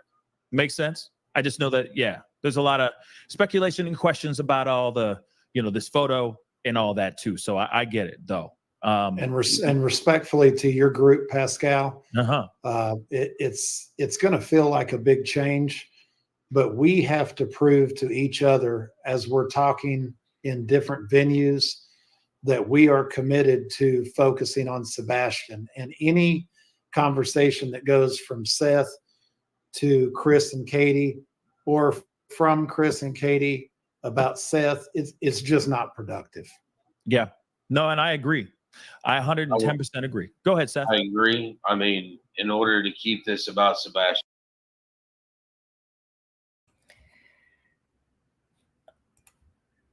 Okay, so is this one I want? Bogey, I was literally just saying the same thing. I thought it just, and then I seen you look down and then I typed it. I was like, you know what? Seth doesn't need this man. The person that needs this man is probably Christopher Proudfoot. if anything. I don't feel like Seth needs this man either, to be honest with you. But in saying that, I mean, like I said, I guess on News Nation Monday, Nancy Grace Tuesday. Yeah, I think that was. Um, but I guess if Seth feels like having him helps, then so be it. But I think that if anybody needs somebody to speak for them, it should be Christopher Proudfoot. Because he always keeps putting his foot in his mouth. Isn't that such a name, eh? Proudfoot. Yeah, nothing to be proud of with regards to him. And he always does keep putting his foot in his mouth. I guess it's partially true to his name, eh? But yeah, as I'm listening to this, I'm just like, Seth, you don't need this, dude. Seriously, you're doing just fine. But again, if it helps him unburden some load in a sense, or make have someone along with him on on these interviews and stuff like that, then so be it. Could this man be making money off Seth? I honestly don't get that vibe about this guy, to be honest with you. I don't get the vibe that this guy is getting paid out a bunch of money and stuff like that. Who knows? I don't know the answer, but I don't feel like this Tony Mathis is a douchebag type person. I don't know. I'm just not really getting that vibe. I just don't. No. Well, like I said, if Seth feels like it maybe helps him, and somebody in his corner and stuff like that, I don't know.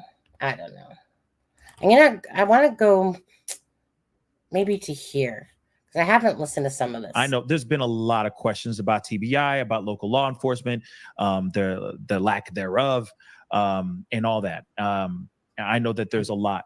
Then I'm hoping that having you involved will hopefully expedite a few things and get things moving a little bit faster and sooner, for lack of a better term.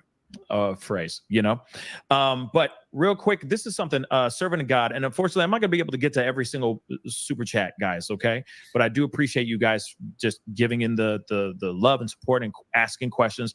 There's a picture of Sebastian in a home with wood flooring, but he's wearing shoes and he's holding a backpack. Is that your home? Now, I don't know if you are comfortable in saying that information, but apparently there's a photo of this. I don't know what photo she's speaking of. Yeah. So it's kind of, most of the pictures I've taken of him is in my kitchen. It's definitely not wood floor. I wish it was. Yeah. Sure. Okay. Wait, say it Okay. again. I'm actually curious as to what that. What's that? I know there's been a lot of questions about TBI, about local law enforcement, the lack thereof, and all that. I know that there's a lot. Then I'm hoping that having you involved will hopefully expedite a few things and get things moving a little bit faster and sooner, for lack of a better term. Phrase, but real quick, this is something servant of God, and unfortunately I'm not gonna be able to get to every single super chat, guys, okay, but I do appreciate you guys just giving in the love and support and asking questions. There's a picture of Sebastian in a home with wood flooring, but he's wearing shoes and he's holding a backpack. Is that your home? Now, I don't know if you are comfortable in saying that information, but apparently there's a photo of this. It's not his home. I don't know what photo she's speaking of. Well, I do. Yeah. I know that photo, and that's the one that's in Sebastian's home with Katie and Christopher. That I know that picture because I've seen it, and it's on the wooden floor. So yeah, and another thing that I want to reiterate, because I noticed when JLR was talking about, the photo that has Sebastian operating that little craney thing, or that little Tonka toy thing in the front yard. Okay, that's not the front yard of their home. Okay, most people like myself When I originally saw it, I think we all just kind of thought on Nancy Grace. So I think that's the first time we saw that photo was on Nancy Grace. That photo when he's sitting in that tractor, that is not their home. If you look across the street, those homes don't match up with the homes that are actually across from Sebastian's home. So it's somebody's yard. And at first glance, most people, without actually looking at it, will think just because the way it looks, they'll think it looks like it's the like that they're doing some work on their home there on Stratford. But that's not the home. If anyone thinks that it is in that picture, it's not. Okay, all you have to do is look at the homes behind it to know that the homes in front of Sebastian's home are all on a higher level that's set up. These ones are on the ground, so it's somebody's home, maybe an area that Christopher was working on. I don't even know if that's Christopher in the photo. Kind of looks like douche, but might not be. But anyways, I just want to, like, not that people have been saying it, but I noticed that JLR made a comment about that, and again, without looking at it, they talk like it's in front of his home, but it's not. It's whosever home it is that he's with, the person that looks like freaking Mario from, then Luigi there.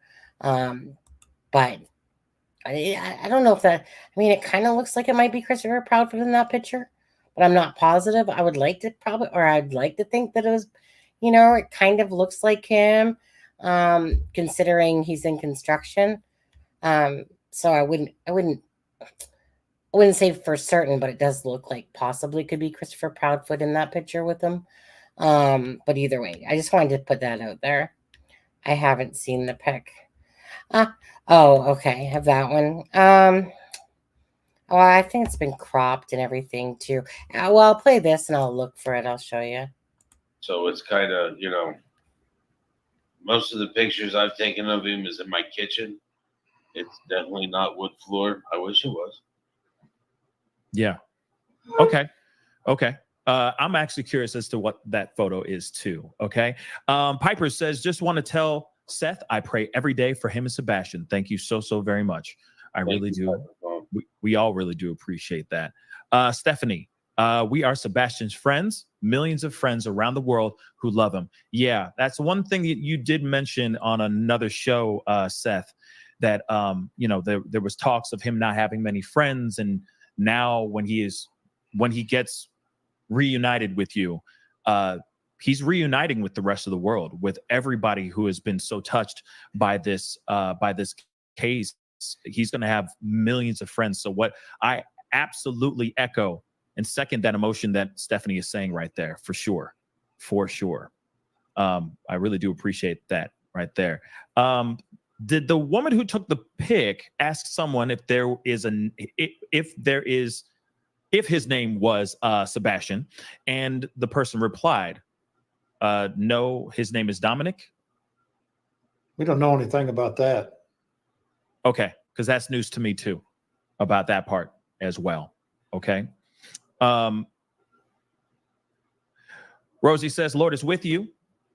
He goes before you. He never leaves you, and he surrounds you with unconditional love. Amen to that.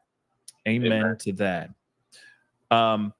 So Must says, has anyone in the footage come forward? That's actually a really good question. Have you spoken to anybody that was in this photo, or anyone that was maybe around it, aside from the person who actually took the photo? Have they spoken out or reached out to you at all, Seth? Not that I know of currently. Okay. Nothing so far. Okay. No, sir. Okay. Let's see. Serenity says, I think if that was some other child, the parents would come forward and say it's not Sebastian. That's a good point. I agree. Sure.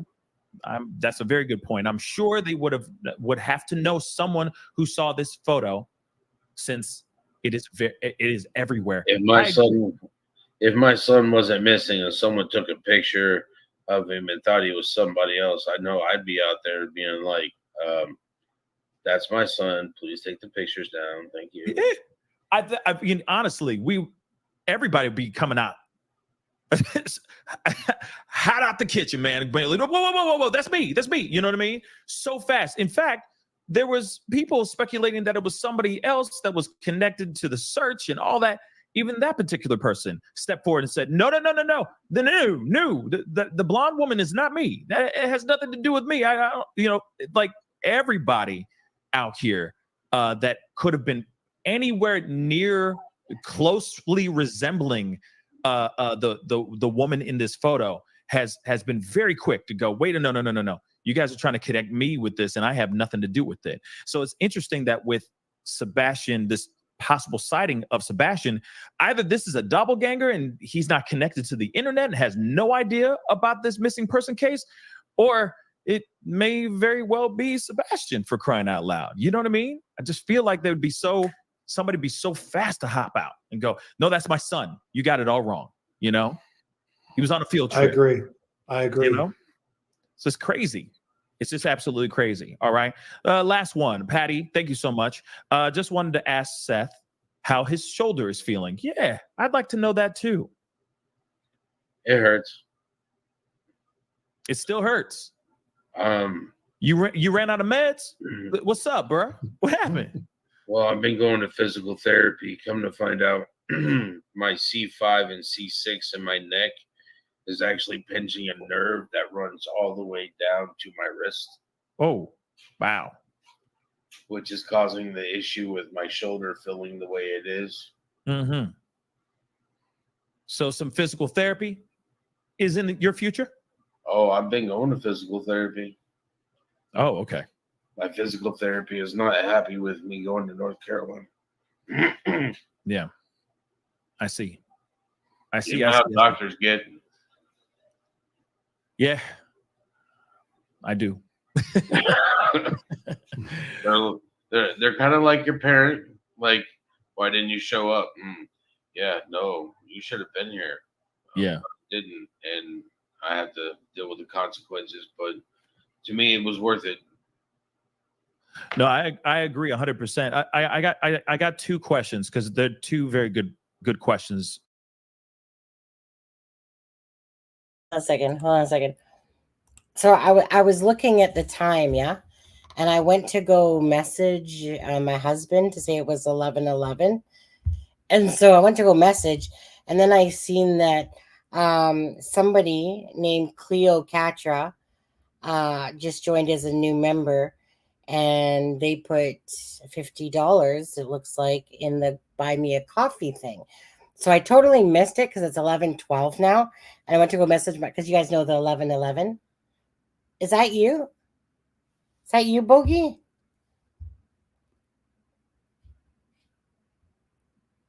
Is that you that did that? Yeah. Because so I wanted to go. Yeah, look, just that's so sweet. And then what I love is you typed sun, moon, and stars. Yeah. Well, apparently it's Bogey that did that. So I was just, like I said, I went to go message my husband because my phone is off, so I didn't hear a ding or something like that. To it, I have a lot of names. Okay, well, I love the sun, moon, and stars. Because, well, first of all, I love sun, moon, and stars. But so I just want to say something really quickly about that. So back in the day, one of the things that I used to do was make candles, and I would make gel candles. Okay. And I remember that the dollar stores, they had these gorgeous cubes. Okay. And they had this sun, the stars, and a heart. And so I love sun, moon, and stars. And so I actually got to create the moon so picture those nice thick, it was like a nice thick frosted cube for a candle. They were so great. We sold them for $9.95. We purchased them. Well, when me and my twin first started making the candles, we were, just buying from the dollar store, like the glassware and stuff like that, because you do need heated, like temperatured type of things for candles, of course. But anyways, they didn't have the moon. And so then I found out who the wholesaler was, called Canna Imports. And so I said to them, like, you guys have these beautiful things that we buy. And, like I said, all we did was pour in the gel. The gel probably cost about 40 cents.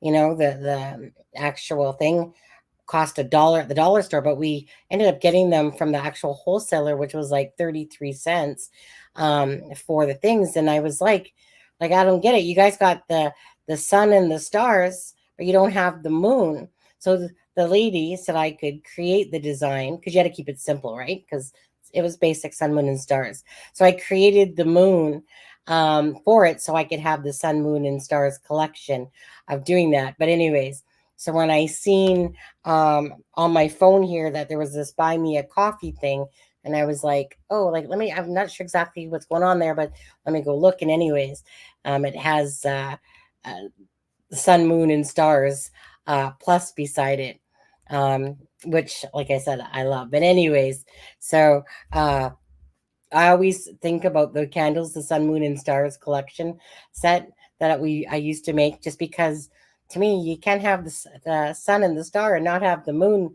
in it as well. Anyways, thank you, Bogey. Appreciate that so much. Was unexpected, to say the least. But thank you is all I can say. Now you're making me blush and stuff like that, but appreciate that. Thank you. Husband, sorry I missed 11:11. It's for good reasons, though. Oh yeah, so just to go back to that for 1 second, I love Celestial too. Yeah, actually, I had this customer. I think it not customer, a viewer. Her name is Veronica, and she sent me this beautiful Celestial. Um, I'll call it like a cloth, in a sense. It's a kind of like this big fabric with like the zodiac kind of thing on it, but the sun, moon, and stars on it. And she's from England, and she had sent it to me with a bunch of other things. I think it was not this Christmas, but the last Christmas type of thing. And yeah, so I kind of got it all packed away in like its nice little box or whatever, because it's like one of those things that I like it, but I don't want it to get ruined by the cats. And the cats, if they see it around, trust me, their little claws will get into it. Anyways, I just seen it a couple weeks ago when I was going through my closet again. And I just remember, because like I said, I love the sun, moon, and stars, the celestial as well myself. One of my treasure, oh yeah, cats. One of my favorite things to make. So yes, I love creating. But when we made candles, the reason why I love creating with gel is because gel, the business, I called it Angel Light. And why? Because when you light up a gel candle, it glistens because it's clear. And when you put in like the dye, of course, it can change colors, right? But I would love to make like my favorite. I had a few, but my favorite probably candle to make was probably the fishbowl aquarium, when you made it look like it was a seascape. I had a few that I really liked to make. One was the sundae cup that looked like a sundae with the white foam and froth, and the beer mug. We sold a ton of beer mug candles because you made the color of the gel look like beer, and then you would use the white paraffin wax, and you would make it look frothy and like it was overflowing with suds on the glass. Those were probably like those were the two best sellers besides those cubes, the sun, moon, and star cubes. Like I said, $7.95 all day long, for those candles, because they were just nice. They were a nice solid, beautiful cubes. I was amazed that the dollar store even had that type of nice cube in there. But anyways, made some really cool things. You could make so many different things. We would make daisies around it. I'd basically go to the dollar store, was my favorite place, and we'd just buy tons of different flowers, and you would put the flowers like lined up around it, because when you light a gel candle, it goes down like a tunnel, right? So when you have one wick in it, it just goes down like a tunnel, and it illuminates the rest of it, and it glistens. So that's why I always love the gel candles and that so much. Sonny, I know you're way too busy, but after things get settled, would love some more road trips with you and husband. Those are great. Oh, you know what? Absolutely. Absolutely. Um, I'd like to do more of those too, actually, uh, on there. Yeah, I just, they were, I enjoy, they were a lot of work because I did all the packaging and everything to it. Like meaning every ounce from the packaging to the making of it and stuff like that. But then what, and so then I did that for a few years because what happened really actually with that quickly was why did I quit doing it? Well, because it was a lot of work, and I'll tell you. So, um, we got into doing sunglasses, designer knockoff sunglasses after that. So at Christmas time, we'd go in with the candles and Valentine's Day and Mother's Day and stuff like that. And then we'd wholesale to some companies to wholesale. But it was a lot of work. But then we got into sunglasses, buy one for 13 or two for 20. And those are designer knockoffs. And back in the day, like this is back in 2000, early 2000s now. Honestly, you could easily do 26 grand a month in sales in the sunglasses versus tons of work for half the sales in candles. And it just became, it was like taking candy from a baby, to be honest, selling those glasses all day long. You could sell, compare our prices to Oakley, compare our prices to, Dolce and Gabbana, or however you say it, compare our prices to Versace, compare our prices, right? Because they were just designer knockoffs. So most people didn't want to lose their $200, $300 pair of shades in the water when they went fishing, but they wanted to still have that look like they were the brand. So the designer knockoffs ones were easy to sell. You didn't even have to virtually do anything. People just came and swarmed around the kiosk, and this one guy, he tried to steal once. I'm sure there's other people that got away with it, but I saw him steal them, and I started chasing him down the freaking mall, and I was like, "Give me those damn glasses back, you little thief!" I'll tell you, I never seen someone stop with embarrassment so fast and hand me back the glasses that he stole. He could have kept running. I probably would have kept chasing him, but he could have kept running. But it was almost like, oh my God, like because seriously, I was just yelling it right down the thing as I'm chasing him. I was like, you know what? You don't sit there and freaking steal from me, you little fucker. But anyways, that was probably the funniest thing that I can remember with that one. Besides my sister, my twin, my twin sister worked for me, my brother, and then a couple of friends. Okay, family sucks. Family, they steal from you. I remember going into my sister's cupboard because she goes, "Oh, maybe look up in that cupboard in her thing," and I'm like, "Oh, Dan, yeah, how'd you get all these glasses up here? These sunglasses, you know? Oh, da da da da. Oh, shut up, okay, sister. Okay, I know you freaking stole them. You didn't have to steal them. Could have just asked. I would have given them to you anyway. My brother, he damn well was pocketing money. You know that they all were pocketing extra money. Sometimes I'd go, me and my husband, my ex-husband at the time, well, husband then, but we'd go, and all of a sudden I'd be like, "Where's my sister?" Booth is all lonely by itself. She'd be off that down ass down the freaking mall shopping, and I'd be like, "Oh, anyone just wants to steal the till money, there you go. Just take the till with you, you know?" And I'd be like, "Are you serious? Like, are you serious that you're way over here, shopping and the freaking money's right there and you just walk away like, I don't know." Anyways, but it was a good business. It was a good business. I'll say that. But anyway, so I got out of candles, and then we did that for 5 years. And then my ex-husband, he wanted to go back to being a soils technician. So we had moved over to Langley at the time and stuff like that. And so I was just taking care of Matthew and working part-time, I miss it. Trust me, I miss it. That was like taking candy from a baby, how easy those sunglasses sold. Like, honestly, It was just like, imagine, right? The glasses, those glasses literally cost you like $2, you know, $2. You sell them for one for 13, two for 20, you know, thank you for the, you know, what do you even want to call that? Like 700% profit?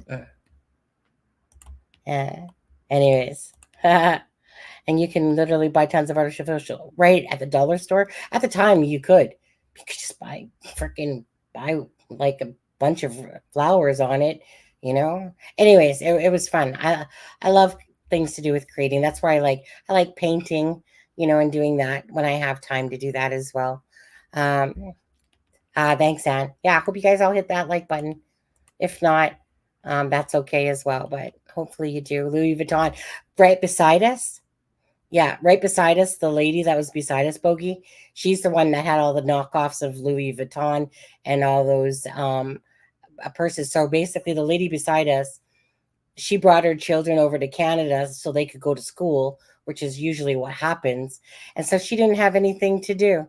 So she just sat there. She was so nice. Can't think of her name because it was years ago, but she was so nice. And, you know, yeah, she's the one with the knockoff bags. Yeah. You know, I can't make bags. No, I don't do. I'm not no sewer or any whatever. But yeah, like she would sell those Louis Vuittons and all those different bags. They were like $40, $35. Yeah, on there.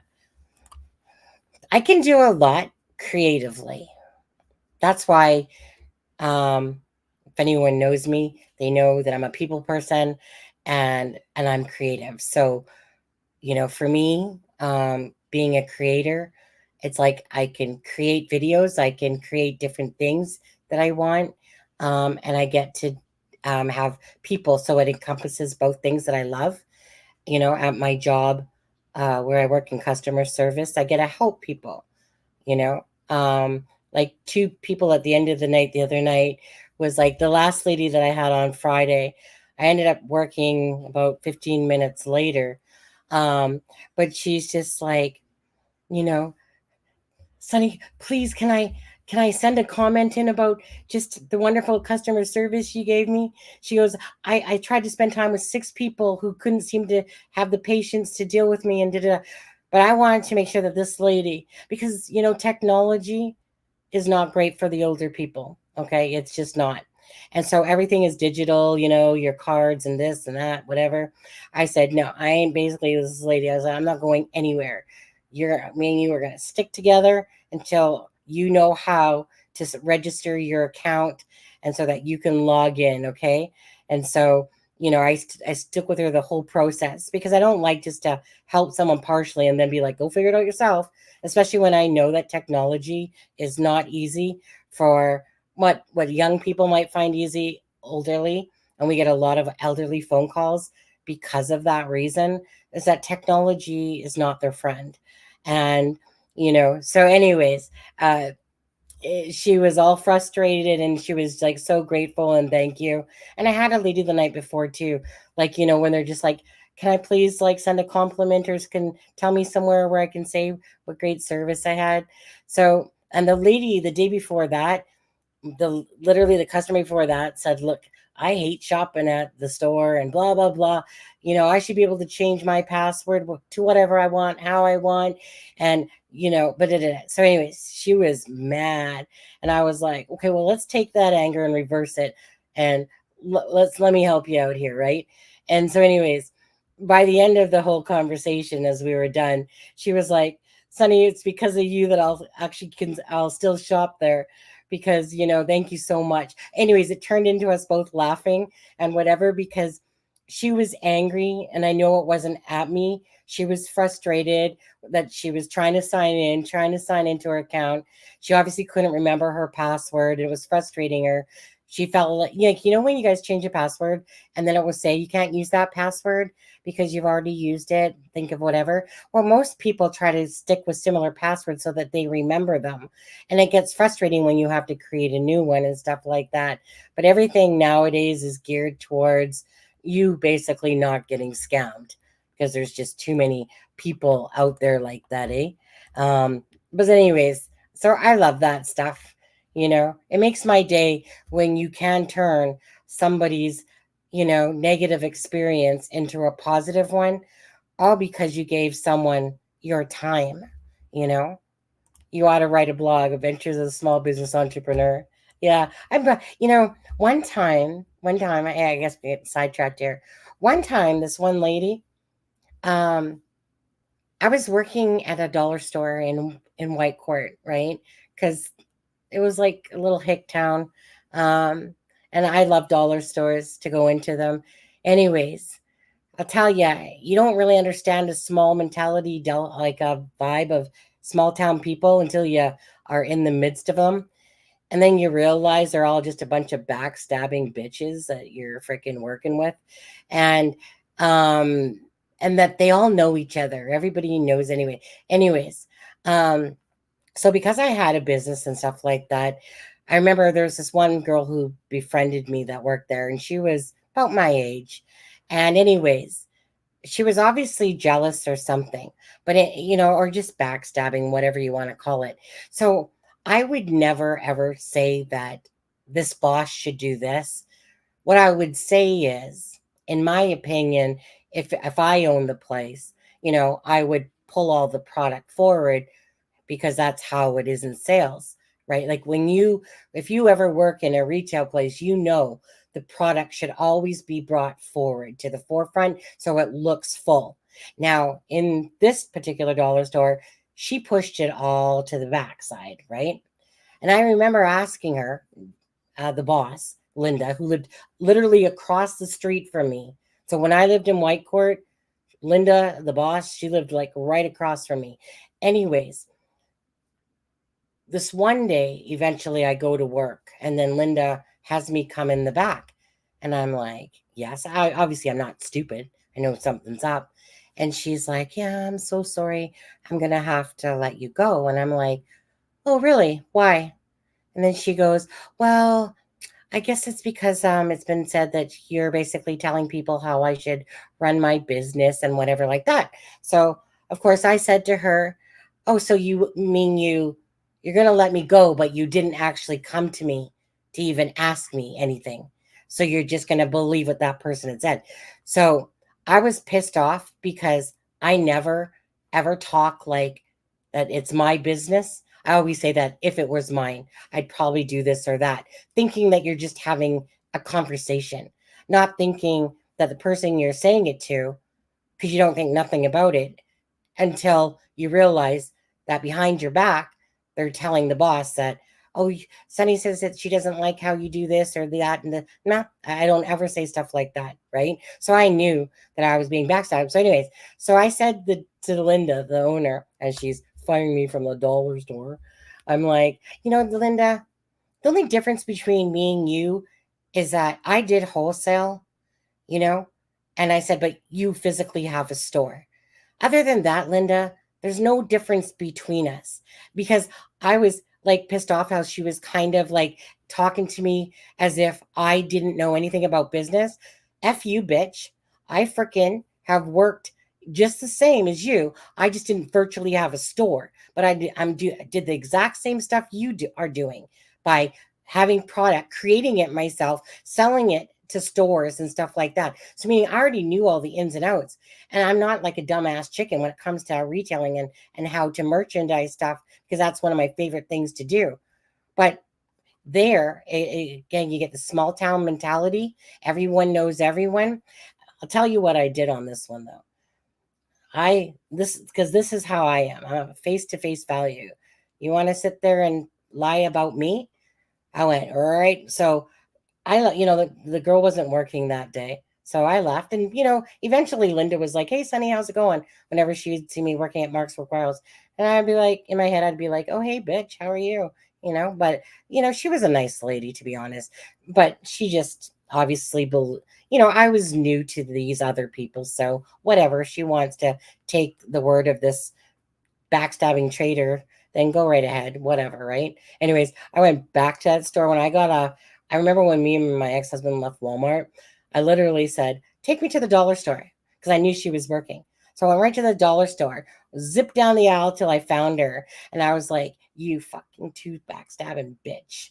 I said, how dare you? Like, she was caught so off guard. She fumbled over her words trying to justify it and whatever. And the funny thing was, and I was just like, you know what? Basically, when you've lied and backstabbed me, you're toast. You're out of my life. So that's exactly what she was.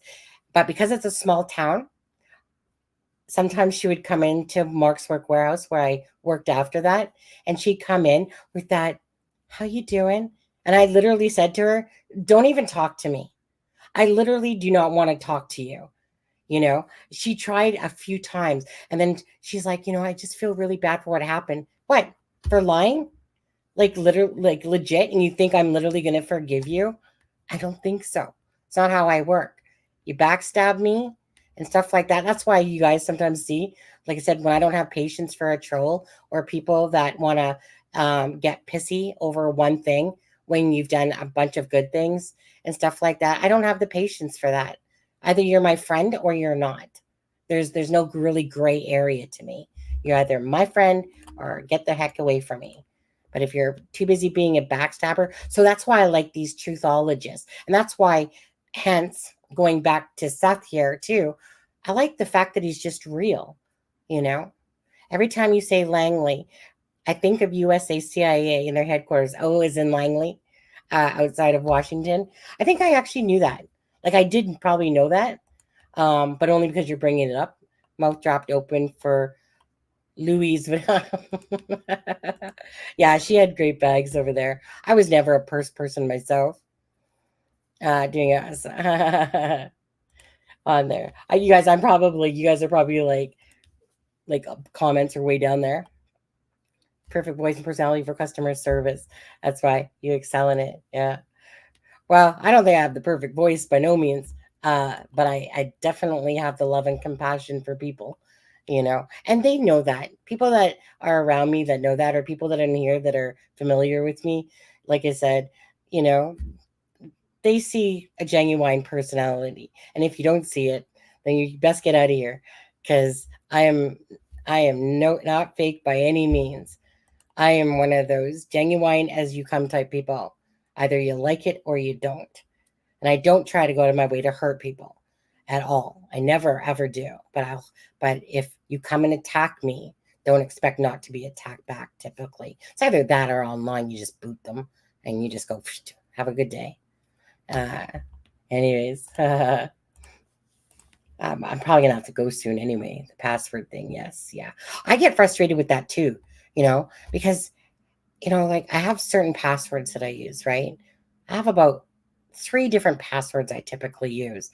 And it sucks when you do have to create another password because you can't use that one. Well, piss off. I like using this one. And then you have to create it and then you forget it because, you know, you didn't write it down perhaps because you think you're going to remember it and stuff like that. It does get frustrating. But I have, like I said, for me, I have a lot of patience. I do have a lot of patience when it comes to people and trying to help them and stuff like that, because I would want that done to me. You know, and that's how I always look at it. You know, imagine if it was me on the other end going, I'd want someone to have patience with me too and not feel like I'm taking up their time or something like that. I mean, that's what I'm there for. I'm getting paid to help people. And the way customer service is, and that's why I enjoy the job too, is that many times already I've been like, let me just add some points to your account for you. Let me just give you a free delivery. Training supervisor before you know it. Well, you know what? All I know is that for anyone in my, like for me, I know if they hire me, they are going to get an amazing salesperson. Why? Because when I'm passionate about doing something, it's easy. It's just easy. And because I care about people and because I like to help people, it's just easy. You don't even think about it as a job. It's not a chore. It's just in life, people should help people, you know? Family should help family. He probably needs someone to vent and shoulder to cry on. Same here. Different struggles, but struggles nonetheless. It's hard to be a single parent, though I wouldn't trade it for nothing. It is. My twin sister was a single single parent for a long time. I have to I know, right? And here, maybe I should scroll down. Yeah. Oh, and actually, I'm not too far. I don't have time. I know. And honestly, like I said, I mean, honestly, I will say that most of the phone calls are of people that are 50 and over for the most part. And it's because, again, they didn't, like myself, I didn't grow up with a freaking tablet in my hand or a phone. So everything nowadays is like a digital card, digital this, get the app, this app, shop on the app. Yeah. I happened to sit on the most beautiful Catholic mass church wedding this afternoon. It was simple, elegant. All the brides are absolutely beautiful. That's just a cosmic truth. You're heading off, kind of like all our babies are adorable. And okay, but there are some ugly babies out there. Even if they're ugly, they're still adorable. You know what always amazes me? Sometimes is when you see a picture of a kid and they're not exactly the, best looking child in the world. And then you see them grow up as an adult and you're like, damn, I would have never imagined you looking like that.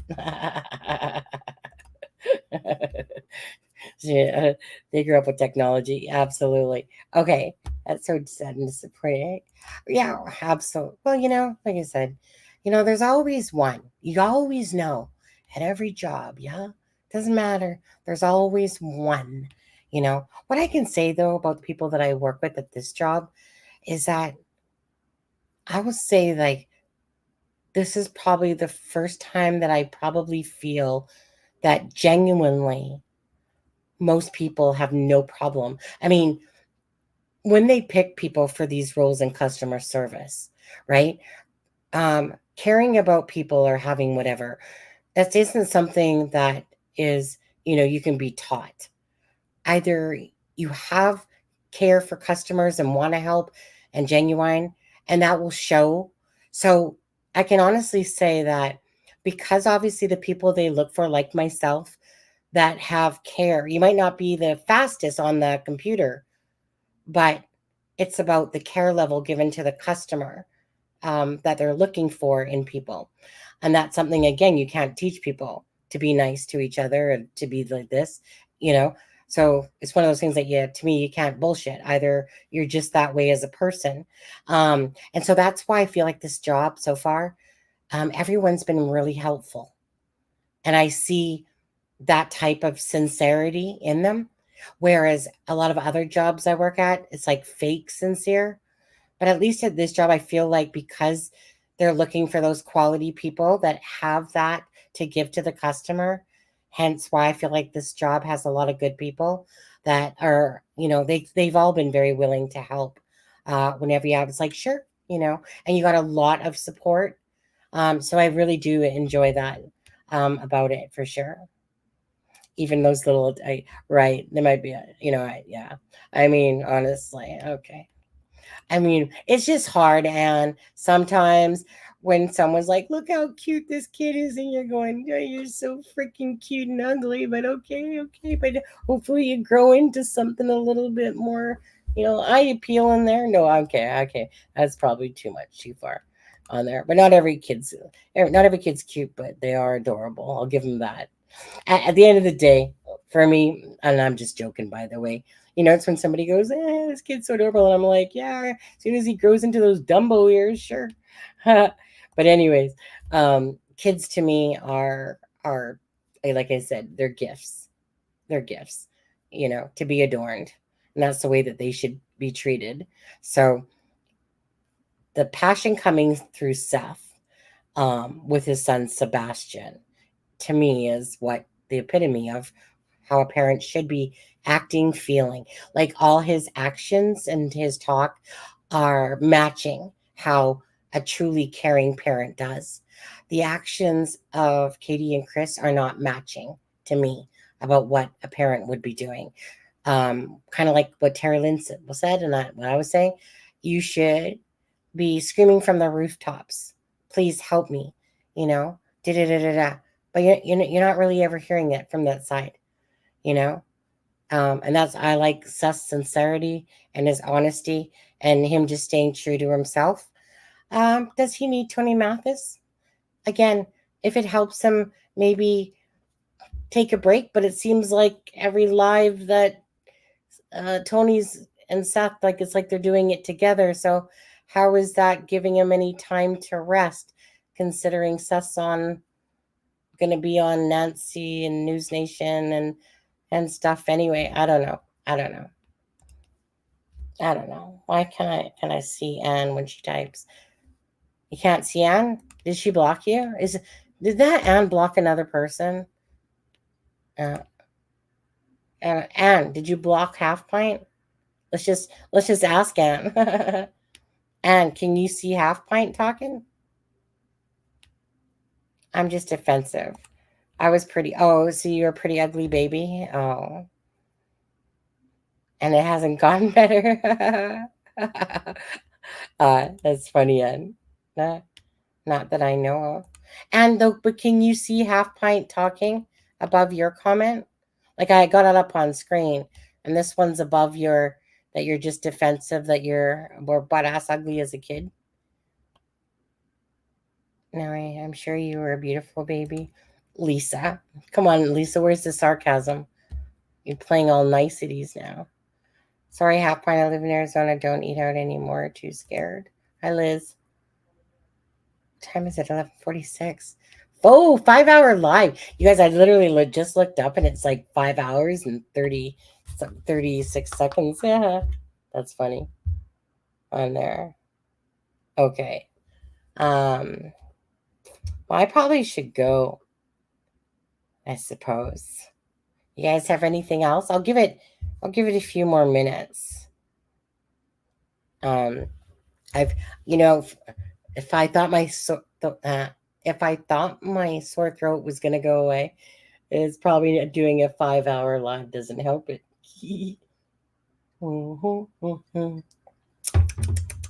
Okay. Did you have it all in messages? Yeah, I don't know. Anne's probably. Oh, thank you, Liz. Love your little cute picture. What does that say? I leave my forever home. I can't read that second word. I love my forever home on there. Do. So thank you to Liz. Thank you to Bogey for the $50 coffee on the coffee app. Thank you so much for that. And Liz, thank you for the $4.99 super sticker. I know, right? Bogey, let me just ask you. Is that like, explain your name. Explain your name. What made you choose? Sometimes people have names that make me look like when I look at Half Pint, I think of Melissa Gilbert from Little House on the Prairie.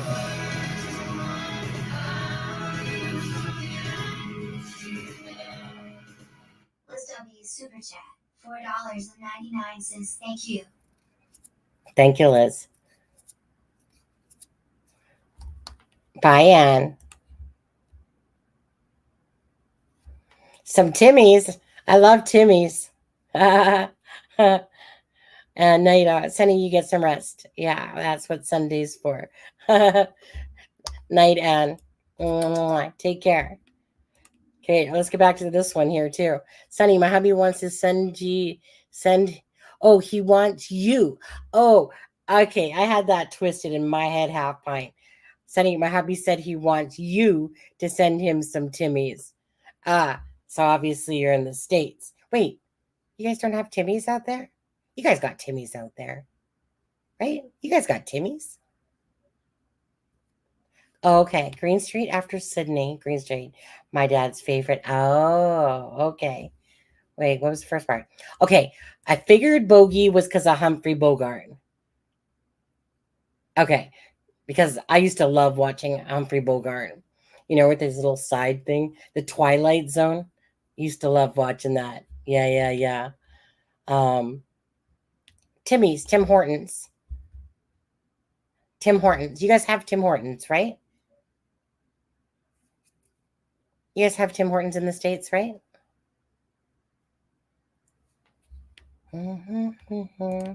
Wait, oh, you want lip gloss? No problem. Liz, I got you. It's always right here anyway. Actually, you know what I bought today for the first time in probably a year or two? I actually bought some, can't tell, but I just bought a, no, you can't tell now. Anyways, I just bought some mascara for the first time.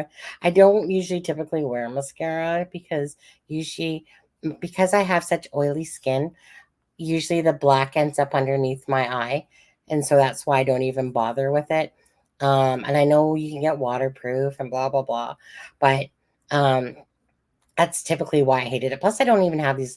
My husband has jealous eyelashes, to be jealous of. I don't have these long, luscious eyelashes. But I decided I was going to buy some mascara. I hadn't bought any in a long time.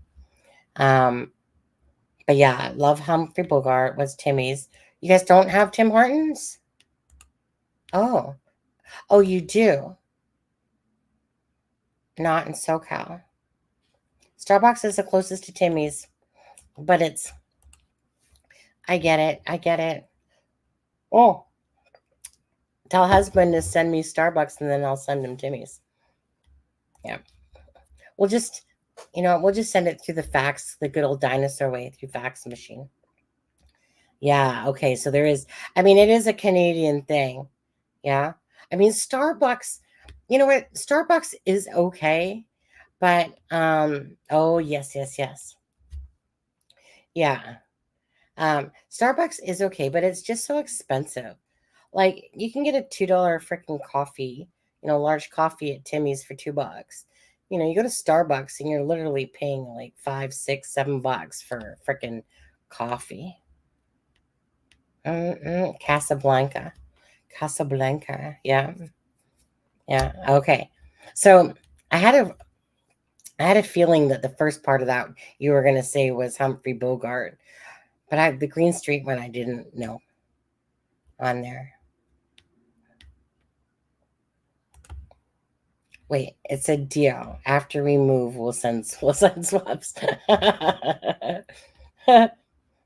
Yeah, we'll send it UPS. Can you just not turn this parcel upside down, please? But anyways, Timmy's makes good. They might, like my husband. Oh, it was so funny when we had Starbucks. Not Starbucks. Timmy's the other day. So for whatever reason, my husband's British accent, which I don't think is strong. So my husband would be at the window and I was with him. I've been with him a couple times. So he gets to the window and he's like, I have a double, large double, and a French vanilla. French vanilla is for me. And then we get to and then she repeats it back, right? So double, large French vanilla. Yep. Get to the window. Double, French vanilla. Yep. Here you go. Whatever. Okay. I had a laugh on this one. He gets his coffee and it says triple. And my husband, he just grabs it and he goes, see what I mean? Because my husband's like, how hard is it to get it right? I asked for a double. How does a white double mean a white hot chocolate? How does a double mean a triple? Right? And so he figures it must be his accent. So this is what makes me laugh. So typically at the Tim Hortons are the trying to think of what culture. Filipinos. Typically it's the Filipinos that are typically working at the Tim Hortons, okay? And so between their own accent and my husband's accent, it makes me laugh because I'm like, because you guys can't understand each other, right? So that part makes me laugh is because to me they have each their own accent. So I don't know what they're hearing in their head when my husband says double. So I just laugh because my husband just literally sits there, see what I mean? And I'm just like, how? They literally repeated it back 3 times total, double. And then they hand him a triple. And my husband's like, And the only reason why this is okay is because it's a large. What did somebody? That was like last week. Someone said, so my husband has made some windmills and some lighthouses. And the person, oh, okay. The person last week said, what is the source of power for the windmill? Yeah, right? Okay, think about that. What is the power source of the windmill? They do. And they're really bad. Not gonna lie. They're really bad at Timmy's. Anyways, my husband's like, that person's too stupid. I'm not even answering them back. Because obviously the wind is the freaking power source of a windmill. But someone today, so my husband's title, right? So we yesterday he sold to the same person, to this guy named Mike. He sold this the windmill and the lighthouse. So that was like, typically it would have been $275 for both, but I was like, he's like, can I get him for $250? So it's like, yeah, fine. Take $25 off, no problem. You want one of each, no problem. So, anyways, so he got it, but someone sent a message today. So my husband's title says premium cedar windmill. So one of the messages he got today was, what wood is the windmill made out of? Like, all you want to do is just be really sarcastic back, because you're like, it literally says in the title, premium cedar windmill. I'm ready for my close-up, Mr. DeMille. Anyways, hence the word cedar, right? Cedar windmill. What? I know, right? So it's one of those things, and it's like, you just want to be sarcastic back and be like, really? You know? But I still say the best one was, what's the power source of a windmill?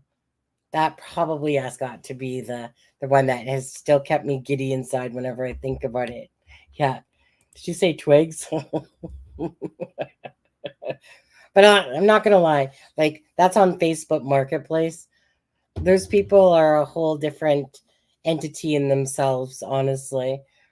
If ever you want to really get the stupidity of people, just put stuff up on Marketplace, honestly. It's amazing how people say, or, I don't know.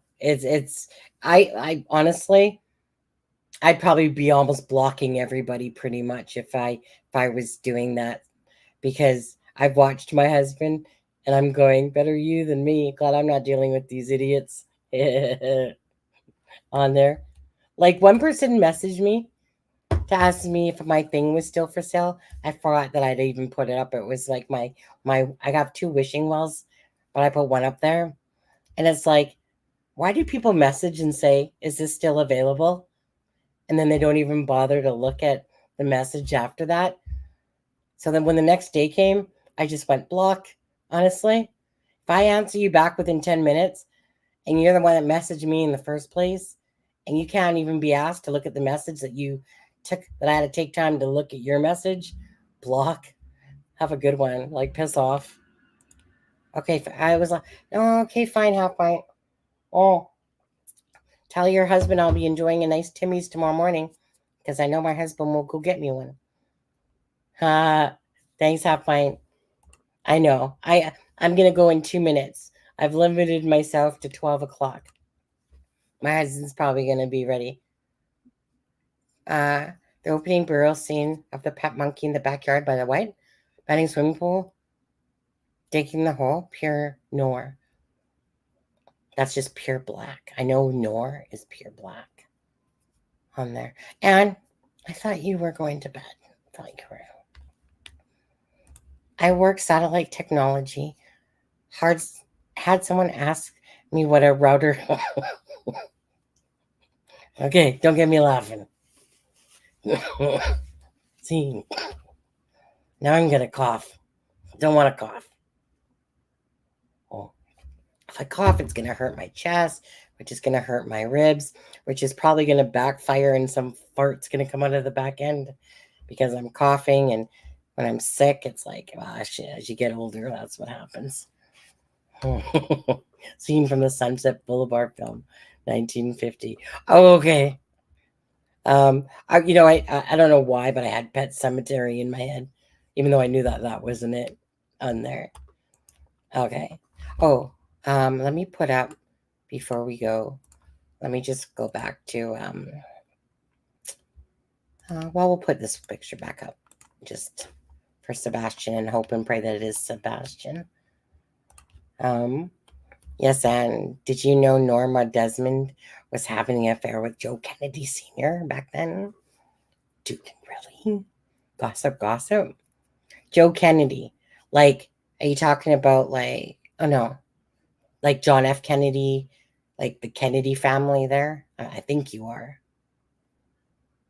Had to give measurements. Person said they would, oh, they would call back with, Liz, I told you. One sec.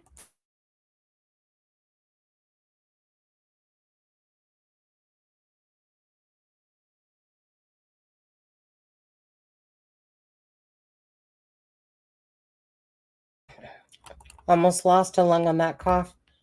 Oh, Gloria, that's my mom's name. She's dead, but that was her name, Gloria.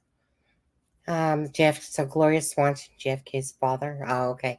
You know, that family, let me just tell you, that family, the Kennedys, they got some really bad, like they got some really, what do you want to call that? They got some bad energy, that family. Like, that family, like, remember John F. Kennedy Jr.? He's with his wife and he flew upside down in the dark because you're not supposed to be flying in the dark. And then they find the plane like freaking underwater upside down, you know? And obviously inexperienced. But anyways, like that family has some bad juju shit. All I can say is like, yeah, they had some bad juju going on in that family. I can do a year of comedy on 30 years of technology support. Right? I'm still, don't make me laugh anymore, Liz. Joe got his wealth through bootlegging. Oh, okay. I'm thinking bootlegging, if I recall. That's like selling, like moonshine and shit like that.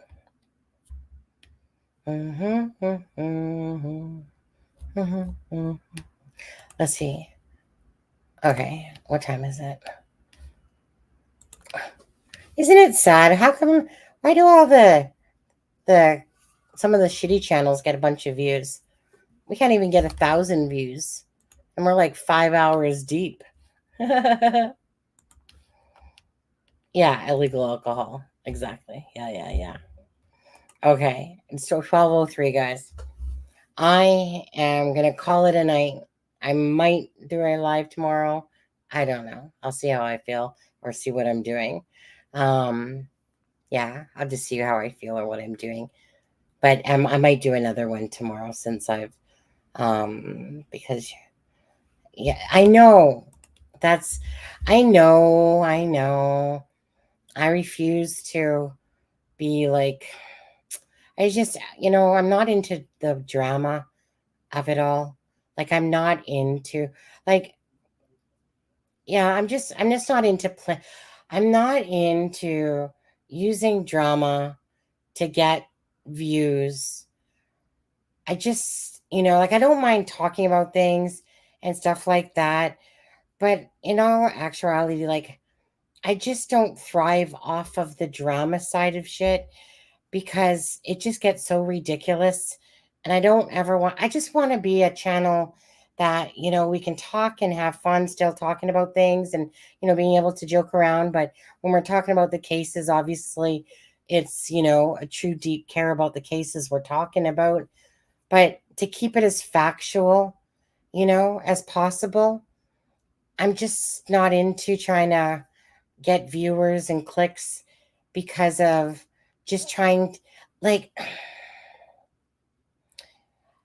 there are some channels that just naturally, that's not to say that they do it for the sake of clicks and views, but there's some channels that just do that because that's maybe how they run their channel, just talking about the different dramas going on in certain cases and stuff like that, and blah, blah, blah, blah, blah. I just can't be asked for that. I know, and I know some people are driven by, the money of it all and views and clicks and stuff like that. And then they play stupid to the people and be like, yeah, that's a possibility. Yeah, you never know. Yeah, and they just, like they're just kind of players, what I call the players of YouTube, in a sense that they know their gig and how to play people and know how to use that to their advantage.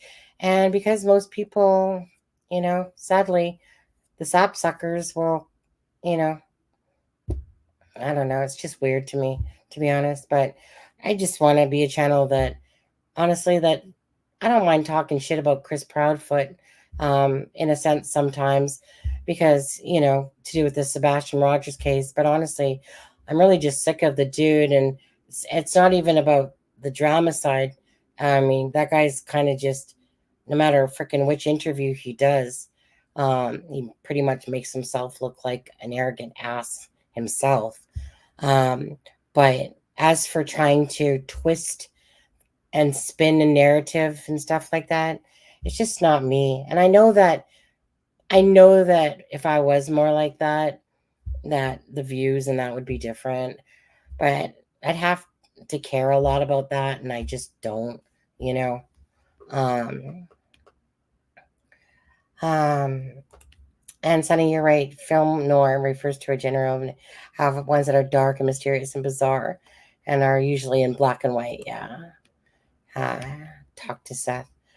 We talked to Seth the one time he was on the channel, but you know, oh, I can tell that's husband now. Yeah, I would say husband saying bed now. It was okay up until one professor admitted that our cat had a love affair with the desktop. Wait, what? It could be a reason for it wouldn't boot. I'd rather just, I would honestly too. I just really want the truth of the cases. I don't want to feed into the drama, and sadly this case had turned into a bunch of drama. Um Honestly, I could care less about it. Like, I mean, like on the web sleuths, listening to that one, I probably was when I really started feeling like, come on now, this is just getting ridiculous.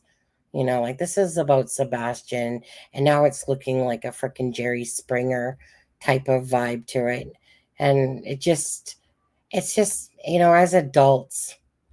adults, um, again, Katie, Christopher, and Seth should all be working as a unit, in a sense.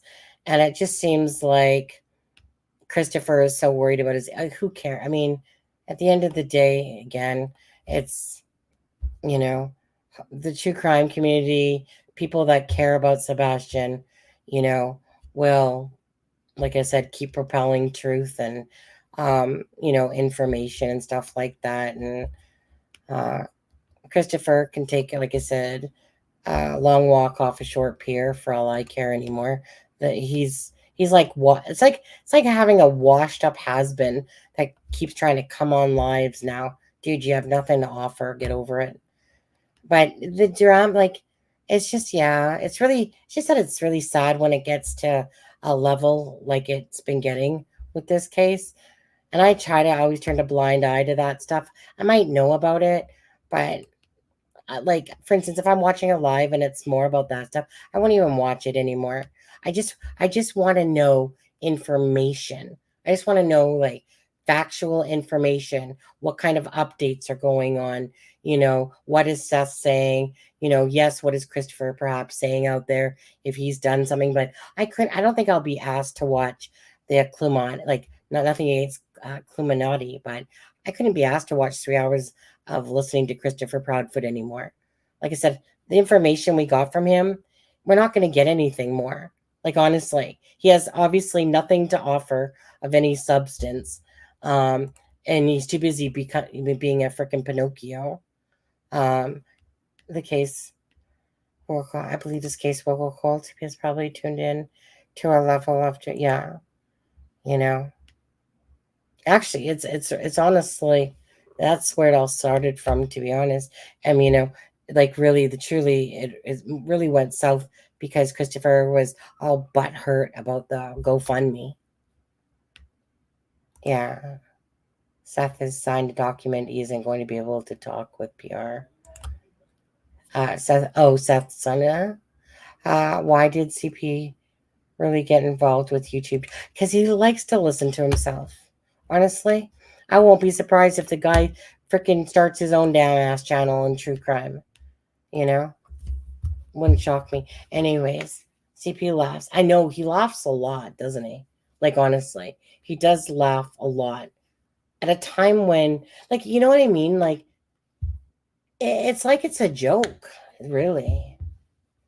Like CD, like I said, he likes to go in there, like, you know, like I said, like, oh, I'm listening to you. Hey, bring me up on the thing, you know, blah blah. It's someone that needs attention. He needs to feed his source. Yeah, like I said, it's like that wolf and that tries to think he's a sheep, but he's not. He's just a wolf, and it's just like it's like he's enjoying it, and that's pretty pathetic, you know. Yeah. Anyways, I gotta get going, guys. Husband wants to go to bed. It's 12. Anyways, I probably might see you tomorrow. Okay, guys. So thanks again to everyone watching. Please give the video the live a like and a share. Prayers to Sebastian. I truly hope that this is Sebastian in the picture and that Seth can have answers soon. And any of the other family members that actually care about Sebastian. But for the sake of just the fact that he's alive, I really do hope and pray that this turns out to be Sebastian regardless. So prayers for Sebastian, you guys. And thanks again to Liz, and thanks again to Bogey for the super chat and the coffee app contributions. I appreciate that, you guys. And thank you. I enjoyed spending, I know it's 5.5 hours, but I was just wanting to chill out and talk about Sebastian. And thanks to Charmaine, of course, for joining us earlier as well. And and someone asked about, I think, Aspen. And so, as far as I know, Aspen will be going on the 14th to Delphi and cover the Delphi case. So we'll see how that all goes as well, because you guys know that Delphi has been a huge part of this channel. So we'll see how that all goes. But anyways, yes, green hearts for Sebastian, you guys. Thanks, Bogey. Thanks so much. Yeah, just prayers. You know what? Just a prayer for any of the missing and the murdered people out there. Yeah, we don't know who that is either. I'm doing no on there. Anyways, God bless you guys. You guys take care. And we'll probably see you tomorrow at some point, okay? Other than that, have a great night. Thanks so much, guys. And I just got to find my outro. Okay, good night, guys.